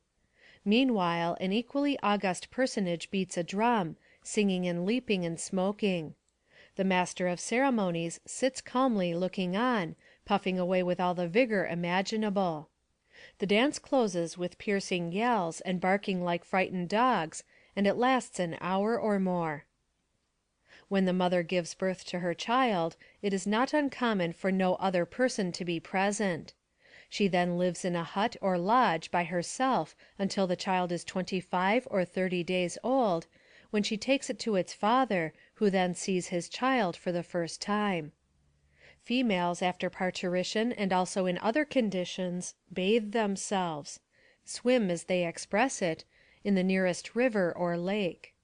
This is, no doubt, a most efficacious means of imparting strength and vigor to the constitution, and it is certain that Indian females are less subject to what are termed female complaints than white women. It is an uncommon occurrence that an Indian woman loses her life in parturition. When the child is old enough to run alone, it is relieved of its swathings, and if the weather is not too cold, it is sent off without a particle of clothing to protect it or impede the action of its limbs, and in this manner it is allowed to remain until it is several years old, when it receives a limited wardrobe. Despite the rugged and exposed life they lead, there are comparatively few cripples and deformed persons among them. It is said that deformed infants are regarded as unprofitable and a curse from the Great Spirit, and disposed of by death soon after birth. Sometimes, at the death of a mother, the infant is also interred. An incident of this kind was related to me. A whole family had been carried off by smallpox except an infant. Those who were not sick had as much to do as they could conveniently attend to, Consequently, there was no one willing to take charge of the little orphan. It was placed in the arms of its dead mother, enveloped in blankets and a buffalo robe, and laid upon a scaffold in their burying place. Its cries were heard for some time, but at last they grew fainter, and finally were hushed altogether in the cold embrace of death, with the moaning wind sounding its requiem, and the wolves howling in the surrounding gloom, a fitting dirge for so sad a fate. The Indians believe that God, or the Great Spirit, created the universe and all things just as they exist. They believe the sun to be a large body of heat, and that it revolves around the earth. Some believe it is a ball of fire. They do not comprehend the revolution of the earth around the sun. They suppose the sun literally rises and sets, and that our present theory is an invention of the white man, and that he is not sincere when he says the earth moves around the sun. They say that Paradise, or the happy hunting grounds, is above, but where they have no definite idea, although all think the future a happier state. They regard skill in hunting or success in war as the passport to eternal happiness and plenty, where there is no cold or wet season. Still, they all acknowledge it is the gift of the Wahontanka, the Great Spirit. The manner of disposing of their dead is one of the peculiar customs of the Indians of the plains which impresses the beholder for the first time most forcibly. 4 forked posts are set up, and on them a platform is laid, high enough to be out of reach of wolves or other carnivorous animals, and on this the body is placed, wrapped in buffalo robes or blankets, and sometimes both, according to the circumstances of the deceased, and these are wound securely with a strip of buffalo hide. If in the vicinity of timber, the body is placed on a platform securely fixed in the crotch of a high tree. The wrappings of buffalo robe or blankets protect the body from ravenous birds that hover around, attracted by the scent of an anticipated feast. All that pertained to the dead while living, in the way of furs, blankets, weapons, cooking utensils, etc., are also deposited with the body. In some instances, the horse belonging to the deceased is shot. They believe that the spirit wanders off to distant hunting grounds, and as it may have to pass over a country where there is no game, a quantity of dried buffalo meat is usually left with the body for its subsistence. While on a journey, these burial places are held sacred as those of a Christian nation, and when a tribe is passing such localities, they will make a detour rather than go the more direct road by the resting place of their dead, while the relatives leave the trail and go alone to the spot, and there renew and repeat their mourning as on the occasion of his death.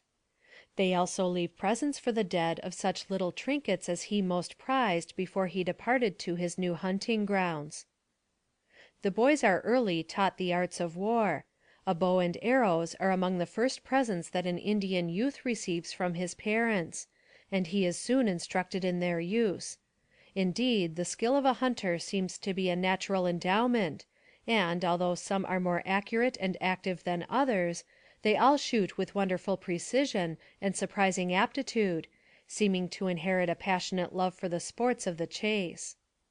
The Indian boy receives no name until some distinguishing trait of character or feat suggests one, and changes it from time to time as more fitting ones are suggested. Some of their names are very odd, and some quite vulgar. The wife is sometimes wooed and won, as if there was something of sentiment in the Indian character, but oftener purchased without the wooing. When the desired object is particularly attractive, and of a good family, the courting and purchasing both may be required. When a young brave goes courting, he decorates himself out in his best attire, instinctively divining that appearances weigh much in the eyes of a forest belle, or dusky maiden, who receives him bashfully, for a certain kind of modesty is inherent in Indian girls, which is rather incongruous when considered in connection with their peculiar mode of life. Discretion and propriety are carefully observed, and the lovers sit side by side in silence, he occasionally producing presents for her acceptance. These express a variety of sentiment, and refer to distinct and separate things, some signifying love, some strength, some bravery. Others allude to the life of servitude she is expected to live if she becomes his wife. If they are accepted graciously, and the maiden remains seated, it is considered equivalent to an assurance of love on her part, and is acted upon accordingly. Although no woman's life is made less slavish by the marriage connection, and no one is treated with respect, it is scarcely known in Indian life that a girl has remained unmarried even to middle age. When a chief desires to multiply the number of his wives, he often marries several sisters, if they can be had, not because of any particular fancy he may have for any but the one who first captivated him, but because he thinks it more likely to have harmony in the household when they are all of one family. Not even squaws can live happily together, when each may have a part interest in the same man as their husband jointly. Polygamy is inconsistent with the female character, whether in barbarism or civilization. As many skins as they can transport on their ponies, of the game killed while on their hunts, are dressed by the squaws, and then taken to some trading post, military station, or agency, and bartered off for such articles as are most desired by them, such as beads, paints, etc., and powder, lead, and caps. They are willing to allow much more proportionately for ammunition than any other articles. They are most outrageously swindled by the traders whom our government licenses to trade with them. A buffalo robe which the trader sells for from $10 to $15 is bought from the Indians for a pint cap of sugar and a small handful of bullets, while furs of all kinds are exchanged for paints and trinkets at equally disproportionate rates. The Indians know they are cheated whenever they barter with the white traders, but they have no remedy, as there is no competition, and hence much of their dissatisfaction. Buffalo robes, bear skins, and deer, and antelope skins are brought in great numbers. They shoot and trap the beaver and otter expressly for their furs. The Indians are almost universally fond of whiskey, and have a strong propensity for gambling. They will risk at cards almost everything they own, and if unsuccessful appear quite resigned to their loss, resting in the gambler's hope of better luck next time. The squaws play a game with small bones of oblong shape, which seems to have a great fascination for them, as I have known them to spend whole days and nights at it, and in many instances gambling away everything they owned. 5 of these pieces are used, each possessing a relative value in the game, designated by spots from 1 to 5 on one side, the other being blank. They are placed in a dish or small basket, which is shaken and then struck upon the ground with a jar, tossing the pieces over, and, according to the number of spots up, so is the game decided, very similar, I imagine, to the white man's game of high die. They have a peculiar way of defining time. When they wish to designate an hour of the day, they point to the position the sun should be in at that time. The number of days is the number of sleeps. Their next division of time is the number of moons, instead of our months, and the seasons are indicated by the state of vegetation. For instance, spring is when the grass begins to grow, and the autumn is when the leaves fall from the trees, while years are indicated by the season of snows. There is a language of signs common to all the tribes, by which one tribe may communicate with another without being able to speak or understand its dialect. Each tribe is known by some peculiar sign. The Indian is noted for his power of endurance of both fatigue and physical pain. I have thought much upon the fear manifested by these reputed brave barbarians.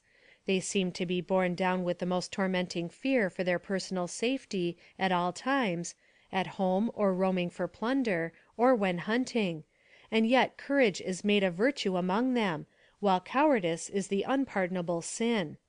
When compelled to meet death, they seem to muster sullen, obstinate defiance of their doom that makes the most of a dreaded necessity, rather than seek a preparation to meet it with submission, which they often dissemble but never possess. Instinct, more than reason, is the guide of the red man. He repudiates improvement, and despises manual effort. For ages has his heart been embedded in moral pollution. The blanket, as worn by the Indian, is an insuperable barrier to his advance in arts or agriculture. When this is forever dispensed with, then his hands will be free to grasp the mechanic's tools or guide the plow. It is both graceful and chaste in their eyes, and to adopt the white man's dress is a great obstacle, a requirement too humiliating, for they have personal as well as national pride. No hat is worn, but the head is covered with feathers and rude ornaments. A heavy mass of wampum, often very expensive, adorns the neck. Frequently the entire rim of each ear is pierced with holes and adorned with jewels of silver or something resembling it. The Indian does everything through motives of policy. He has none of the kindlier feelings of humanity in him. He is as devoid of gratitude as he is hypocritical and treacherous. He observes a treaty or promise only so long as it is dangerous for him to disregard it, or for his interest, in other ways, to keep it. Cruelty is inherent in them, and is early manifested in the young, torturing birds, turtles, or any little animal that may fall into their hands. They seem to delight in it, while the pleasure of the adult in torturing his prisoners is most unquestionable. They are inveterate beggars, but never give, unless with a view to receive a more valuable present in return. The white man, he has been taught, is his enemy, and he has become the most implacable enemy of the white man. His most fiendish murders of the innocent is his sweetest revenge for a wrong that has been done by another. The youth are very fond of war. They have no other ambition, and pant for the glory of battle, longing for the notes of the war song, that they may rush in and win the feathers of a brave. They listen to the stories of the old men as they recall the stirring scenes of their youth, or sing their war songs, which form only a boasting recapitulation of their daring and bravery. They yearn for the glory of war, which is the only path to distinction. Having no arts or industrial pursuits, the tribes are fast waning from war, exposure, and disease. But few of the tribes cultivate the soil, the nature of the Indian rendering in his eyes as degrading all labor not incident to the chase or the warpath, and notwithstanding the efforts of missionaries, and the vast sums of money expended by the government to place them on reservations and teach them the art of agriculture, the attempts to civilize the Indian in that way may be considered almost a total failure. The results bear no comparison to their cost.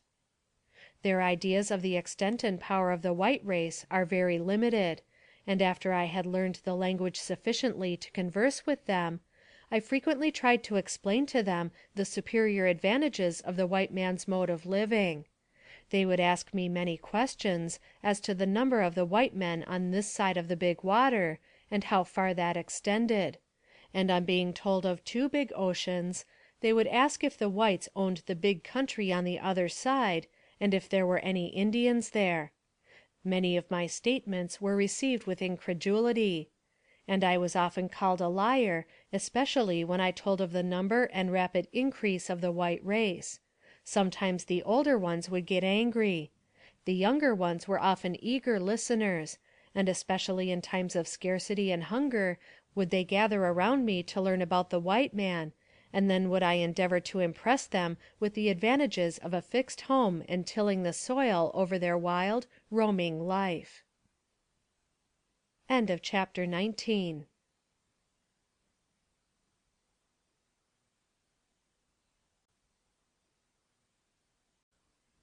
Chapter 20 of Narrative of My Captivity Among the Sioux Indians by Fanny Kelly. An Indian Tradition. Arrival at the Blackfeet Village. An offer to purchase me indignantly rejected. A Yankton attempts my capture. The Blackfeet village was 150 miles from the Ogalallas, and the way thither lay often over the tops of bare and sandy hills. On the summits of these heights I found shells such as are picked up at the seaside. The Indians accounted for their appearance there by saying, that once a great sea rolled over the face of the country, and only one man in a boat escaped with his family. He had sailed about in the boat until the waters retired to their place, and, living there, became the father of all the Indians. These savages proved very kind to me. Though their nation is regarded by the whites as very vindictive and hostile, they showed me nothing but civility and respect. On the third morning we reached a small village, where we halted. The Indians of the village were rejoiced to see me. Among them I recognized many familiar faces, and they imparted to us their mistrust and apprehension lest I had been stolen from the Ogalallas; but the Blackfeet assured them to the contrary, and, after questioning me, they became satisfied, and gave us food, promising to send warriors to our village, and giving us another horse. The journey to the village of the Blackfeet was exceedingly wearisome, completely exhausting me by its length, and I suffered from the intense cold weather. Approaching their village, they entered it with loud demonstrations of joy, singing and whooping after the manner of their race, with noises defying description. I was received with great joy, and even marks of distinction were shown me. That night there was a feast, and everything denoted a time of rejoicing.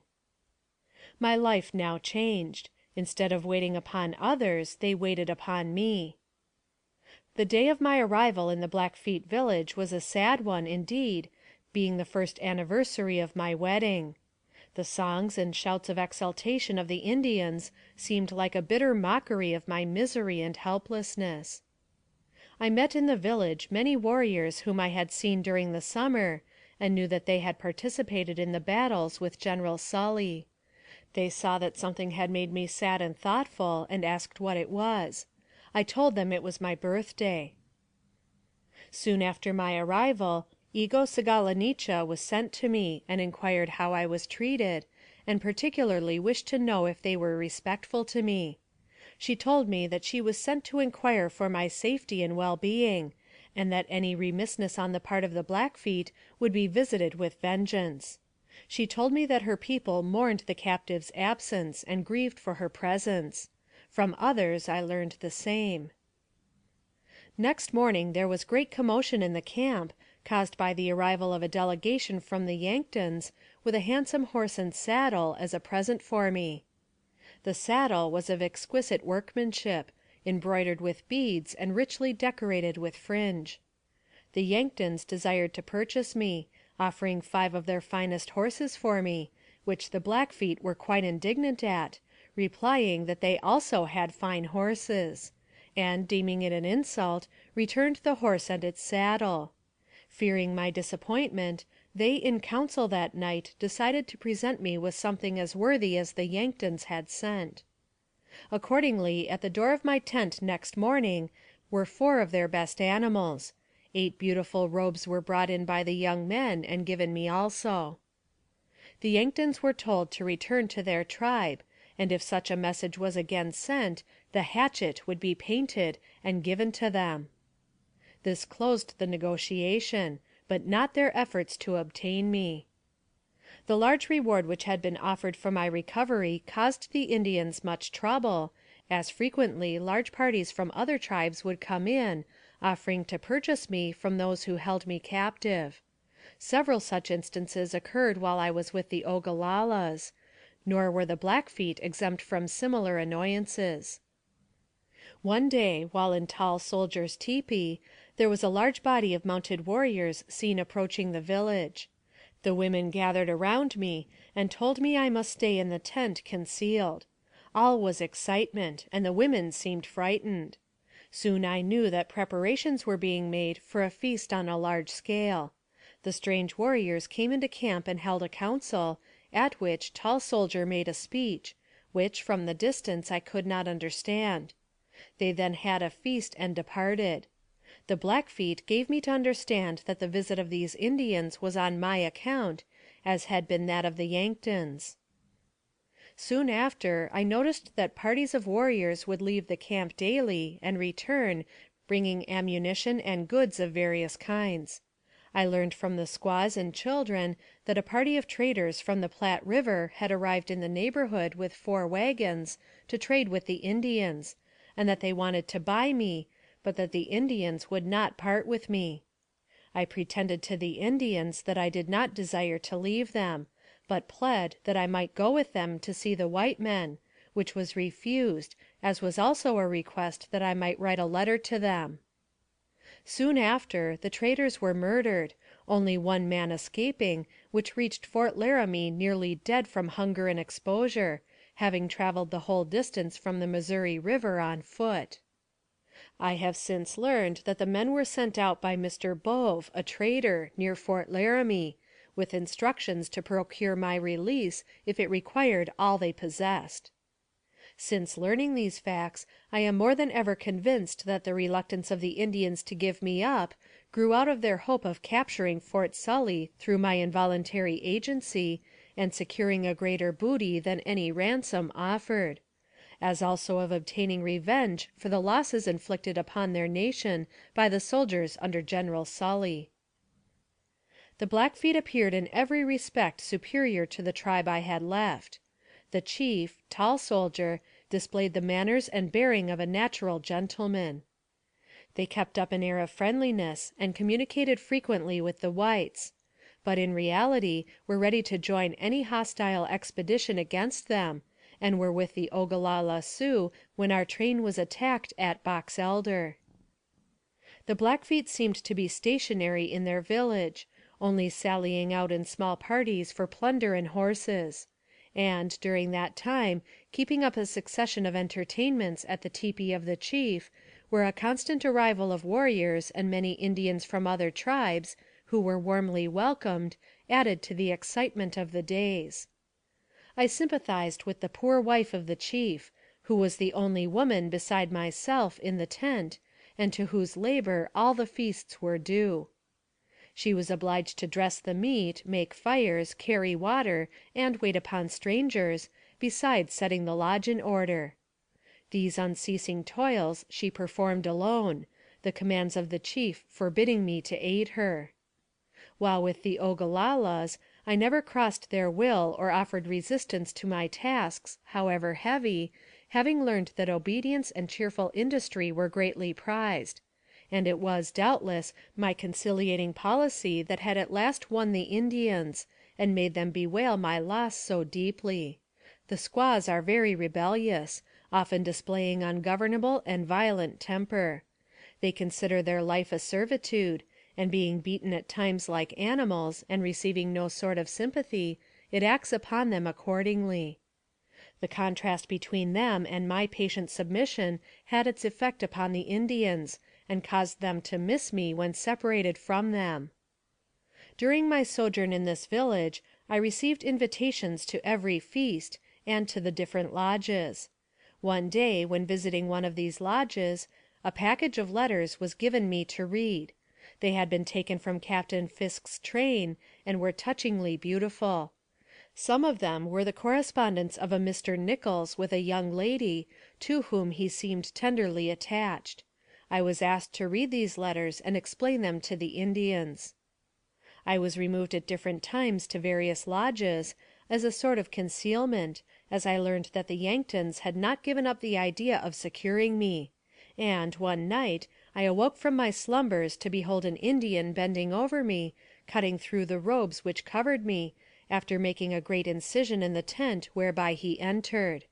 Fearing to move, I reached out my hand to the squaw who slept near me, whose name was Chahampa Say, White Sugar, pinching her to arouse her, which had its effect, for she immediately arose and gave the alarm, at which the Indian fled.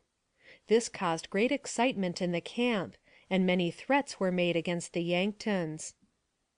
The intense cold and furious storms that followed my arrival among the Blackfeet precluded the possibility of their setting out immediately on the proposed journey to Fort Sully. The snowdrifts had rendered the mountain passes impassable, and the chief informed me that they must wait until they were free from danger, before taking leave of the shelter and security of their protected village. End of chapter 20.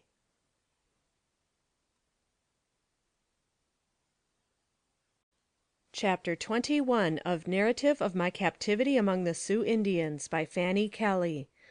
Appearance of Jumping Bear. I prevail on him to carry a letter to the fort. A war speech. Intended treachery. Resume our journey to the fort. Singular meeting with a white man. Has Richmond fallen? Arrival at the fort. I am free. Jumping Bear, who rescued me from the revengeful arrow of the Indian whose horse the thief shot, one day presented himself to me, and reminded me of my indebtedness to him in thus preserving my life.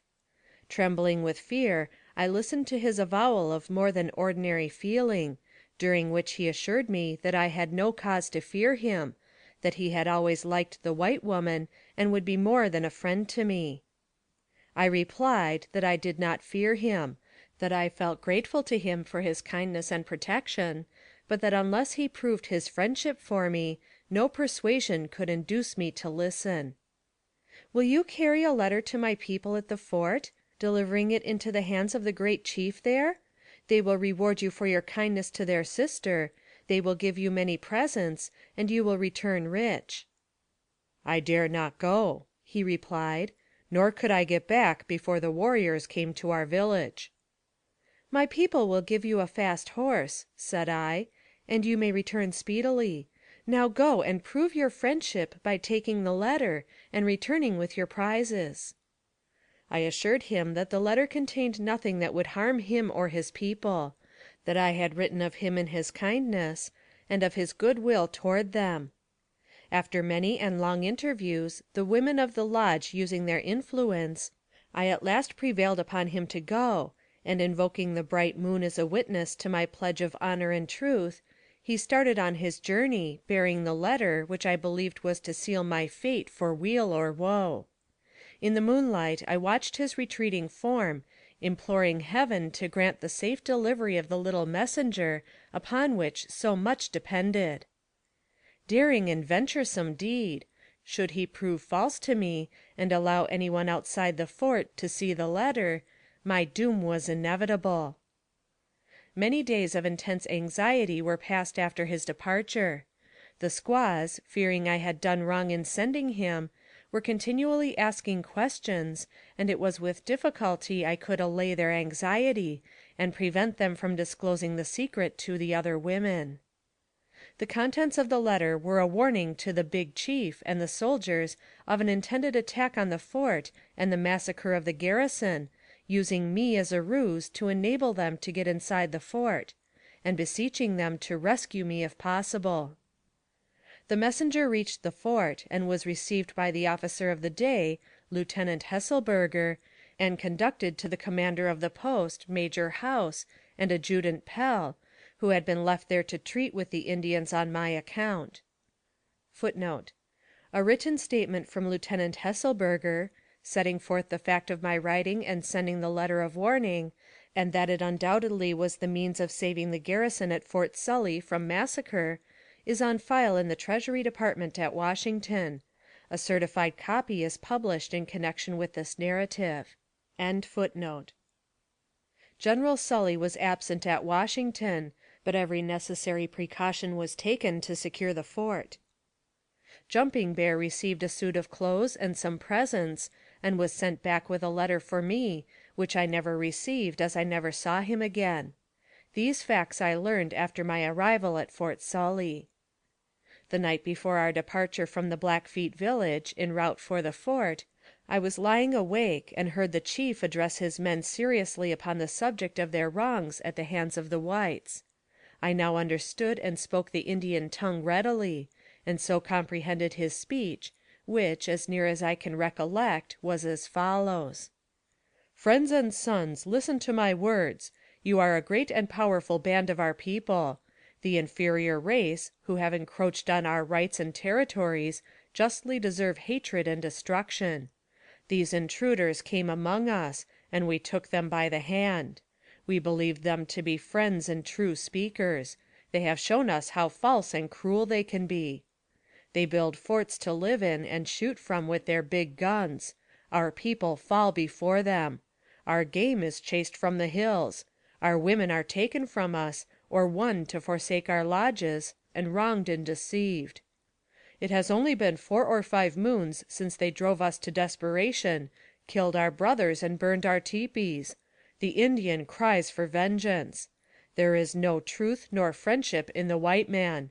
Deceit and bitterness are in his words. Meet them with equal cunning. Show them no mercy. They are but few, we are many. Whet your knives and string your bows, sharpen the tomahawk and load the rifle. Let the wretches die who have stolen our lands, and we will be free to roam over the soil that was our fathers'. We will come home bravely from battle. Our songs shall rise among the hills, and every tepee shall be hung with the scalp locks of our foes." This declaration of hostilities was received with grunts of approval, and silently the war preparations went on, that I might not know the evil design hidden beneath the mask of friendship. That night, as if in preparation for the work he had planned, the gracious chief beat his poor tired squaw unmercifully, because she murmured at her never-ending labor and heavy tasks. His deportment to me was as courteous as though he had been educated in civilized life. Indeed, had he not betrayed so much ignorance of the extent and power of the American nation, in his address to his band, I should have thought him an educated Indian, who had traveled among the whites. Yet in his brutal treatment of his squaw, his savage nature asserted itself, and reminded me that, although better served than formerly, I was still among savages. When morning came to my sleepless night, I arose, still dreading lest some terrible intervention should come between me and the longed-for journey to the abodes of white men. The day before leaving the Blackfeet village, I gave all my Indian trinkets to a little girl who had been my constant companion, and by her gentle and affectionate interest in the captive white woman, had created within me a feeling akin to love. She was half white, and was granddaughter of a chief called Wichinkiapa, who also treated me with kindness. The morning after the chief's address to his warriors, the savages were all ready for the road, and, mounting in haste, set up their farewell chant as they wound in a long column out of the village. I have frequently been asked, since my restoration to civilization, how I dressed while with the Indians, and whether I was clothed as the squaws were. A description of my appearance as I rode out of the Indian village that morning will satisfy curiosity on this point. My dress consisted of a narrow white cotton gown, composed of only 2 breadths, reaching below the knee and fastened at the waist with a red scarf. Moccasins, embroidered with beads and porcupine quills, covered my feet, and a robe over my shoulders completed my wardrobe. While with the Ogalallas, I wore on my arms great brass rings that had been forced on me, some of them fitting so tight that they lacerated my arms severely, leaving scars that I shall ever retain as mementos of my experience in Indian ornamentation. I was also painted as the squaws were, but never voluntarily applied the article. It was winter, and the ground was covered with snow, but so cold was the air that its surface bore the horse's feet on its hard, glittering breast, only breaking through occasionally in the deep gullies. It was 200 miles from the Blackfeet village to Fort Sully, in the middle of winter, and the weather intensely cold, from the effects of which my ill-clad body suffered severely. I was forced to walk a great part of the way, to keep from freezing. Hoping for deliverance, yet dreading lest the treacherous plans of the Indians for the capture of the fort and massacre of its garrison might prove successful, and my return to captivity inevitable, I struggled on, striving to bear with patience the mental and bodily ills from which I suffered. My great fear was that my letter had not fallen into the right hands. On our journey we came in sight of a few lodges, and in among the timber we camped for the night. While in one of the lodges, to my surprise, a gentlemanly figure approached me, dressed in modern style. It astonished me to meet this gentlemanly looking, well-mannered gentleman under such peculiar circumstances. He drew near and addressed me courteously. " This is cold weather for traveling, do you not find it so? " he inquired. " Not when I find myself going in the right direction," I replied. I asked him if he lived in that vicinity, supposing, of course, from the presence of a white man in our camp, that we must be near some fort, trading post, or white settlement.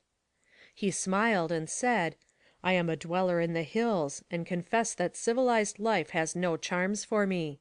I find in freedom and nature all the elements requisite for happiness." Having been separated from the knowledge and interests of national affairs just when the struggle agitating our country was at its height, I asked the question, "Has Richmond been taken?" "No, nor never will be," was the reply. Further conversation on national affairs convinced me that he was a rank rebel. We held a long conversation on various topics. He informed me he had lived with the Indians 14 years, was born in St. Louis, had an Indian wife and several children, of whom he was very proud; and he seemed to be perfectly satisfied with his mode of living. I was very cautious in my words with him, lest he might prove a traitor; but in our conversation some Indian words escaped my lips, which, being overheard, rumor construed into mischief. What I had said was carried from lodge to lodge, increasing rather than diminishing, until it returned to the lodge where I was. The Indians, losing confidence in me, sent the young men, at midnight, to the camp of the white man, to ascertain what had been said by me, and my feelings toward them. He assured the messengers that I was perfectly friendly, had breathed nothing but kindliness for them, and was thoroughly contented; had so expressed myself, and there was no cause to imagine evil. This man trafficked and traded with the Indians, disposing of his goods in St. Louis and in eastern cities, and was then on his way to his home near the mouth of the Yellowstone River. Early in the forenoon of the last day's travel, my eager and anxious eyes beheld us nearing the fort. The Indians paused and dismounted to arrange their dress and see to the condition of their arms. Their blankets and furs were adjusted, bows were strung, and the guns examined by them carefully. They then divided into squads of 50s, several of these squads remaining in ambush among the hills, for the purpose of intercepting any who might escape the anticipated massacre at the fort. The others then rode on toward the fort, bearing me with them. A painfully startling sight, the last I was destined to see, here met my gaze. One of the warriors, in passing, thrust out his hand to salute me. It was covered by one of my husband's gloves, and the sight of such a memento filled me with inexpressible dread as to his fate. Nothing in the least way connected with him had transpired to throw any light upon his whereabouts, or whether living or dead, since we had been so suddenly and cruelly separated. All was darkness and doubt concerning him.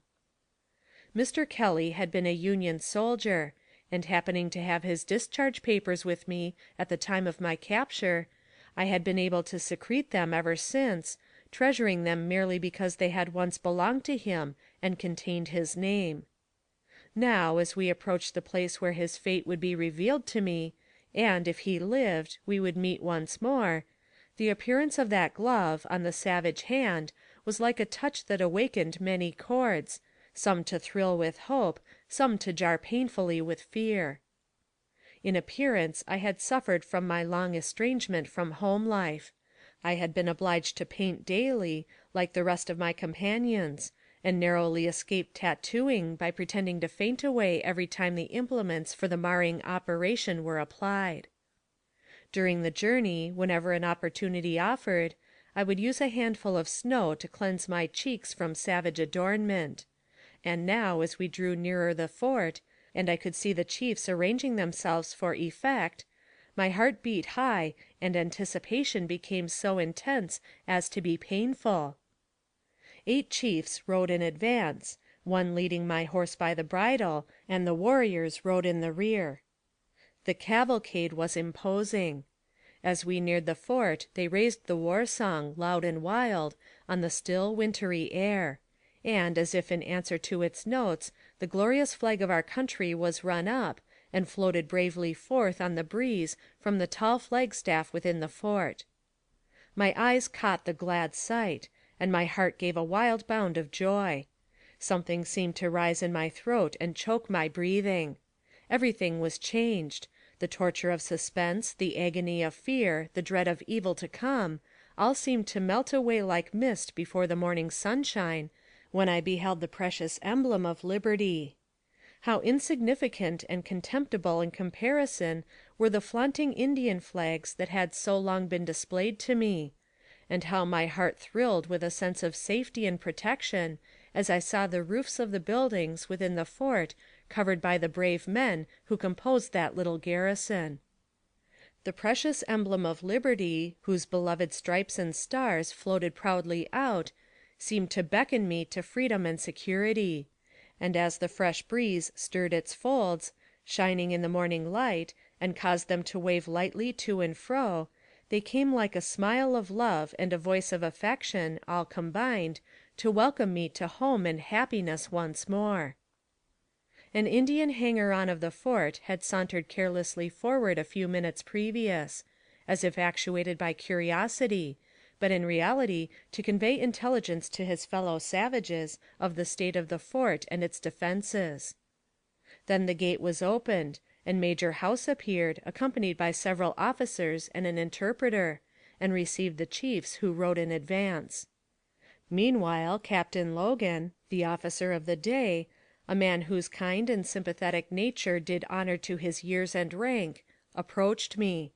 My emotions were inexpressible, now that I felt myself so nearly rescued. At last they overcame me. I had borne grief and terror and privation, but the delight of being once more among my people was so overwhelming that I almost lost the power of speech or motion, and when I faintly murmured, "Am I free, indeed free?" Captain Logan's tears answered me as well as his scarcely uttered "yes," for he realized what freedom meant to one who had tasted the bitterness of bondage and despair. As soon as the chiefs who accompanied me entered the gate of the fort, the commandant's voice thundered the order for them to be closed. The Blackfeet were shut out, and I was beyond their power to recapture. After a bondage lasting more than 5 months, during which I had endured every torture, I once more stood free, among people of my own race, all ready to assist me and restore me to my husband's arms. 3 ladies, residing at the fort, received me, and cheerfully bestowed every care and attention which could add to my comfort, and secure my recovery from the fatigues and distresses of my past experience. End of chapter 21.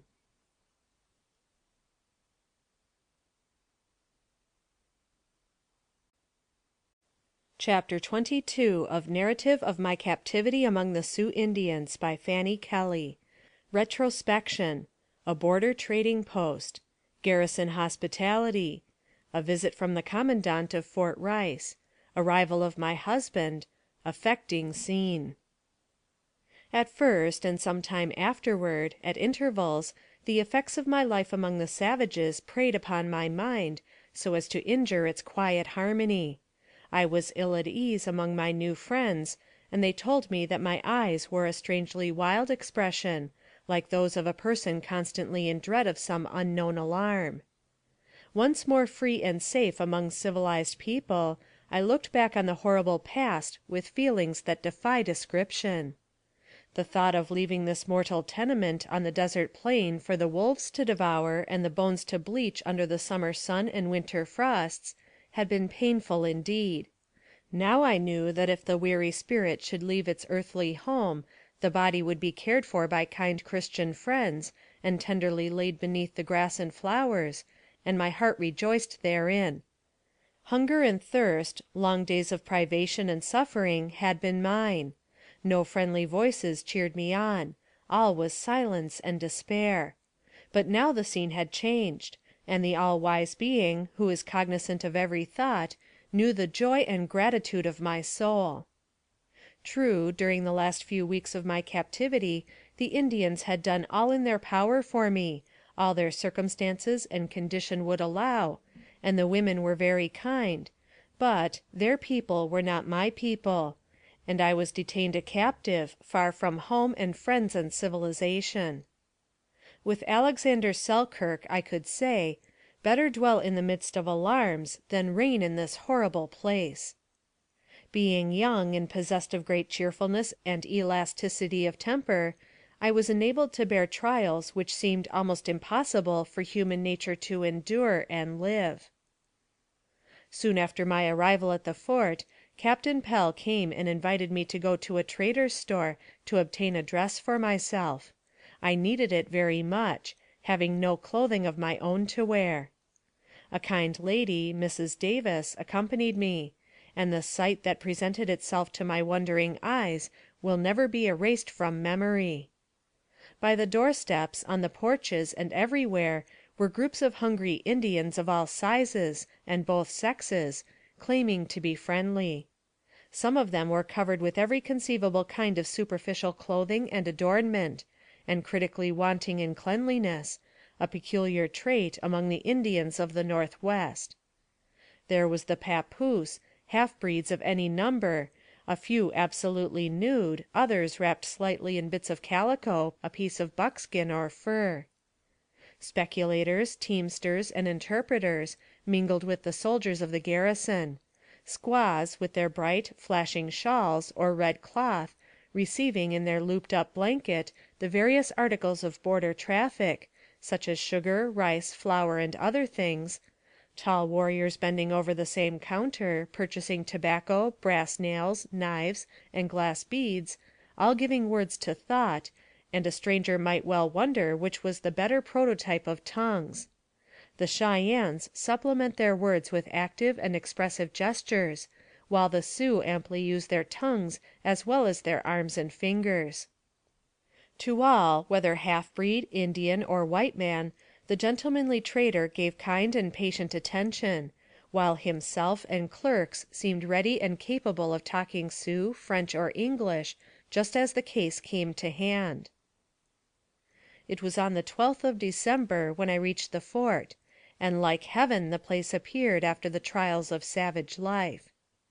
The officers and men were like brothers to me, and their tender sympathy united me to them in the strongest bonds of friendship, which not even death can sever. A party and supper was made for my special benefit, and on New Year's morning I was serenaded with cannon. Every attention and kindness was bestowed upon me, and to Dr. John Ball, post surgeon, I owe a debt of gratitude which mere words can never express.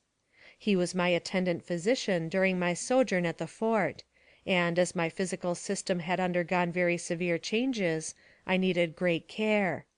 Under his skillful treatment and patient attention, I soon recovered health and strength.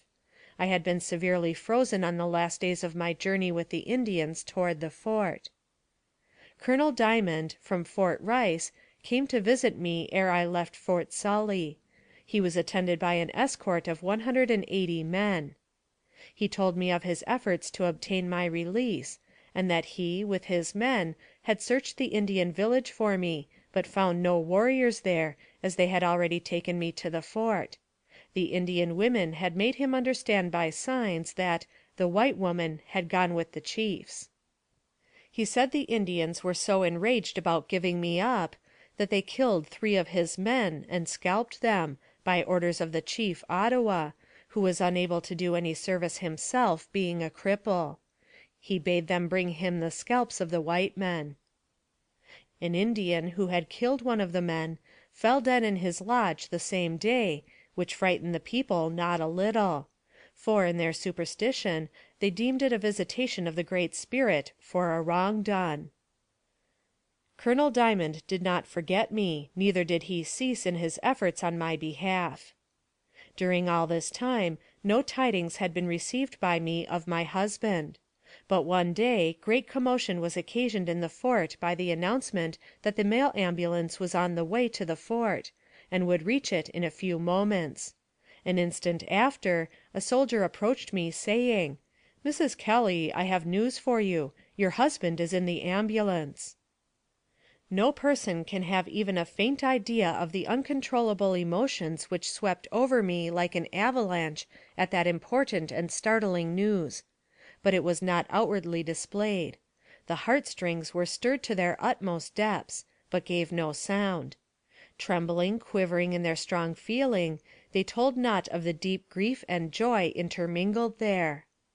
Mechanically I moved around, awaiting the presence of the beloved, and was soon folded to his breast, where he held me with a grasp as if fearful of my being torn from him again.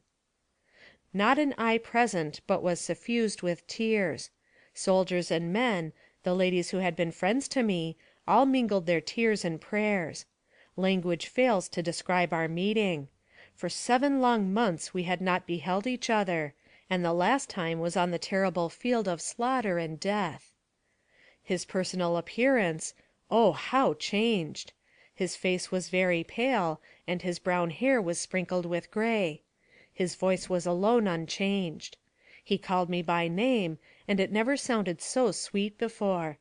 His very soul seemed imbued with sadness at our separation, and the terrible events which caused it. My first question was concerning my little Mary, for her fate had been veiled in mystery. He gave me an account of her burial, a sad and heart-rending story sufficient to chill the lightest heart, which account comprises the succeeding chapter. End of chapter 22.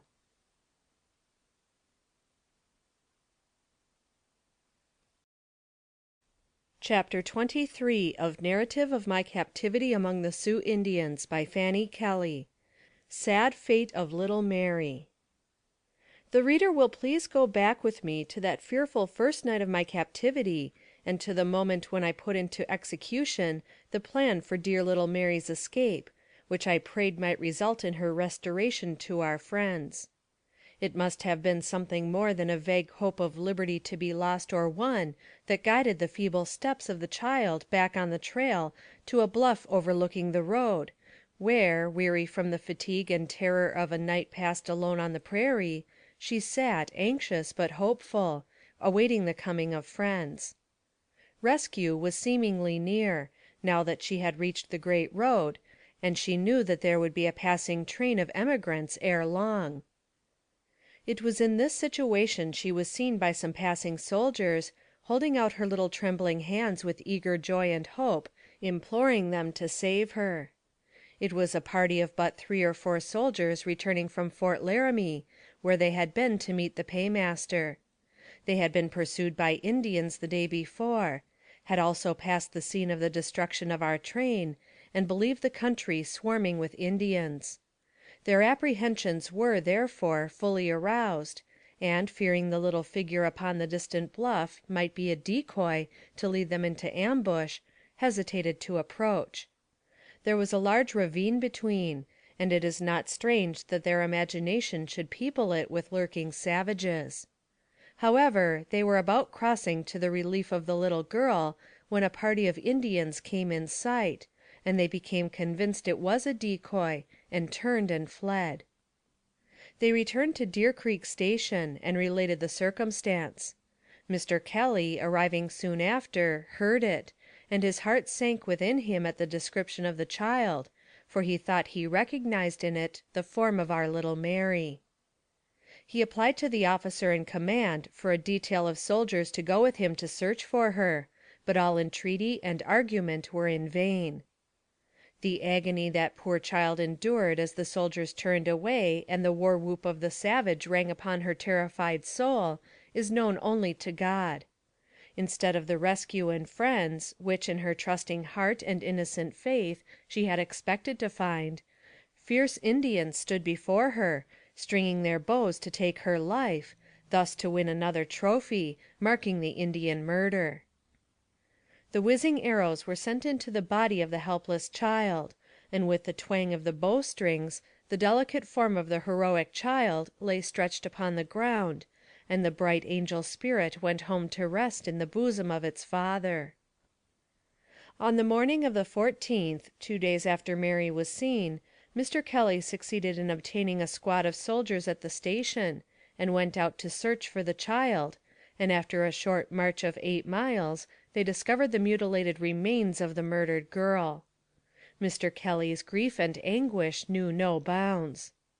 3 arrows had pierced the body, and the tomahawk and scalping knife had done their work. When discovered, her body lay with its little hands outstretched, as if she had received, while running, the fatal arrows. Surely he who numbers the sparrows and feeds the ravens was not unmindful of her in that awful hour, but allowed the heavenly kingdom, to which her trembling soul was about to take its flight, to sweeten, with a glimpse of its beatific glory, the bitterness of death, even as the martyr Stephen, seeing the bliss above, could not be conscious of the torture below. Extracting the arrows from the wounds, and dividing her dress among the soldiers, then tenderly wrapping her in a winding sheet, Mr. Kelly had the sad satisfaction of smoothing the earth on the unconscious breast that had ceased to suffer, and when this duty was performed, they left the little grave all alone, far from the happy home of her childhood and the brothers, with whom she had played in her innocent joy. Of all strange and terrible fates, no one who had seen her gentle face in its loving sweetness, the joy and comfort of our hearts, would have predicted such a barbarous fate for her. But it was only the passage from death into life, from darkness into daylight, from doubt and fear into endless love and joy. Those little ones, whose spirits float upward from their downy pillows, amid the tears and prayers of broken-hearted friends, are blessed to enter in at heaven's shining gate, which lies as near little Mary's rocky, blood-stained pillow in the desolate waste as the palace of a king, and when she had once gained the great and unspeakable bliss of heaven, it must have blotted out the remembrance of the pain that won it, and made no price too great for such a delight.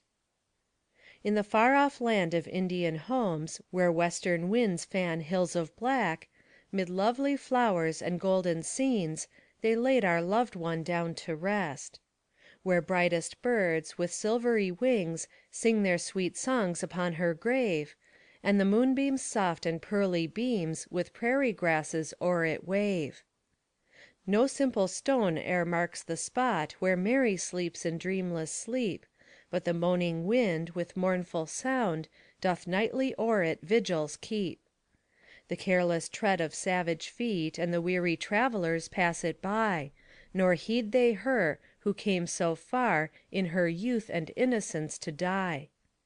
But her happy spirit soared away to blissful climes above. She found sweet rest and endless joy in her bright home of love. End of chapter 23.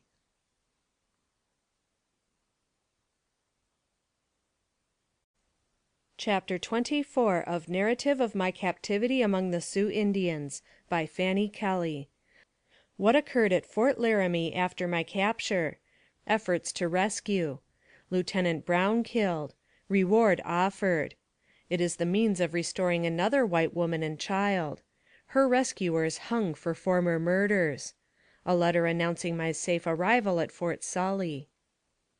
Immediately after Mr. Kelly reached Deer Creek, at the time of our capture, he telegraphed to Fort Laramie of the outbreak of the Indians, and the capture of his wife. Colonel Collins, of the 11th Ohio Cavalry, commandant of the military district, ordered 2 companies, under Captain Schumann and Captain Marshall, 2 brave and daring men, to pursue and rescue me, and chastise the savages in case of resistance. But the distance of 100 miles lay between these forts, and they only arrived on their way too late for rescue. They continued their march, however, and after an absence of 3 days returned unsuccessful. Sad to relate, a young and daring officer, Lieutenant Brown, of the 11th Ohio Volunteers, fell a victim to savage cruelty in my behalf, for with a view of prospecting the neighborhood, he, with Mr. Kelly, left the main body with a small squad of men in quest of the Indians. Coming suddenly upon a band of warriors, in their encampment, the brave lieutenant indiscreetly ordered an attack, but the men, seeing the futility of opposing such numbers, fled, and left Mr. Kelly and the officer. Becoming conscious of his dangerous situation, he feigned friendship, addressing them in the usual way, "How koda," which means, "How do you do, friend?" But they were not to be deceived, and sent an arrow, causing him to fall from his horse, and the effects of which caused his death a few hours afterward. He was immediately reported dead, and with all the speed the men could command they pursued his murderers, but the fresher horses of the savages carried them off beyond their reach, and the soldiers were compelled to return in disappointment. Brave young man! The ardent friend of Mr. Kelly, and the husband and father of an affectionate wife and child, stricken down in his early manhood, we would humbly lay the wreath of immortelles upon thy lonely grave. After several expeditions in like manner which proved unsuccessful, Mr. Kelly offered a reward of 19 horses, the money value of which was deposited with the commander of Fort Laramie, and it was circulated through all the Indian villages, that upon my safe delivery the reward would be paid. Every effort possible was made by my husband and his brothers to procure my rescue or ransom. No money or efforts were spared, and the long days of agonizing suspense to them were worse than death. The reward which had been offered for my ransom was the means of rescuing another white woman, a Mrs. Eubanks, and her child, held by the Indians. The Indian Two-Face and his son, having a desire to enhance their fortunes, paid a few small sums to the other Indians who claimed her, and, taking her with them, set out for Fort Laramie. When they arrived within a few miles of the fort, the prisoners were left with the son and some others, while Two-Face preceded them to arrange the terms of sale. The commander agreed to the price, and on the following day Mrs. Eubanks and her child were brought in, the Indians thinking it made no difference which white woman it was. This was several months after my capture.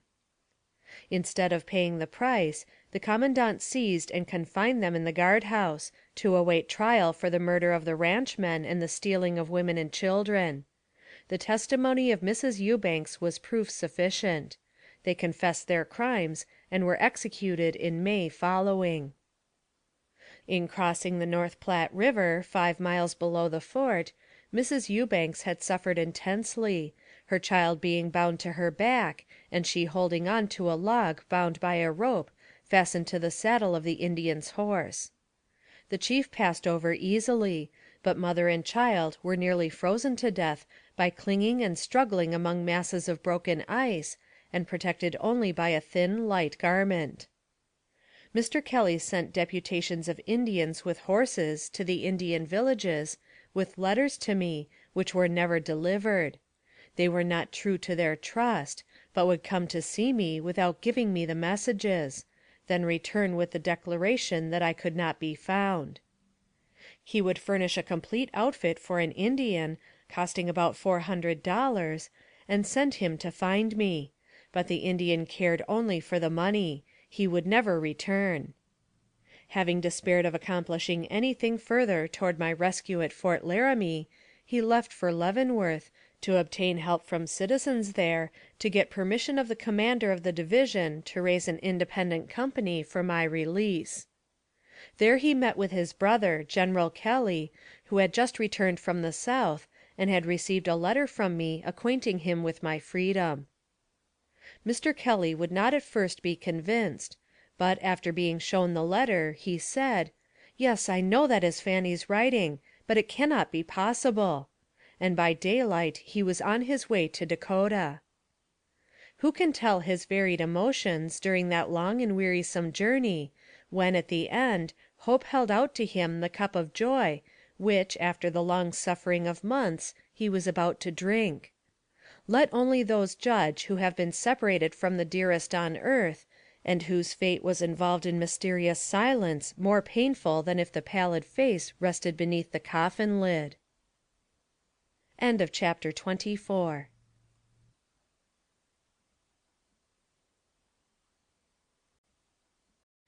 Chapter 25 of Narrative of My Captivity among the Sioux Indians, by Fanny Kelly. Supper in honor of our reunion. Departure from Fort Sully. Incidents by the way. Arrival at Geneva. Mother and child. A happy meeting.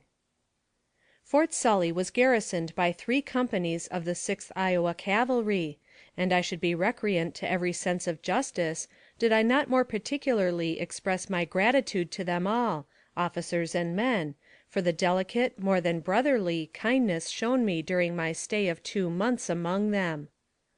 They had fought gallantly during that summer, and punished severely the Indians who held me captive; and though my sufferings at the time were increased tenfold thereby, I believe the destitute condition of the Indians had much to do with my final restoration to freedom.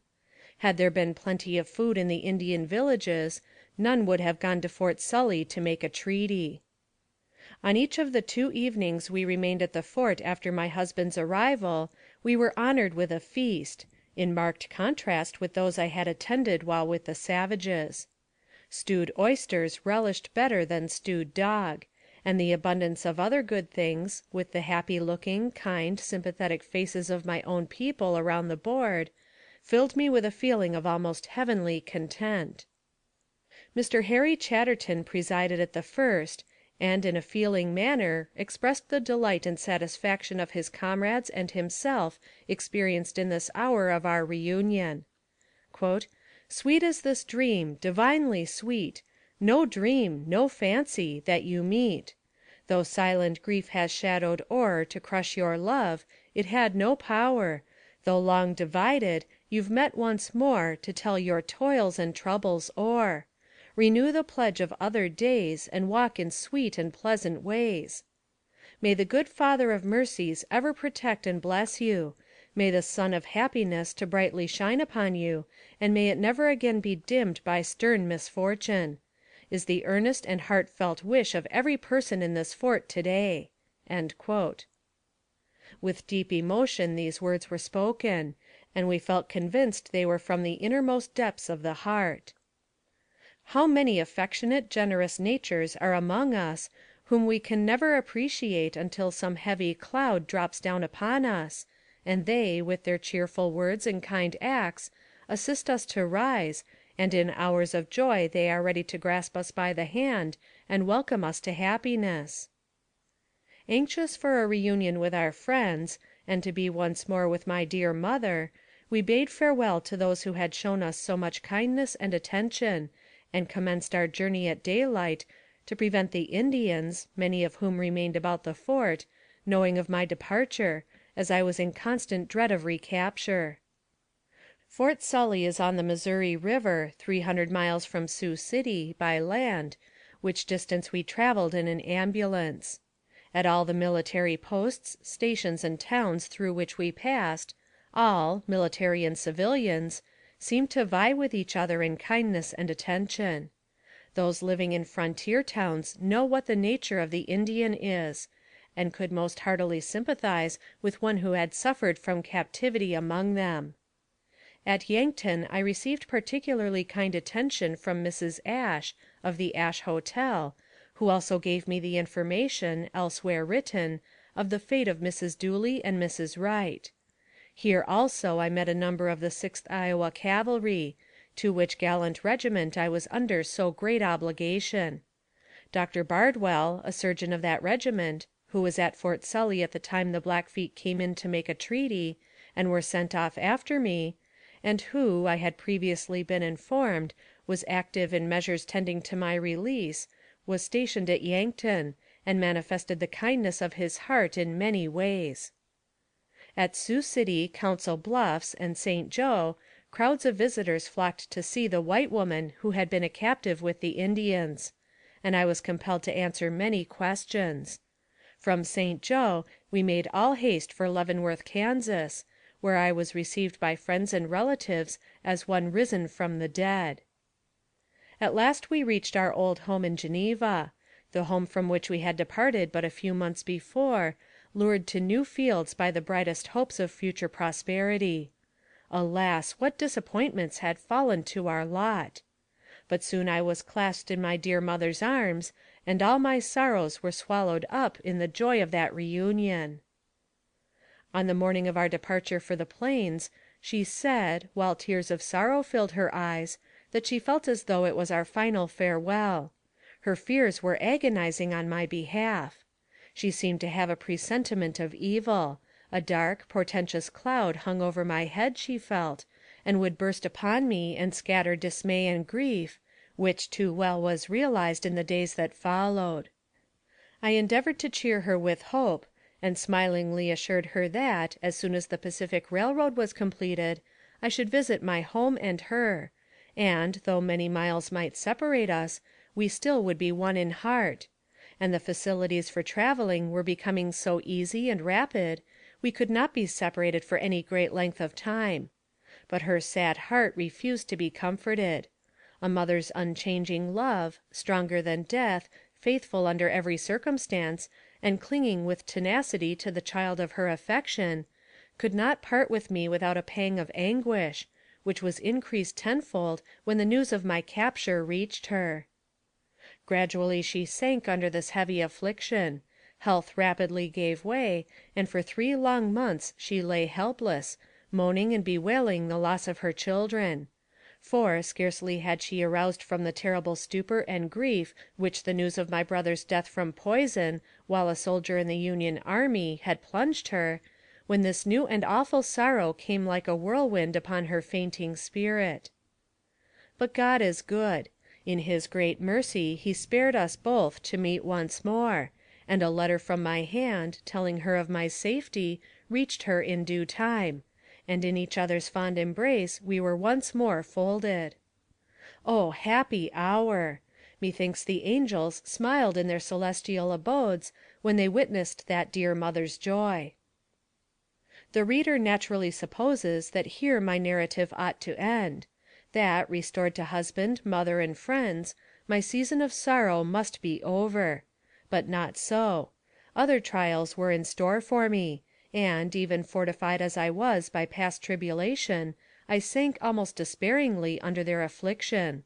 Nor was I yet done with the Indians. Anxious to again establish a home, we left Geneva, went to Shawneetown, where we prospered; but better prospects offering farther west, we went to Ellsworth, a new town just staked out on the western line of Kansas. I was the first woman who located there. We lived in our wagon for a time, then built a hotel, and were prospering, when fears of the Indians again harassed us. The troops at Fort Harker, 4 miles east of Ellsworth, had been out, under General Hancock, in pursuit of the Indians, to punish them for murders and depredations committed along the line of the Pacific Railroad, and coming upon an Indian camp, destroyed it, inflicting a severe chastisement. This we knew would so exasperate the Indians as to render the situation of the exposed settlements one of great danger; and after my experience, a terrible dread of again falling into their hands intensified my apprehensions for our safety. The scouts, Jack Harvey and Wild Bill, were constantly on the lookout, and eagerly would we look toward the hills for any one who could give us news, and gather around them when they came from the front, with anxious faces and listening ears. Meantime, the population of Ellsworth had rapidly increased, and military companies were formed for protection. Thus we lived in a continual state of alarm, until at last one night the signal was given that the Indians were approaching, when every man flew to his post, and the women and children fled to the places of refuge that had been prepared for them, an iron-clad house and a dugout, or place underground. I fled to the latter place, where about 50 altogether had congregated, and among them were 3 young men who were the sole survivors of a large family, father, mother, and 2 sisters, murdered and horribly mutilated in the Minnesota massacres. The Indians were repulsed, but they continued to harass us and threaten the town, so that it became necessary to apply for military protection. Accordingly, a number of colored troops were sent there, which imparted a feeling of security. But Ellsworth was doomed to a more terrible scourge, if possible, than the Indians had threatened to be. The troops were recently from the South. Soon after their arrival among us, the cholera broke out among them, and, spreading among the citizens, created a terrible panic. The pestilence was most destructive, sweeping before it old and young, and of all classes. My husband fell a victim to the disease. On the 28th day of July, 1867, a violent attack of this terrible disease carried him off, and, in the midst of peril and cares, I was left a mourning, desolate widow. Being in delicate health, I was forced to flee to the East, and stopped at St. George, where 1 week after my little one was ushered into this world of sorrow. The people were panic stricken in relation to the cholera, and when I went there, they were afraid to receive me into their homes. Consequently, I repaired to a small cabin in the outskirts of the town, and my adopted son and myself remained there alone for several days. A young lady, Miss Baker, called on me in great sympathy, saying she was not afraid of cholera, and would stay with me until after my confinement. I was very thankful for her kindness, and after the fear was over with the people, every attention that humanity could suggest was given me. But alas, my heart was at home, and so deep were my yearnings, the physician declared it impossible for me to recover until I did go home. The events that had transpired seemed like a fearful dream. The physician who attended me went to Ellsworth to see if it was prudent for me to go, sending a letter immediately after, bidding me come, as the cholera had disappeared. Oh, how changed was that home! The voice that had ever been as low, sweet music to my ear was hushed forever. The eye that had always met mine with smiling fondness was closed to light and me, and the hand so often grasped in tender love was palsied in death. Mr. Kelly, the noble, true, and devoted husband, my loved companion, the father of my innocent child, was gone. Oh, how sad that word! My heart was overwhelmed with grief, and that did its work, for it prostrated me on a bed of illness nigh unto death. Dr. McKennon very faithfully attended me during my illness, and as I was recovering, he was seized by severe sickness himself, which proved fatal. He was anxious to see me before he died, and desired assistance that he might be taken downstairs for the purpose. His attendants allowed him to do so, but he fainted in the attempt, and was laid on the floor until he recovered, then raised and placed on the sofa. I was then led into the room, and, seating myself beside him, he grasped my hand, exclaiming, "My friend, do not leave me. I have a brother in New York." But his lips soon stiffened in death, and he was unable to utter more. It was a severe shock to my nervous system, already prostrated by trouble and illness, and I greatly missed his attention and care. No relative or friend was near by to lay his weary head upon the pillow, but we laid him to rest in the burial ground of Ellsworth with sad hearts and great emotion. In the spring I went to the end of the road further west with an excursion party, to a place called Sheridan. On our return we stopped at Fort Hays, where I met 2 Indians who recognized me, and I also knew them. We conversed together. I learned that they had a camp in the vicinity, and they were skulking around, reconnoitering. They were well treated here, and very liberally dealt with. They inquired where I lived. I told them way off, near to the rising sun. The next morning, when the train left town, the band, riding on horseback, jumped the ditch, and looked into the windows of the cars, hoping to see me. They told the people that I belonged to them, and they would take my papoose and me way off to their own country. We were their property, and must go with them. It was supposed that if I had been in the cars, the Indians would have attempted to take the train. End of chapter 25.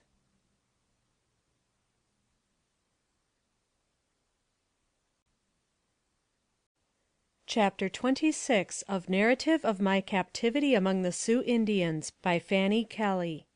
Elizabeth Blackwell. Mormon Home. A Brutal Father. The Mother and Daughters Flee to the Mountains. Death of the Mother and Sisters from Exposure. Elizabeth saved by an Indian. A White Woman tortured. Rescued Children. The Box Family. Capture of Mrs. Blynn.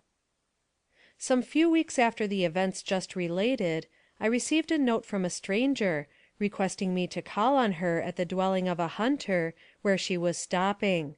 Her name was Elizabeth Blackwell, and emigrated with her parents from England, who became proselytes of the ruling prophet of Salt Lake City, where they remained until Elizabeth's father took another wife. This created trouble. Words ensued, soon followed by blows, and Elizabeth, in endeavoring to protect her mother, was struck by her brute of a father with a knife, and one of her eyes destroyed. Being discouraged and broken hearted, the wretched mother and daughters, for Elizabeth had 2 sisters, resolved to escape.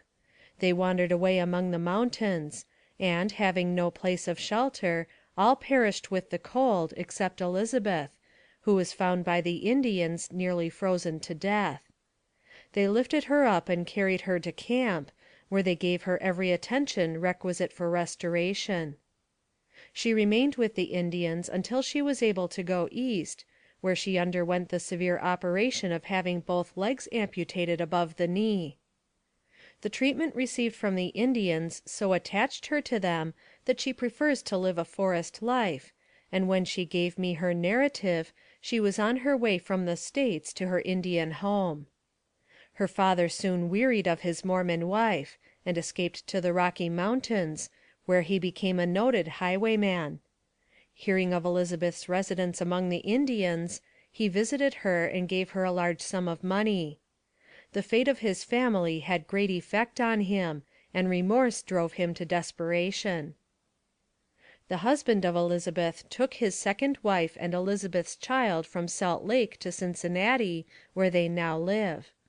She was 26 years old when I saw and conversed with her, a lady of intelligence, and once possessed more than ordinary beauty. She had just received the news of her father's death. He was killed near Fort Dodge, Kansas. Elizabeth related to me many acts of cruelty she had witnessed among the savages, one of which was to the following effect. A woman was brought into the camp on horseback, who had been captured from a train, and an Indian who was attempting to lift her from the horse was shot in the act by her own hand. This so enraged the savages that they cut her body in gashes, filled them with powder, and then set fire to it. The sight of the woman's sufferings was too much for Elizabeth to endure, and she begged the savages to put an end to the victim at once, which accordingly was done. But although Elizabeth saw many heartless acts, many terrible scenes, still she had a kindly feeling toward the Indians, for they saved her from a horrible death by starvation and exposure, and had been very tender with her. She was somewhat embittered toward the white people on account of her sufferings and treatment. A short time after, General Sully invited me to Fort Harker to see 2 white captive children, a girl of 14 and a boy of 6. They had been captured 2 years before, and the account of their treatment given me by the girl was anything but favorable. The boy was as wild as a deer. A Sioux woman at Fort Harker had taken these children into her own family, and cared for them as a mother. She was the daughter of a white man, was born at Fort Laramie, and had married an interpreter by the name of Bradley. She was quite intelligent, having been educated by her husband. In January, 1868, 2 other children were captured in the state of Texas by the Kiowa Indians. They were girls, aged 5 and 3 years. Their parents and all the known relatives had been murdered, and the children had been recently recovered from the Indians, and were in the care of J.H. Leavenworth, United States Indian Agent. Having no knowledge of their parentage, they were named Helen and Heloise Lincoln. Another interesting family was taken from Texas by the Indians, their beautiful home destroyed, and all killed with the exception of the mother and 3 daughters. Their name was Box. The ages of the children were respectively 18, 14, and 10, and they were allowed to be together for a time, but afterward were separated. They experienced great cruelties. The youngest was compelled to stand on a bed of live coals in order to torture the mother and sisters. Lieutenant Hesselberger, the noble and brave officer whose name will live forever in the hearts of the captives he rescued, heard of this family, and, with a party of his brave men, went immediately to the Indian village and offered a reward for the captives, which at first was declined, but he at length succeeded in purchasing the mother and one girl. He afterward procured the release of the others. Lieutenant Hesselberger braved death in so doing, and his only reward is the undying gratitude of those who owe their lives to his self-sacrificing, humane devotion and courage. In the fall of 1868 the Indians commenced depredations on the frontier of Kansas, and after many serious outbreaks, destroying homes and murdering settlers, the governor issued a call for volunteers to assist General Sheridan in protecting the settlers and punishing the Indians. Among those who volunteered was my youngest brother and many of my old schoolmates and friends from Geneva, who related to me the following incidents, which are fully substantiated by General Sheridan and others. Mrs. Morgan, an accomplished and beautiful bride, and Miss White, an educated young lady, were both taken from their homes by the Indians. They were living on the Republican River. During their captivity they suffered much from the inclemency of the weather, and it was March before they were released by General Sheridan. The troops, the Kansas boys, were all winter among the mountains, endeavoring to protect the frontier. They suffered great privation, being obliged sometimes to live on the meat of mules, and often needing food. All honor to these self-sacrificing men, who braved the cold and hunger of the mountains to protect the settlers on the frontier. A Mrs. Blynn, whose maiden name was Harrington, of Franklin County, Kansas, who was married at the age of 19 and started with her young husband for the Pacific coast, was taken prisoner by the Indians and suffered terrible brutality. About that time the savages had become troublesome on the plains, attacking every wagon train, killing men and capturing women. But the train in which Mr. Blynn and his wife traveled was supposed to be very strong and able to repel any attack made upon them, should there be any such trouble. Mrs. Blynn had a presentiment of evil, of the fate of their unfortunate company and her own dark impending destiny, in a dream, the realization of which proved too true. When she related her dream to her husband, he tried to laugh away her superstitious fears and prevent its impression on her mind. It was not many days after that a large number of warriors of the Sioux tribe were seen in the distance, and the people of the train arranged themselves in a shape for attack. The Indians, seeing this preparation, and fearing a powerful resistance, fired a few shots, and, with yells of rage and disappointment, went off. Within the succeeding days the travelers saw Indians, but they did not come near enough to make trouble. Confident of no disturbance or hindrance to their journey, the happy emigrants journeyed on fearless, comparatively, of the redskins, and boasting of their power. But the evil hour at last approached. When the column had reached Sand Creek, and was in the act of crossing, suddenly the wild yells of Indians fell upon their ears, and soon a band of Cheyennes charged down upon them.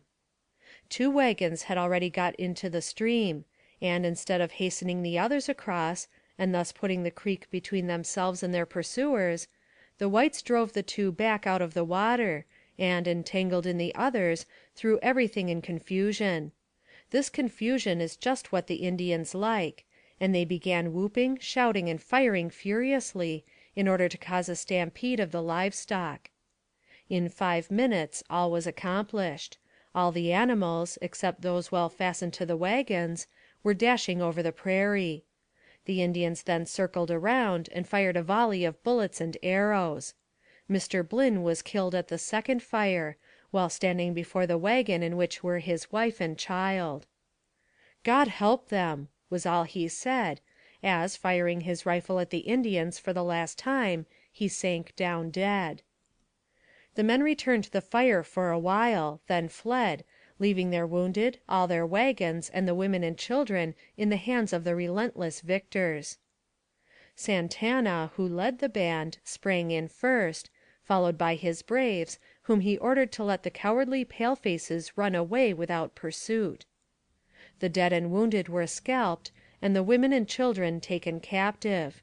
All were treated with brutal conduct, and, having secured all the plunder they could, the savages set fire to every wagon, and, with the horses they had taken from the train, set out in the direction of their villages. Mrs. Blynn's child, Willie, 2 years old, cried very much, which so enraged Santana that he seized him by the heels, and was ready to dash out his brains, but the poor mother, in her agony, sprang forward, caught the child, and fought so bravely with the infuriated murderer that he laughed and told her to keep it, for he feared she would fret if he killed it.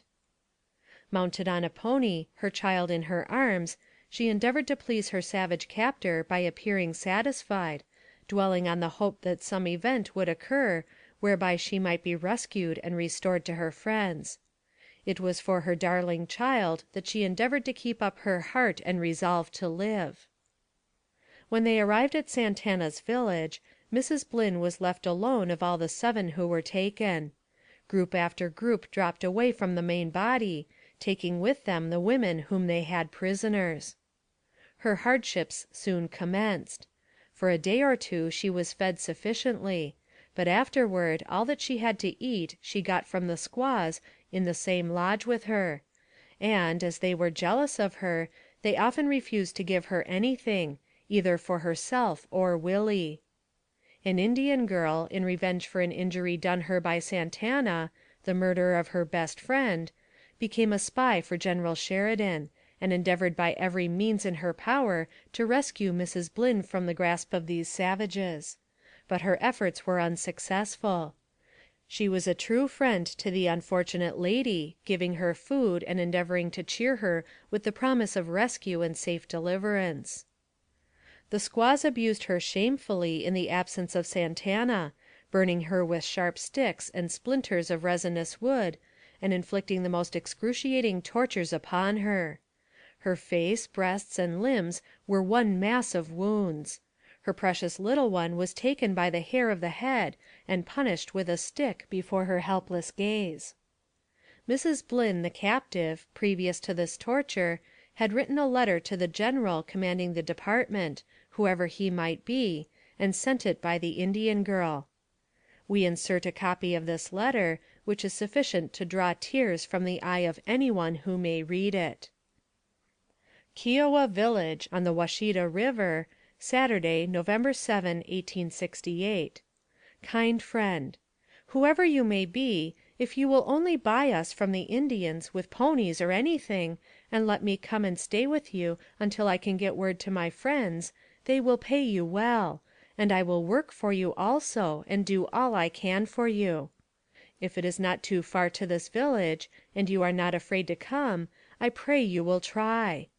The Indians tell me, as far as I can understand, they expect traders to come, to whom they will sell us. Can you find out by the bearer, and let me know if they are white men? If they are Mexicans, I am afraid they will sell us into slavery in Mexico.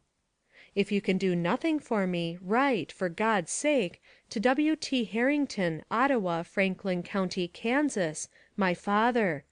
Tell him we are with the Kiowas, or Cheyennes, and they say when the white men make peace we can go home. Tell him to write to the governor of Kansas about it, and for them to make peace. Send this to him, please. We were taken on October 9th, on the Arkansas, below Fort Lyon. My name is Mrs. Clara Blynn. My little boy, Willie Blynn, is 2 years old. Do all you can for me. Write to the peace commissioners to make peace this fall. For our sake do all you can, and God will bless you for it. If you can let me hear from you, let me know what you think about it. Write to my father. Send him this. Goodbye. Mrs. R. F. Blynn. P.S. I am as well as can be expected, but my baby, my darling, darling little Willie, is very weak. Oh, God, help him. Save him, kind friend, even if you cannot save me. Again, goodbye. Mrs. Blynn passed her time in drudgery, hoping against hope up to the morning of the battle, when General Sheridan's gallant soldiers, under the command of General Custer, came charging with loud huzzas upon the village. Black Kettle's camp was the first attacked, though all the village was, of course, aroused. The heart of Mrs. Blynn must have beat wildly, mingling with hope and dread, when she heard the noise and firing and saw the United States soldiers charging upon her captors. Springing forward, she exclaimed, "Willie, Willie, saved at last!" But the words were scarce on her lips ere the tomahawk of the revengeful Santana was buried in her brain, and in another instant little Willie was in the grasp of the monster, and his head dashed against a tree. Then, lifeless, he was thrown upon the dying mother's breast, whose arms instinctively closed around the dead baby boy, as though she would protect him to the last moment of her life. General Sheridan and his staff, in searching for the bodies of Major Elliott and his comrades, found these among the white soldiers, and they were tenderly carried to Fort Cobb, where, in a grave outside the stockade, mother and child lie sleeping peacefully, their once bruised spirits having joined the loved husband and father in the land where captivity is unknown. Surely, if heaven is gained by sorrows of earth, this little family will enjoy the brightest scenes of the celestial world. End of chapter 26.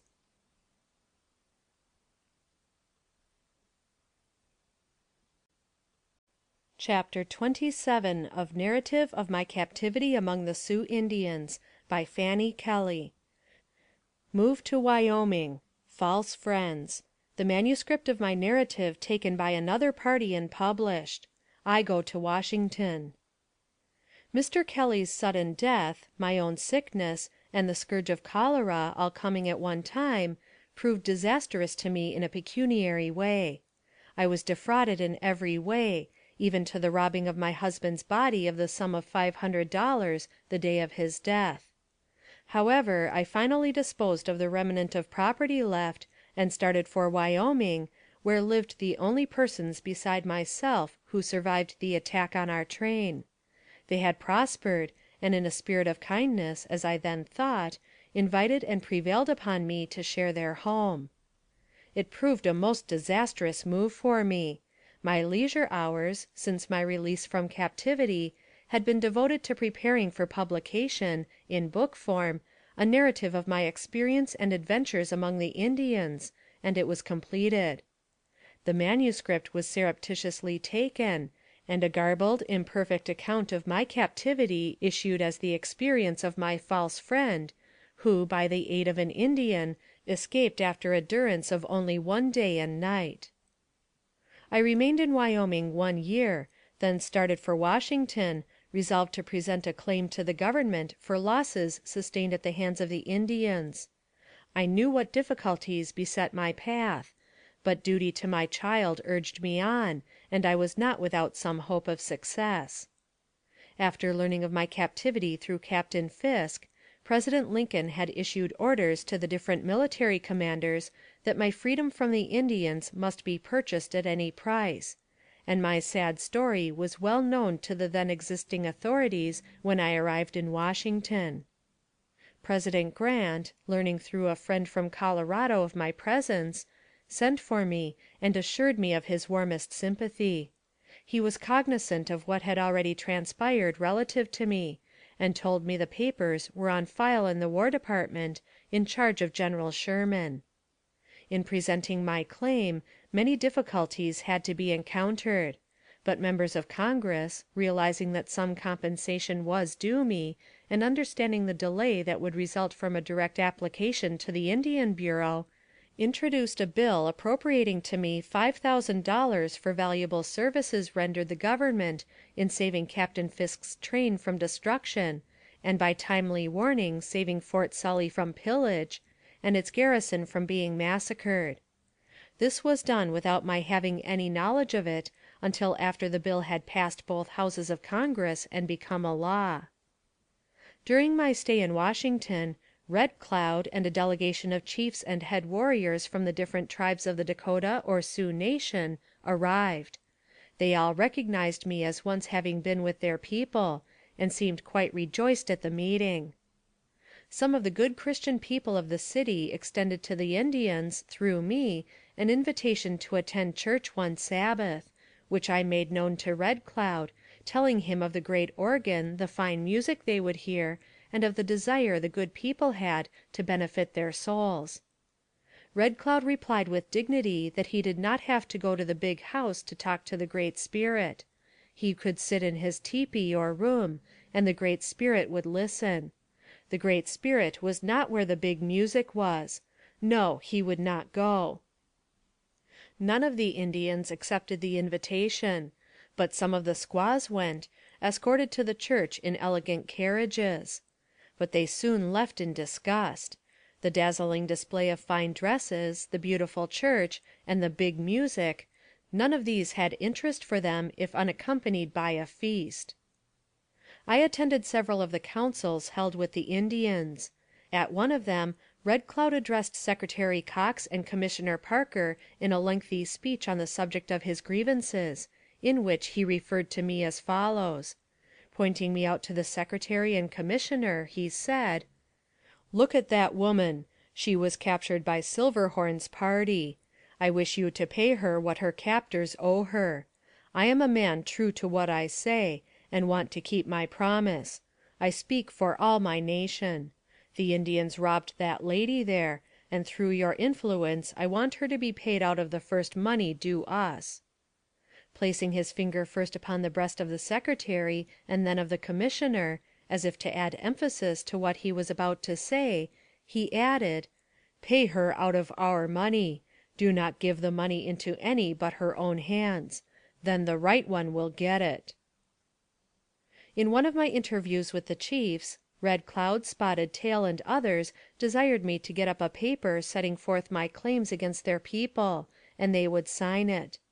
I accordingly made out a bill of items and presented it to them, with my affidavit, and a statement setting forth the circumstances of capture and robbery, which was fully explained to them by their interpreter. This document the chiefs representing the different bands signed readily. It is inserted elsewhere, with other documents corroborative of the truth of this narrative. It is also signed by another delegation of chiefs I met in New York. With this last interview with the delegation of Indians I met in New York, ends, I trust forever, my experience with Indians. The preparation of the manuscript for this plain, simple narrative of facts in my experience has not been without its pangs. It has seemed, while writing it, as if with the narration of each incident I was living over again the fearful life I led while a captive. And often I have laid aside the pen to get rid of the feelings which possessed me. But my task is completed, and with the ending of this chapter I hope to lay aside forever all regretful remembrances of my captivity, and, looking only at the silvery lining to be found in every cloud, enjoy the happiness which every one may find in childlike trust in Him who ordereth all things well. End of chapter 27. Chapter 28 of Narrative of My Captivity among the Sioux Indians, by Fanny Kelly. General Sully's Expedition. During the summer of 1864, and while I was a prisoner with the Indians, an expedition, composed of Iowa and Minnesota volunteers, with a few independent companies of Nebraska and Dakota men, with one company of friendly Indians of various tribes, started from Fort Sully, in Dakota, with a double purpose, under instructions from the War Department of escorting a large emigrant train safely through the Indian country on their way to Idaho, and, if possible, to inflict such punishment on the hostile bands they might meet as would make them willing to sue for peace.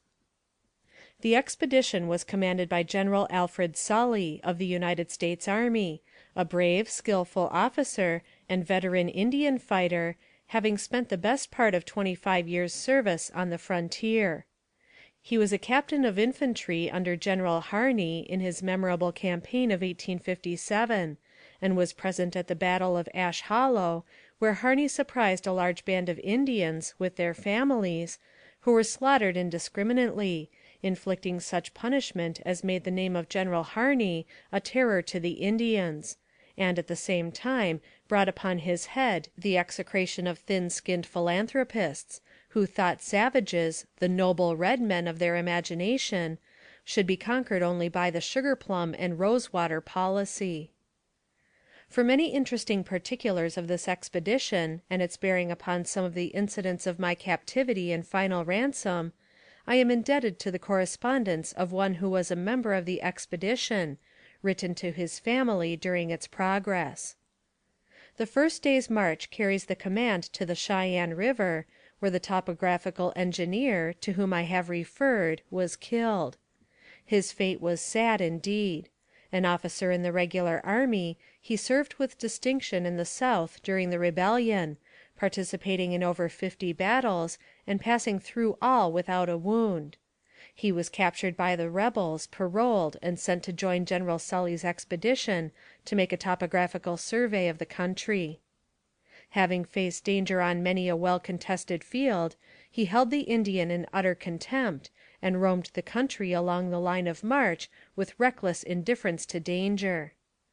A short time before reaching the place where the command intended to go into camp, Captain Fielner started in advance, accompanied by only one man, a half-breed. Reaching the river, they dismounted, and were about fastening their horses to graze near a grove of wild plum trees, when 2 Indians stepped out, and one of them shot Captain Fielner, the ball from his rifle passing through both arms and the breast. The advance guard arriving soon after, word was sent back to General Sully, who ordered the company of Dakota cavalry to deploy and occupy so much of the country as to make it impossible for the Indians to escape. This was done, and, closing toward a center, the 2 savages were found in a buffalo wallow, a depression in the ground made by the buffaloes, and forming a very good rifle pit. Being addressed in their own language, they refused to surrender, and were shot. General Sully afterward had their heads cut off, and when the command left camp next morning, they graced 2 pointed stakes on the bank of the river, placed there as a warning to all straggling Indians. The feeling manifested by General Sully on the occasion of Captain Fielner's death was intense. A brave officer, a scientific scholar, and a gentleman of rare social qualities, he had won upon the kindlier feelings of his associates in rank, and was respected by all. His untimely death was sincerely mourned by the whole command. Death by the hand of the enemy had seldom touched that little army, so seldom that when a companion failed to answer at roll call, his absence was felt. The only other officer killed during the 3 years of General Sully's operations against the Indians was Lieutenant Thomas K. Leavitt of Company B, 6th Iowa Cavalry. At the Battle of Whitestone Hill in September 1863, after the Indians had been utterly routed, Lieutenant Leavitt went through their deserted camp on foot, his horse having been shot under him, and, approaching a buffalo robe, raised it with the point of his saber, revealing an Indian and squaw who sprang upon him so suddenly that he had no opportunity to defend himself, and, with their knives, stabbed him in several places. Darkness came on, and, separated from his companions, stripped of his clothing and wounded mortally, he was all night exposed to bitter cold. Despite his wounds, he crawled over the ground fully a half-mile, was found next morning and conveyed to camp, where he died soon after. A young man of superior education, of a wealthy family, he relinquished a lucrative position in a bank and enlisted as a private, but was soon promoted to a lieutenancy, and, at the time of his death, was acting adjutant general on General Sully's staff. The emigrant train to be escorted by General Sully's command came across from Minnesota, and were met at a point on the Missouri River about 400 miles above Sioux City. Here the whole party crossed to the west bank of the Missouri, where they went into camp and remained long enough to recruit their jaded animals, preparatory to a long and fatiguing march into an almost unknown wilderness, jealously guarded by a savage foe. During this halt, Fort Rice, now one of the most important fortifications on the Missouri River, was built, and, when the march was resumed, a considerable portion of the command was left to garrison it. Here also General Sully learned that all the tribes of the Sioux nation had congregated in the vicinity of Knife River, determined to resist his passage through their country, and confident that superior numbers would enable them to annihilate the whole expedition and gain a rich booty in horses and goods, to say nothing of the hundreds of scalp locks they hoped to win as trophies of their prowess. About the middle of July the expedition took up its march westward, and after a few days reached Heart River. Meantime, information had been received, from Indians employed as scouts, that the enemy had gathered in strong force at a place called Taka-a-Kuta, or Deer Woods, about 80 miles to the northwest, and that distance out of the proposed route of the expedition. Accordingly, General Sully ordered the emigrant train and heavy army wagons corralled, rifle pits were dug, and as the emigrants were generally well armed, it was deemed necessary to leave only a small force of cavalry to protect them in case of attack. Putting the balance of the command in light marching order, leaving behind tents and all other articles not absolutely necessary, the little band of determined men started for the camp of the enemy. Although the Indians were aware of the contemplated attack, such was the celerity of General Sully's movements, he came within sight of their camp at least 24 hours sooner than they had thought it possible the distance could be accomplished, taking the Indians by surprise, they not having time, as is their custom, to remove their property and women and children beyond the reach of danger. I was present with this body of Indians when the white soldiers, my countrymen, came in sight. Alternating between hope and fear, my feelings can be better imagined than described. I hoped for deliverance, yet feared disaster and death to that little army. At 1 o'clock in the afternoon the fight commenced, and raged with great fury until night closed on the scene of conflict, leaving the whites masters of the field and in possession of the Indian camp. Early in the day, I, with the women and children and old men, and such property as could be gathered in our hasty flight, was sent off so as to be out of the way, not to impede the flight of the Indians in case of defeat. This was a terrible blow to the Indians. About 8,000 of them were gathered there, and their village, with all their property, except their horses and dogs, including all the stores of provisions they had gathered for the winter, were lost.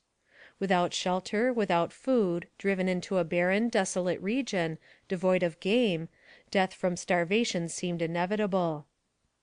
Early next morning pursuit was commenced, but after a march of about 5 miles was abandoned, as the country beyond was impassable for cavalry. Returning to the scene of the previous day's battle, General Sully spent several hours in destroying the property abandoned by the Indians in their flight. Lodge poles were piled together and fired, and into the flames was cast furs, robes, tents, provisions, and everything that fell into the hands of the soldiers. That night the command camped about 6 miles from, but within sight of, the battle ground, going into camp early in the afternoon. Picket guards were stationed on the hills, 3 at a post, and soon after the camp was thrown into commotion by the appearance of one of the guard dashing toward camp, at the full speed of his horse, with Indians in pursuit. His companions, worn out with the arduous service of the preceding 3 days, had laid down to sleep, and before the one remaining on guard could give the alarm, a body of Indians was close upon them. Discharging his rifle to arouse his companions, he had barely time to reach his horse and escape. The bodies of the other 2 were found next day horribly mutilated, and that night, being within sight of the battle ground, the firelight revealed the forms of a large body of savages dancing around the burning ruins of their own homes. Returning to Heart River, General Sully took the emigrants again in charge, and resumed the march toward Idaho. Traversing a country diversified and beautiful as the sun ever shone upon, presenting at every turn pictures of natural beauty such as no artist ever represented on canvas, the expedition at last struck the Mauvais Terre, or Bad Lands, a region of the most wildly desolate country conceivable. No pen of writer nor brush of painter can give faintest idea of its awful desolation. As the command halted upon the confines of this desert, the mind naturally reverted to political descriptions of the infernal regions reached in other days. The Bad Lands of Dakota extend from the confluence of the Yellowstone and Missouri rivers toward the southwest, a distance of about 100 miles, and are from 25 to 40 miles in width. The foot of white man had never trod these wilds before. The first day's march into this desert carried the expedition 10 miles only, consuming 10 hours of time and leaving the forces 4 miles from, and within sight of, the camp they left in the morning. On the 7th of August, the advance guard were attacked in the afternoon by a large party of Indians. After a toilsome march of many days, a valley in the wilderness was reached, presenting an opportunity for rest, and here the first vegetation was found for the famished horses. In this valley the troops camped. The advance guard were brought back, having suffered some from the attack of the ambushed savages. Next day commenced one of the most memorable battles ever fought with Indians in the whole experience of the government. The whole Dakota nation, including the supposed friendly tribes, was concentrated there and numbered fully 8,000 warriors. Opposed to them was a mere handful, comparatively, of white men. But they were led by one skilled in war, and who knew the foe he had to contend against. For 3 days the fight raged, and finally, on the night of the 3rd day, and after a toilsome march of 10 days through the Bad Lands, the command reached a broad, open country where the savages made a final, desperate stand to drive the invaders back. They were the wild Dakotians, who had seen but little of the white settlements, and had a contemptuous opinion. But a new lesson was to be learned, and it cost them dearly. They had seen guns large and small, but the little mountain howitzers, from which shells were sent among them, they could not comprehend, and asked the Indian scouts accompanying the expedition if all the wagons shot twice. Terrible punishment was inflicted upon the Indians in that 3 days' fight. At the close of the 2nd day, the brigade wagon master reported that he had discovered the tracks of a white woman, and believed the Indians held one captive. This was the first intimation General Sully received of my captivity, and, not having received from the western posts any report of captures by Indians, thought it must be some half-breed woman who wore the footgear of civilization. But the sympathetic nature of that brave, noble general was stirred to its depths when his Indian scouts brought in the report that they had talked with the hostile foe, and they had tauntingly said, "We have a white woman captive." The Indians were badly whipped, and having accomplished that portion of his mission, General Sully went on with his emigrant train to the Yellowstone River, and beyond that there were long, toilsome marches, but no battles. Early in October the command arrived opposite Fort Rice and went into camp. The tents of the little band of white warriors were hardly pitched before word came that Captain Fisk, with a large party of emigrants and a small escort of soldiers, had been attacked by a large party of Indians, had corralled their train and could not move, but were on the defensive, and were confident of holding out until relief should come.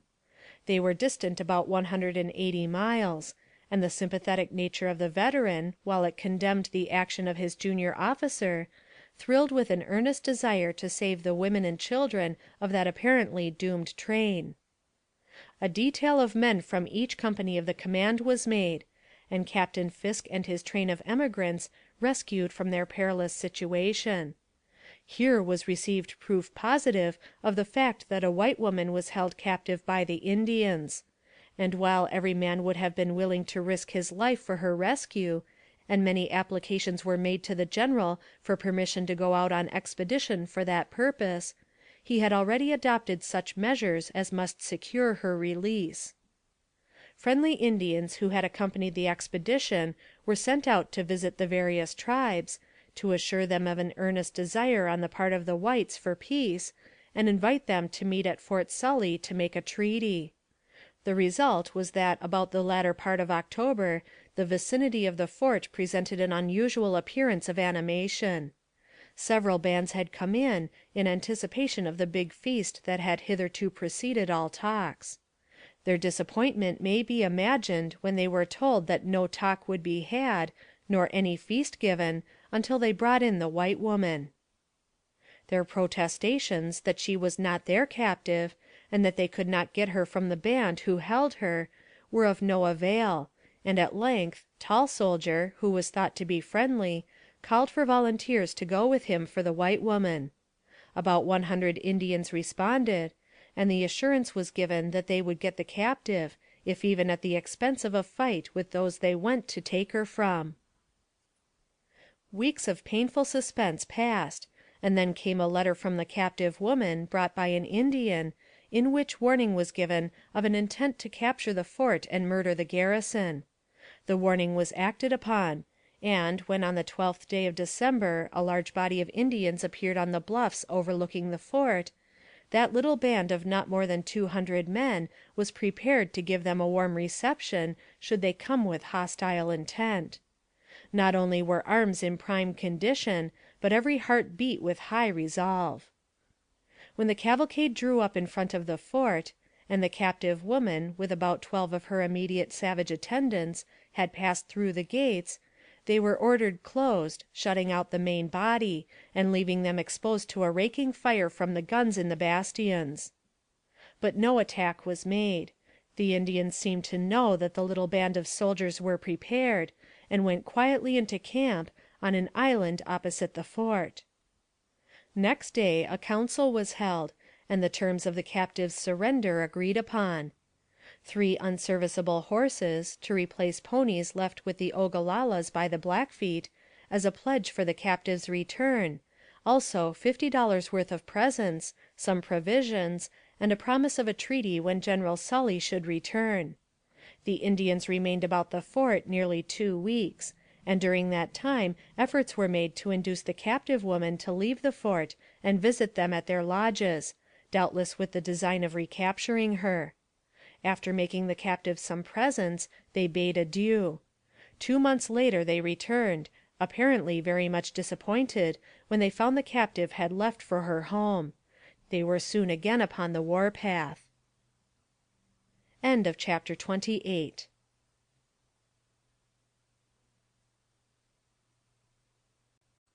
Section 29 of Narrative of My Captivity Among the Sioux Indians by Fanny Kelly.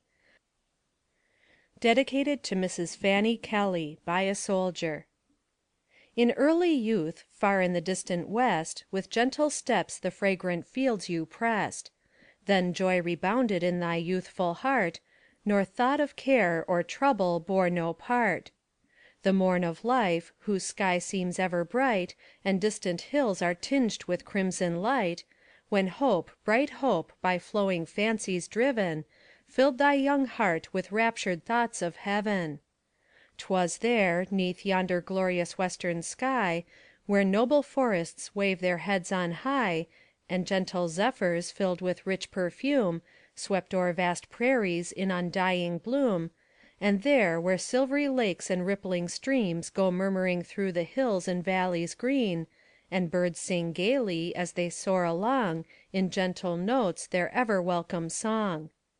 'Twas there was passed thy youthful life away, And all became a dread reality. Then wooed and wedded to the one you loved, As partner of thy life all else above, To share thy brightest hopes, or gloomy fears, Or mingle in thy smiles, or gushing tears. To be to thee a constant bosom friend, Faithful and true till life's last hours should end.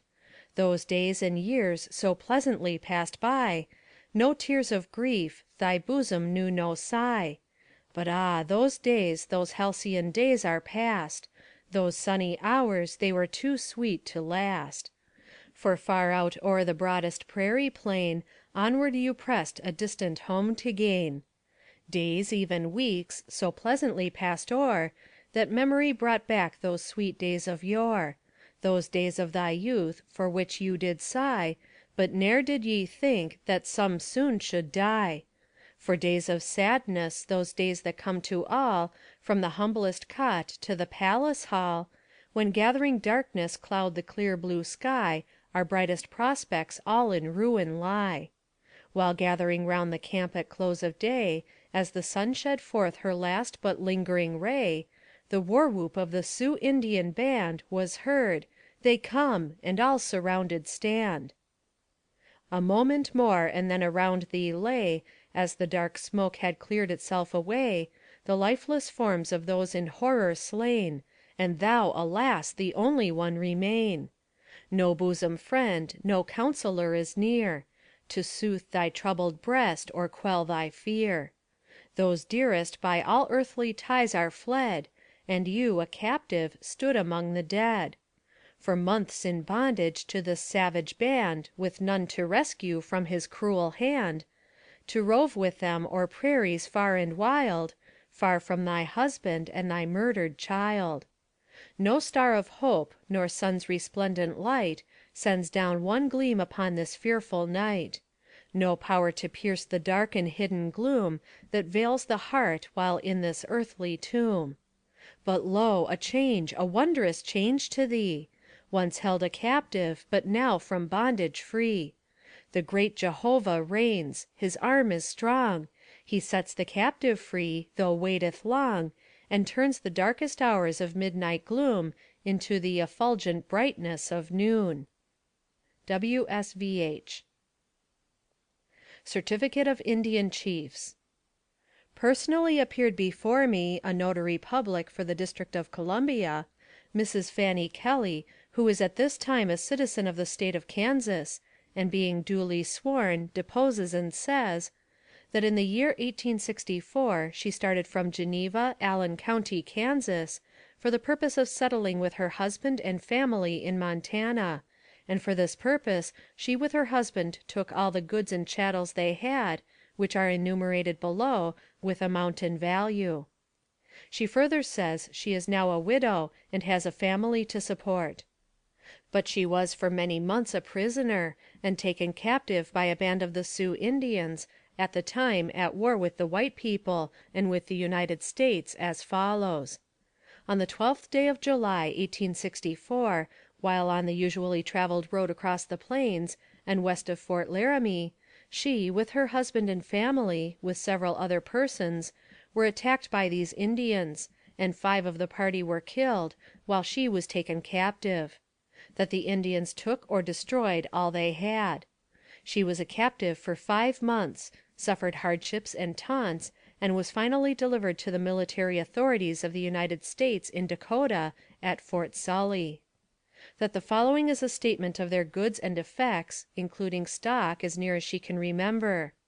The whole account was made out and placed, as she is informed, in the hands of Dr. Burleigh, late delegate from Dakota, but which she cannot find at this time. The amount and the leading items she knows to be as follows. Omission. Fanny Kelly, subscribed and sworn to before me this 24th day of February, A.D. 1870. James H. McKenney, Notary Public, Washington County, D.C. City of Washington, District of Columbia, June 8, 1870. We, the undersigned, chiefs and head men of the Dakota or Sioux Indians, do hereby acknowledge and certify to the facts set forth in the foregoing affidavit of Mrs. Fanny Kelly, as to her captivity and to the destruction of her property by members of our nation. We acknowledge the justness of her claim against us for the loss of her goods, and desire that the same may be paid her out of any moneys now due our nation, or that may become due us by annuity or by any appropriation made by Congress; and we would respectfully request that the amount as set forth in the foregoing bill be paid to Mrs. Fanny Kelly by the Department, out of any funds that may now or hereafter belong to us. Spotted Tail, Chief of the Brule Sioux. Swift Bear, Chief of the Brule Sioux. Fast Bear, Warrior, Brule Sioux. Yellow Hair, Warrior, Brule Sioux. I certify that I was present when the above statement was signed by said Brule Sioux chiefs and warriors, and that the same was fully explained to them before they subscribed to same by the interpreter. Charles E. Guerru, Sioux Interpreter. Washington, D.C., June 9, 1870. Witnessed by DeWitt C. Poole, Captain U.S. Army, and Agent for Sioux Indians. Red Cloud, Red Dog, Rocky Bear, Long Wolf, Sword, Setting Bear, Little Bear, Yellow.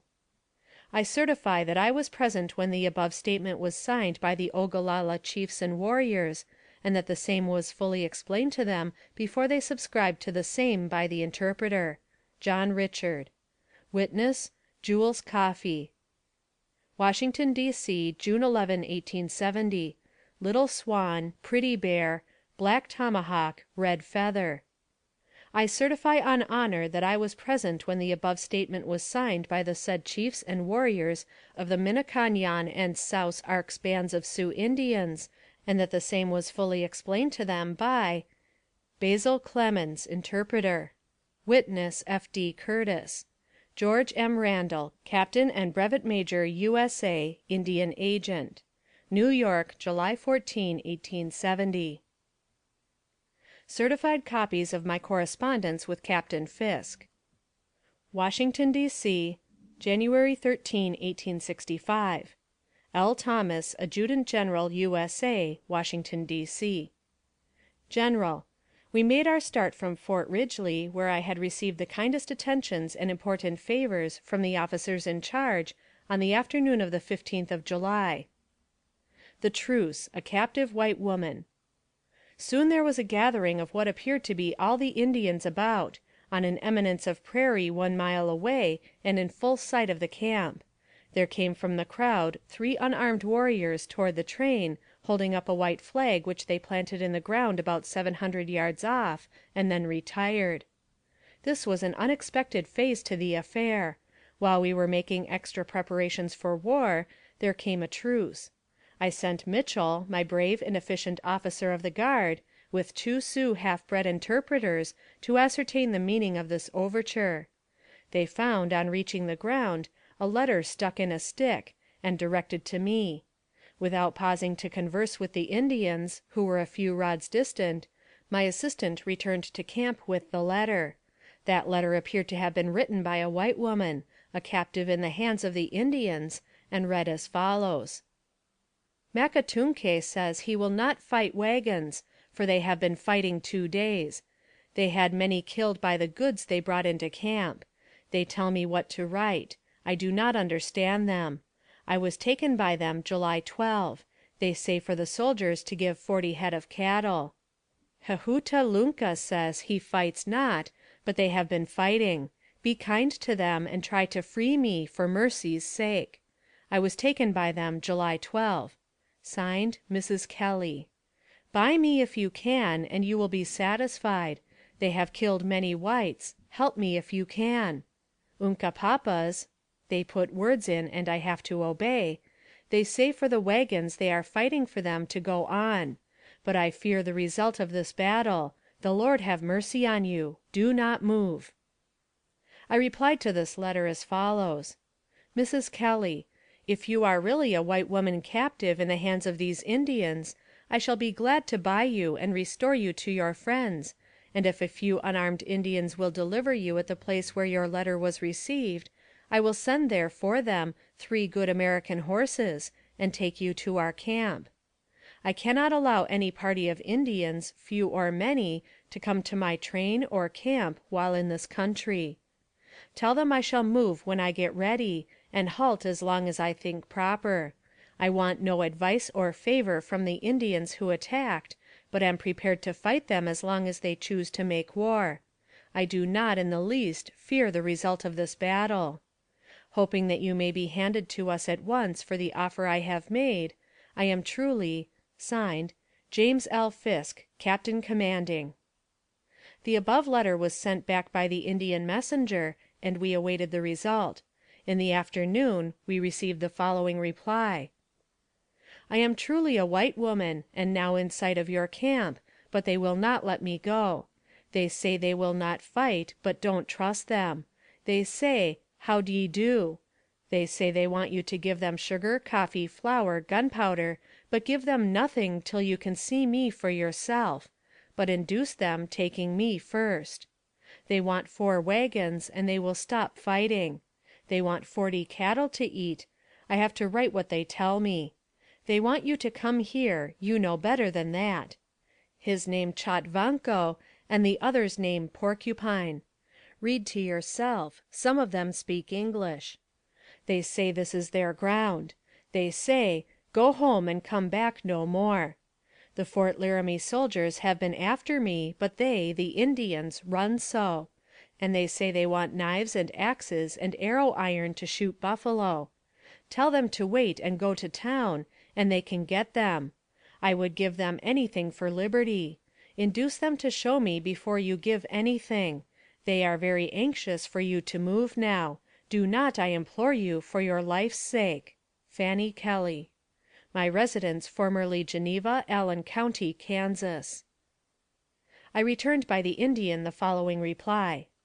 Dear Madame, your second communication convinces me that you are what you profess to be, a captive white woman, and you may be assured that myself and my party are eager for release, but for the present I cannot accede to the demands or gratify the wants of your captors. We are sent on an important trust and mission, by order of the great war chief at Washington, westward to the mountain region, with a small party of well-armed and determined men, feeling entirely capable of defending ourselves. But we are not a war party, and our train is not intended for war purposes. Powder and shot we have, but no presents for the hostile Indians.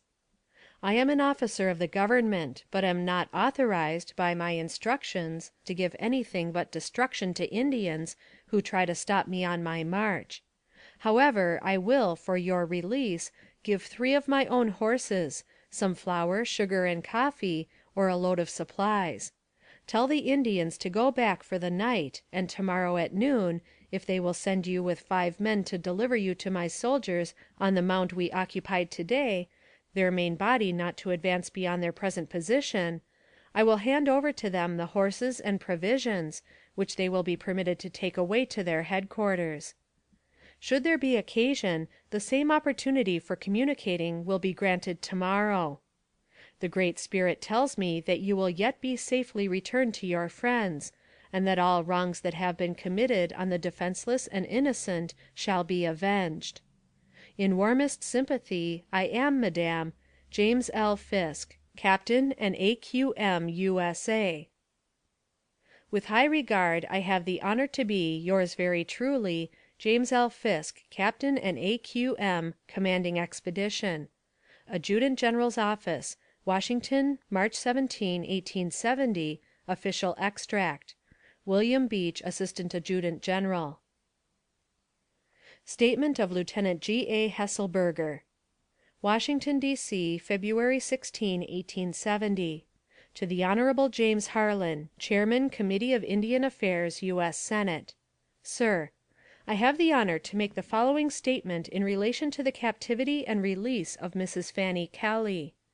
In the summer of 1864 an expedition under the command of General Alfred Sully, U.S.A., started against the hostile Sioux in Dakota Territory, of which expedition I was a member, being then an officer, first lieutenant, in the 6th Iowa Volunteer Cavalry. Whilst on the expedition, we ascertained that Mrs. Fanny Kelly was a prisoner of the Indians that we were then engaged against. After the command returned to Fort Rice, in Dakota Territory, news was received from Captain Fisk, an officer of the Engineer Department, U.S.A., that he was surrounded, and his train corralled by the same Indians that we had been fighting.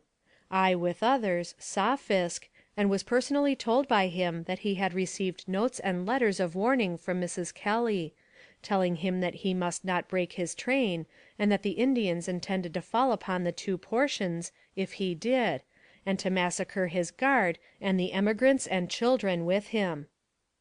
In the fall, after the expedition had been abandoned, the troops were scattered at different posts along the Missouri River, I with my company being left at Fort Sully, Dakota Territory. About the latter part of November, an Indian came inside the post. I, being officer of the day, asked him what he wanted. He said he came a long way and wanted to know if I was the "Big Chief." If so, he had a paper for me to see. He gave it to me. It was a sheet torn out of a business book and numbered 76 in the corner. The substance of the letter was as follows: I write this letter and send it by this Indian, but don't know whether you will get it, as they are very treacherous. They have lied to me so often. They have promised to bring me to town nearly every day. I wish you could do something to get me away from them. If they do bring me to town, be guarded, as they are making all kinds of threats and preparations for an attack. I have made a pencil of a bullet, so it might be hard to read. Please treat this Indian well. If you don't, they might kill me. After having the Indian remain for a few days, and giving him plenty to eat, he was sent on his return with a letter to Mrs. Kelly. A short time after this, one morning, we discovered, back of the fort on the hill, a large body of Indians. The commanding officer was notified of the fact. He immediately gave orders to prepare the fort for defense. Since the warning received from Mrs. Kelly, we had been unusually watchful of the Indians. The fort was poorly constructed, having been built by soldiers for winter quarters. The Indians were notified not to approach the fort, and only the chiefs, who numbered 10 or 12, were allowed to come inside the gates, bringing with them Mrs. Kelly, and when inside the fort the gates were immediately closed, shutting out the body of Indians, who numbered about 1,000 to 1,200. A bargain was made for her, and the articles agreed upon were delivered for her in exchange. I believe, and it was the opinion of others, that the advice and warning of Mrs. Kelly was very valuable to us, and was instrumental in putting us on our guard, and enabled us to ward off the threatened attack of the Indians. In my opinion, had the Indians attacked the fort, they could have captured it. The day that Mrs. Kelly was brought into the fort was one of the coldest I ever experienced, and she was very poorly clad, having scarcely anything to protect her person. Her limbs, hands, and face were terribly frozen, and she was put in the hospital at Fort Sully, where she remained for a long time, nearly 2 months, for treatment. (Signed) G. A. Hesselberger, 1st Lieutenant, U.S. Army, Residence Leavenworth City. Treasury Department, 2nd Auditor's Office, June 3, 1870. The foregoing is a correct copy of the statement of Lieutenant Hesselberger on file in this office. E.B. French. Statement of Officers and Members of the 6th Iowa Cavalry. We, the undersigned, late officers and members of the 6th Iowa Cavalry, being duly sworn, do hereby depose and say that, during the winter of the years 1864 and 1865, the said 6th Iowa Cavalry was stationed, and doing military duty, at Fort Sully, in the territory of Dakota; that we, in our respective military capacities, were present during the winter stated at the aforesaid post of Fort Sully. Deponents further say that, on or about the 6th day of December, in the year 1864, an Indian appeared before the fort, and signified to the officer of the day, Lieutenant G. A. Hesselberger, that he had something to communicate to those within the fort, and the said Indian was allowed to enter, and he presented to the commanding officer, Major A. E. House, of the regiment before stated, a note or letter, which letter we all thoroughly knew the purport of, and it was seen and read by . It was written, or purported to be, by one Mrs. Fanny Kelly, who represented herself as a captive in the hands of certain Blackfeet Sioux Indians, and that, under a pretext of delivering her up to her people, they intended attacking the town or village to which they purposed going.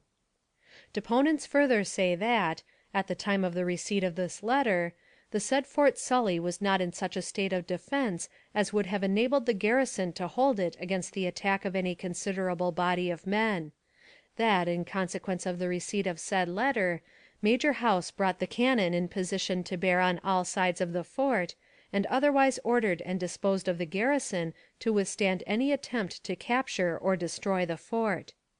Deponents further say that, on or about the 9th day of December, the said Mrs. Fanny Kelly was brought in as a captive and delivered by the Indians to the commanding officer at Fort Sully; that the Indians came up to the fort painted in war paint, and singing their war songs; that as soon as Mrs. Kelly was within the gates of the fort, they were closed, and all the Indians save those who had her directly in charge were shut out from entrance into said fort.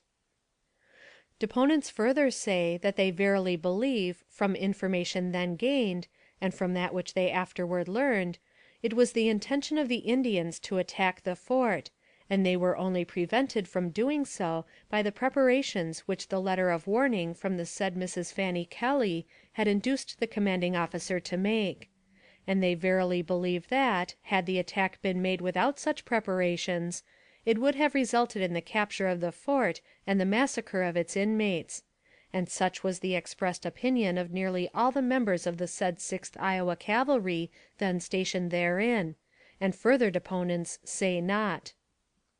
(Signed) John Logan, Captain Company K, 6th Regiment Iowa Cavalry. Dean Cheadle, O.S., 6th Regiment Iowa Cavalry. John M. Williams, Q.M.S., 6th Regiment Iowa Cavalry. John McGee, Sergeant Company H, 6th Regiment Iowa Cavalry. John Cooper, Corporal, Company K, 6th Regiment Iowa Cavalry. Merritt M. Oakley, Corporal, Company H, 6th Regiment Iowa Cavalry. Personally appeared before me A. J. McKean, Clerk of the District Court, Lynn County, State of Iowa, and made solemn oath that the foregoing is true and correct in all particulars, and that neither of the parties hereto subscribing is interested in any way in any effort which the said Mrs. Kelly may make, or has made, for indemnity on this 22d day of January, A.D. 1870. A. J. McKean, Clerk District Court, Lynn County, Iowa. Treasury Department, Second Auditor's Office, December 2nd, 1870. I certify the foregoing to be a true copy of the original held in this office. E.B. French, Second Auditor. The memoranda below are written with pencil. Captain Logan was the officer of the day when Mrs. Kelly was brought into the fort, Sully. John McGee, Sergeant Company H, 6th Iowa Cavalry, was Sergeant of the Guard at the same time. To Hon. James Harlan, U.S.S., and Hon. William Smith, M.C., 2nd Congressional District, Iowa. Gentlemen: I was at Fort Sully when the arrangement was made for the capture of this woman. Was not there when the Indians brought her into the fort, but am satisfied that the above affidavit in the main is correct. (Signed) T.S. Bardwell, Late Assistant Surgeon, 6th Iowa Cavalry. Treasury Department, Second Auditor's Office, December 24, 1870. I certify the foregoing to be a true copy of the original filed in this office. E.B. French, Second Auditor.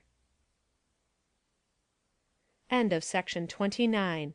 End of Narrative of My Captivity among the Sioux Indians, by Fanny Kelly.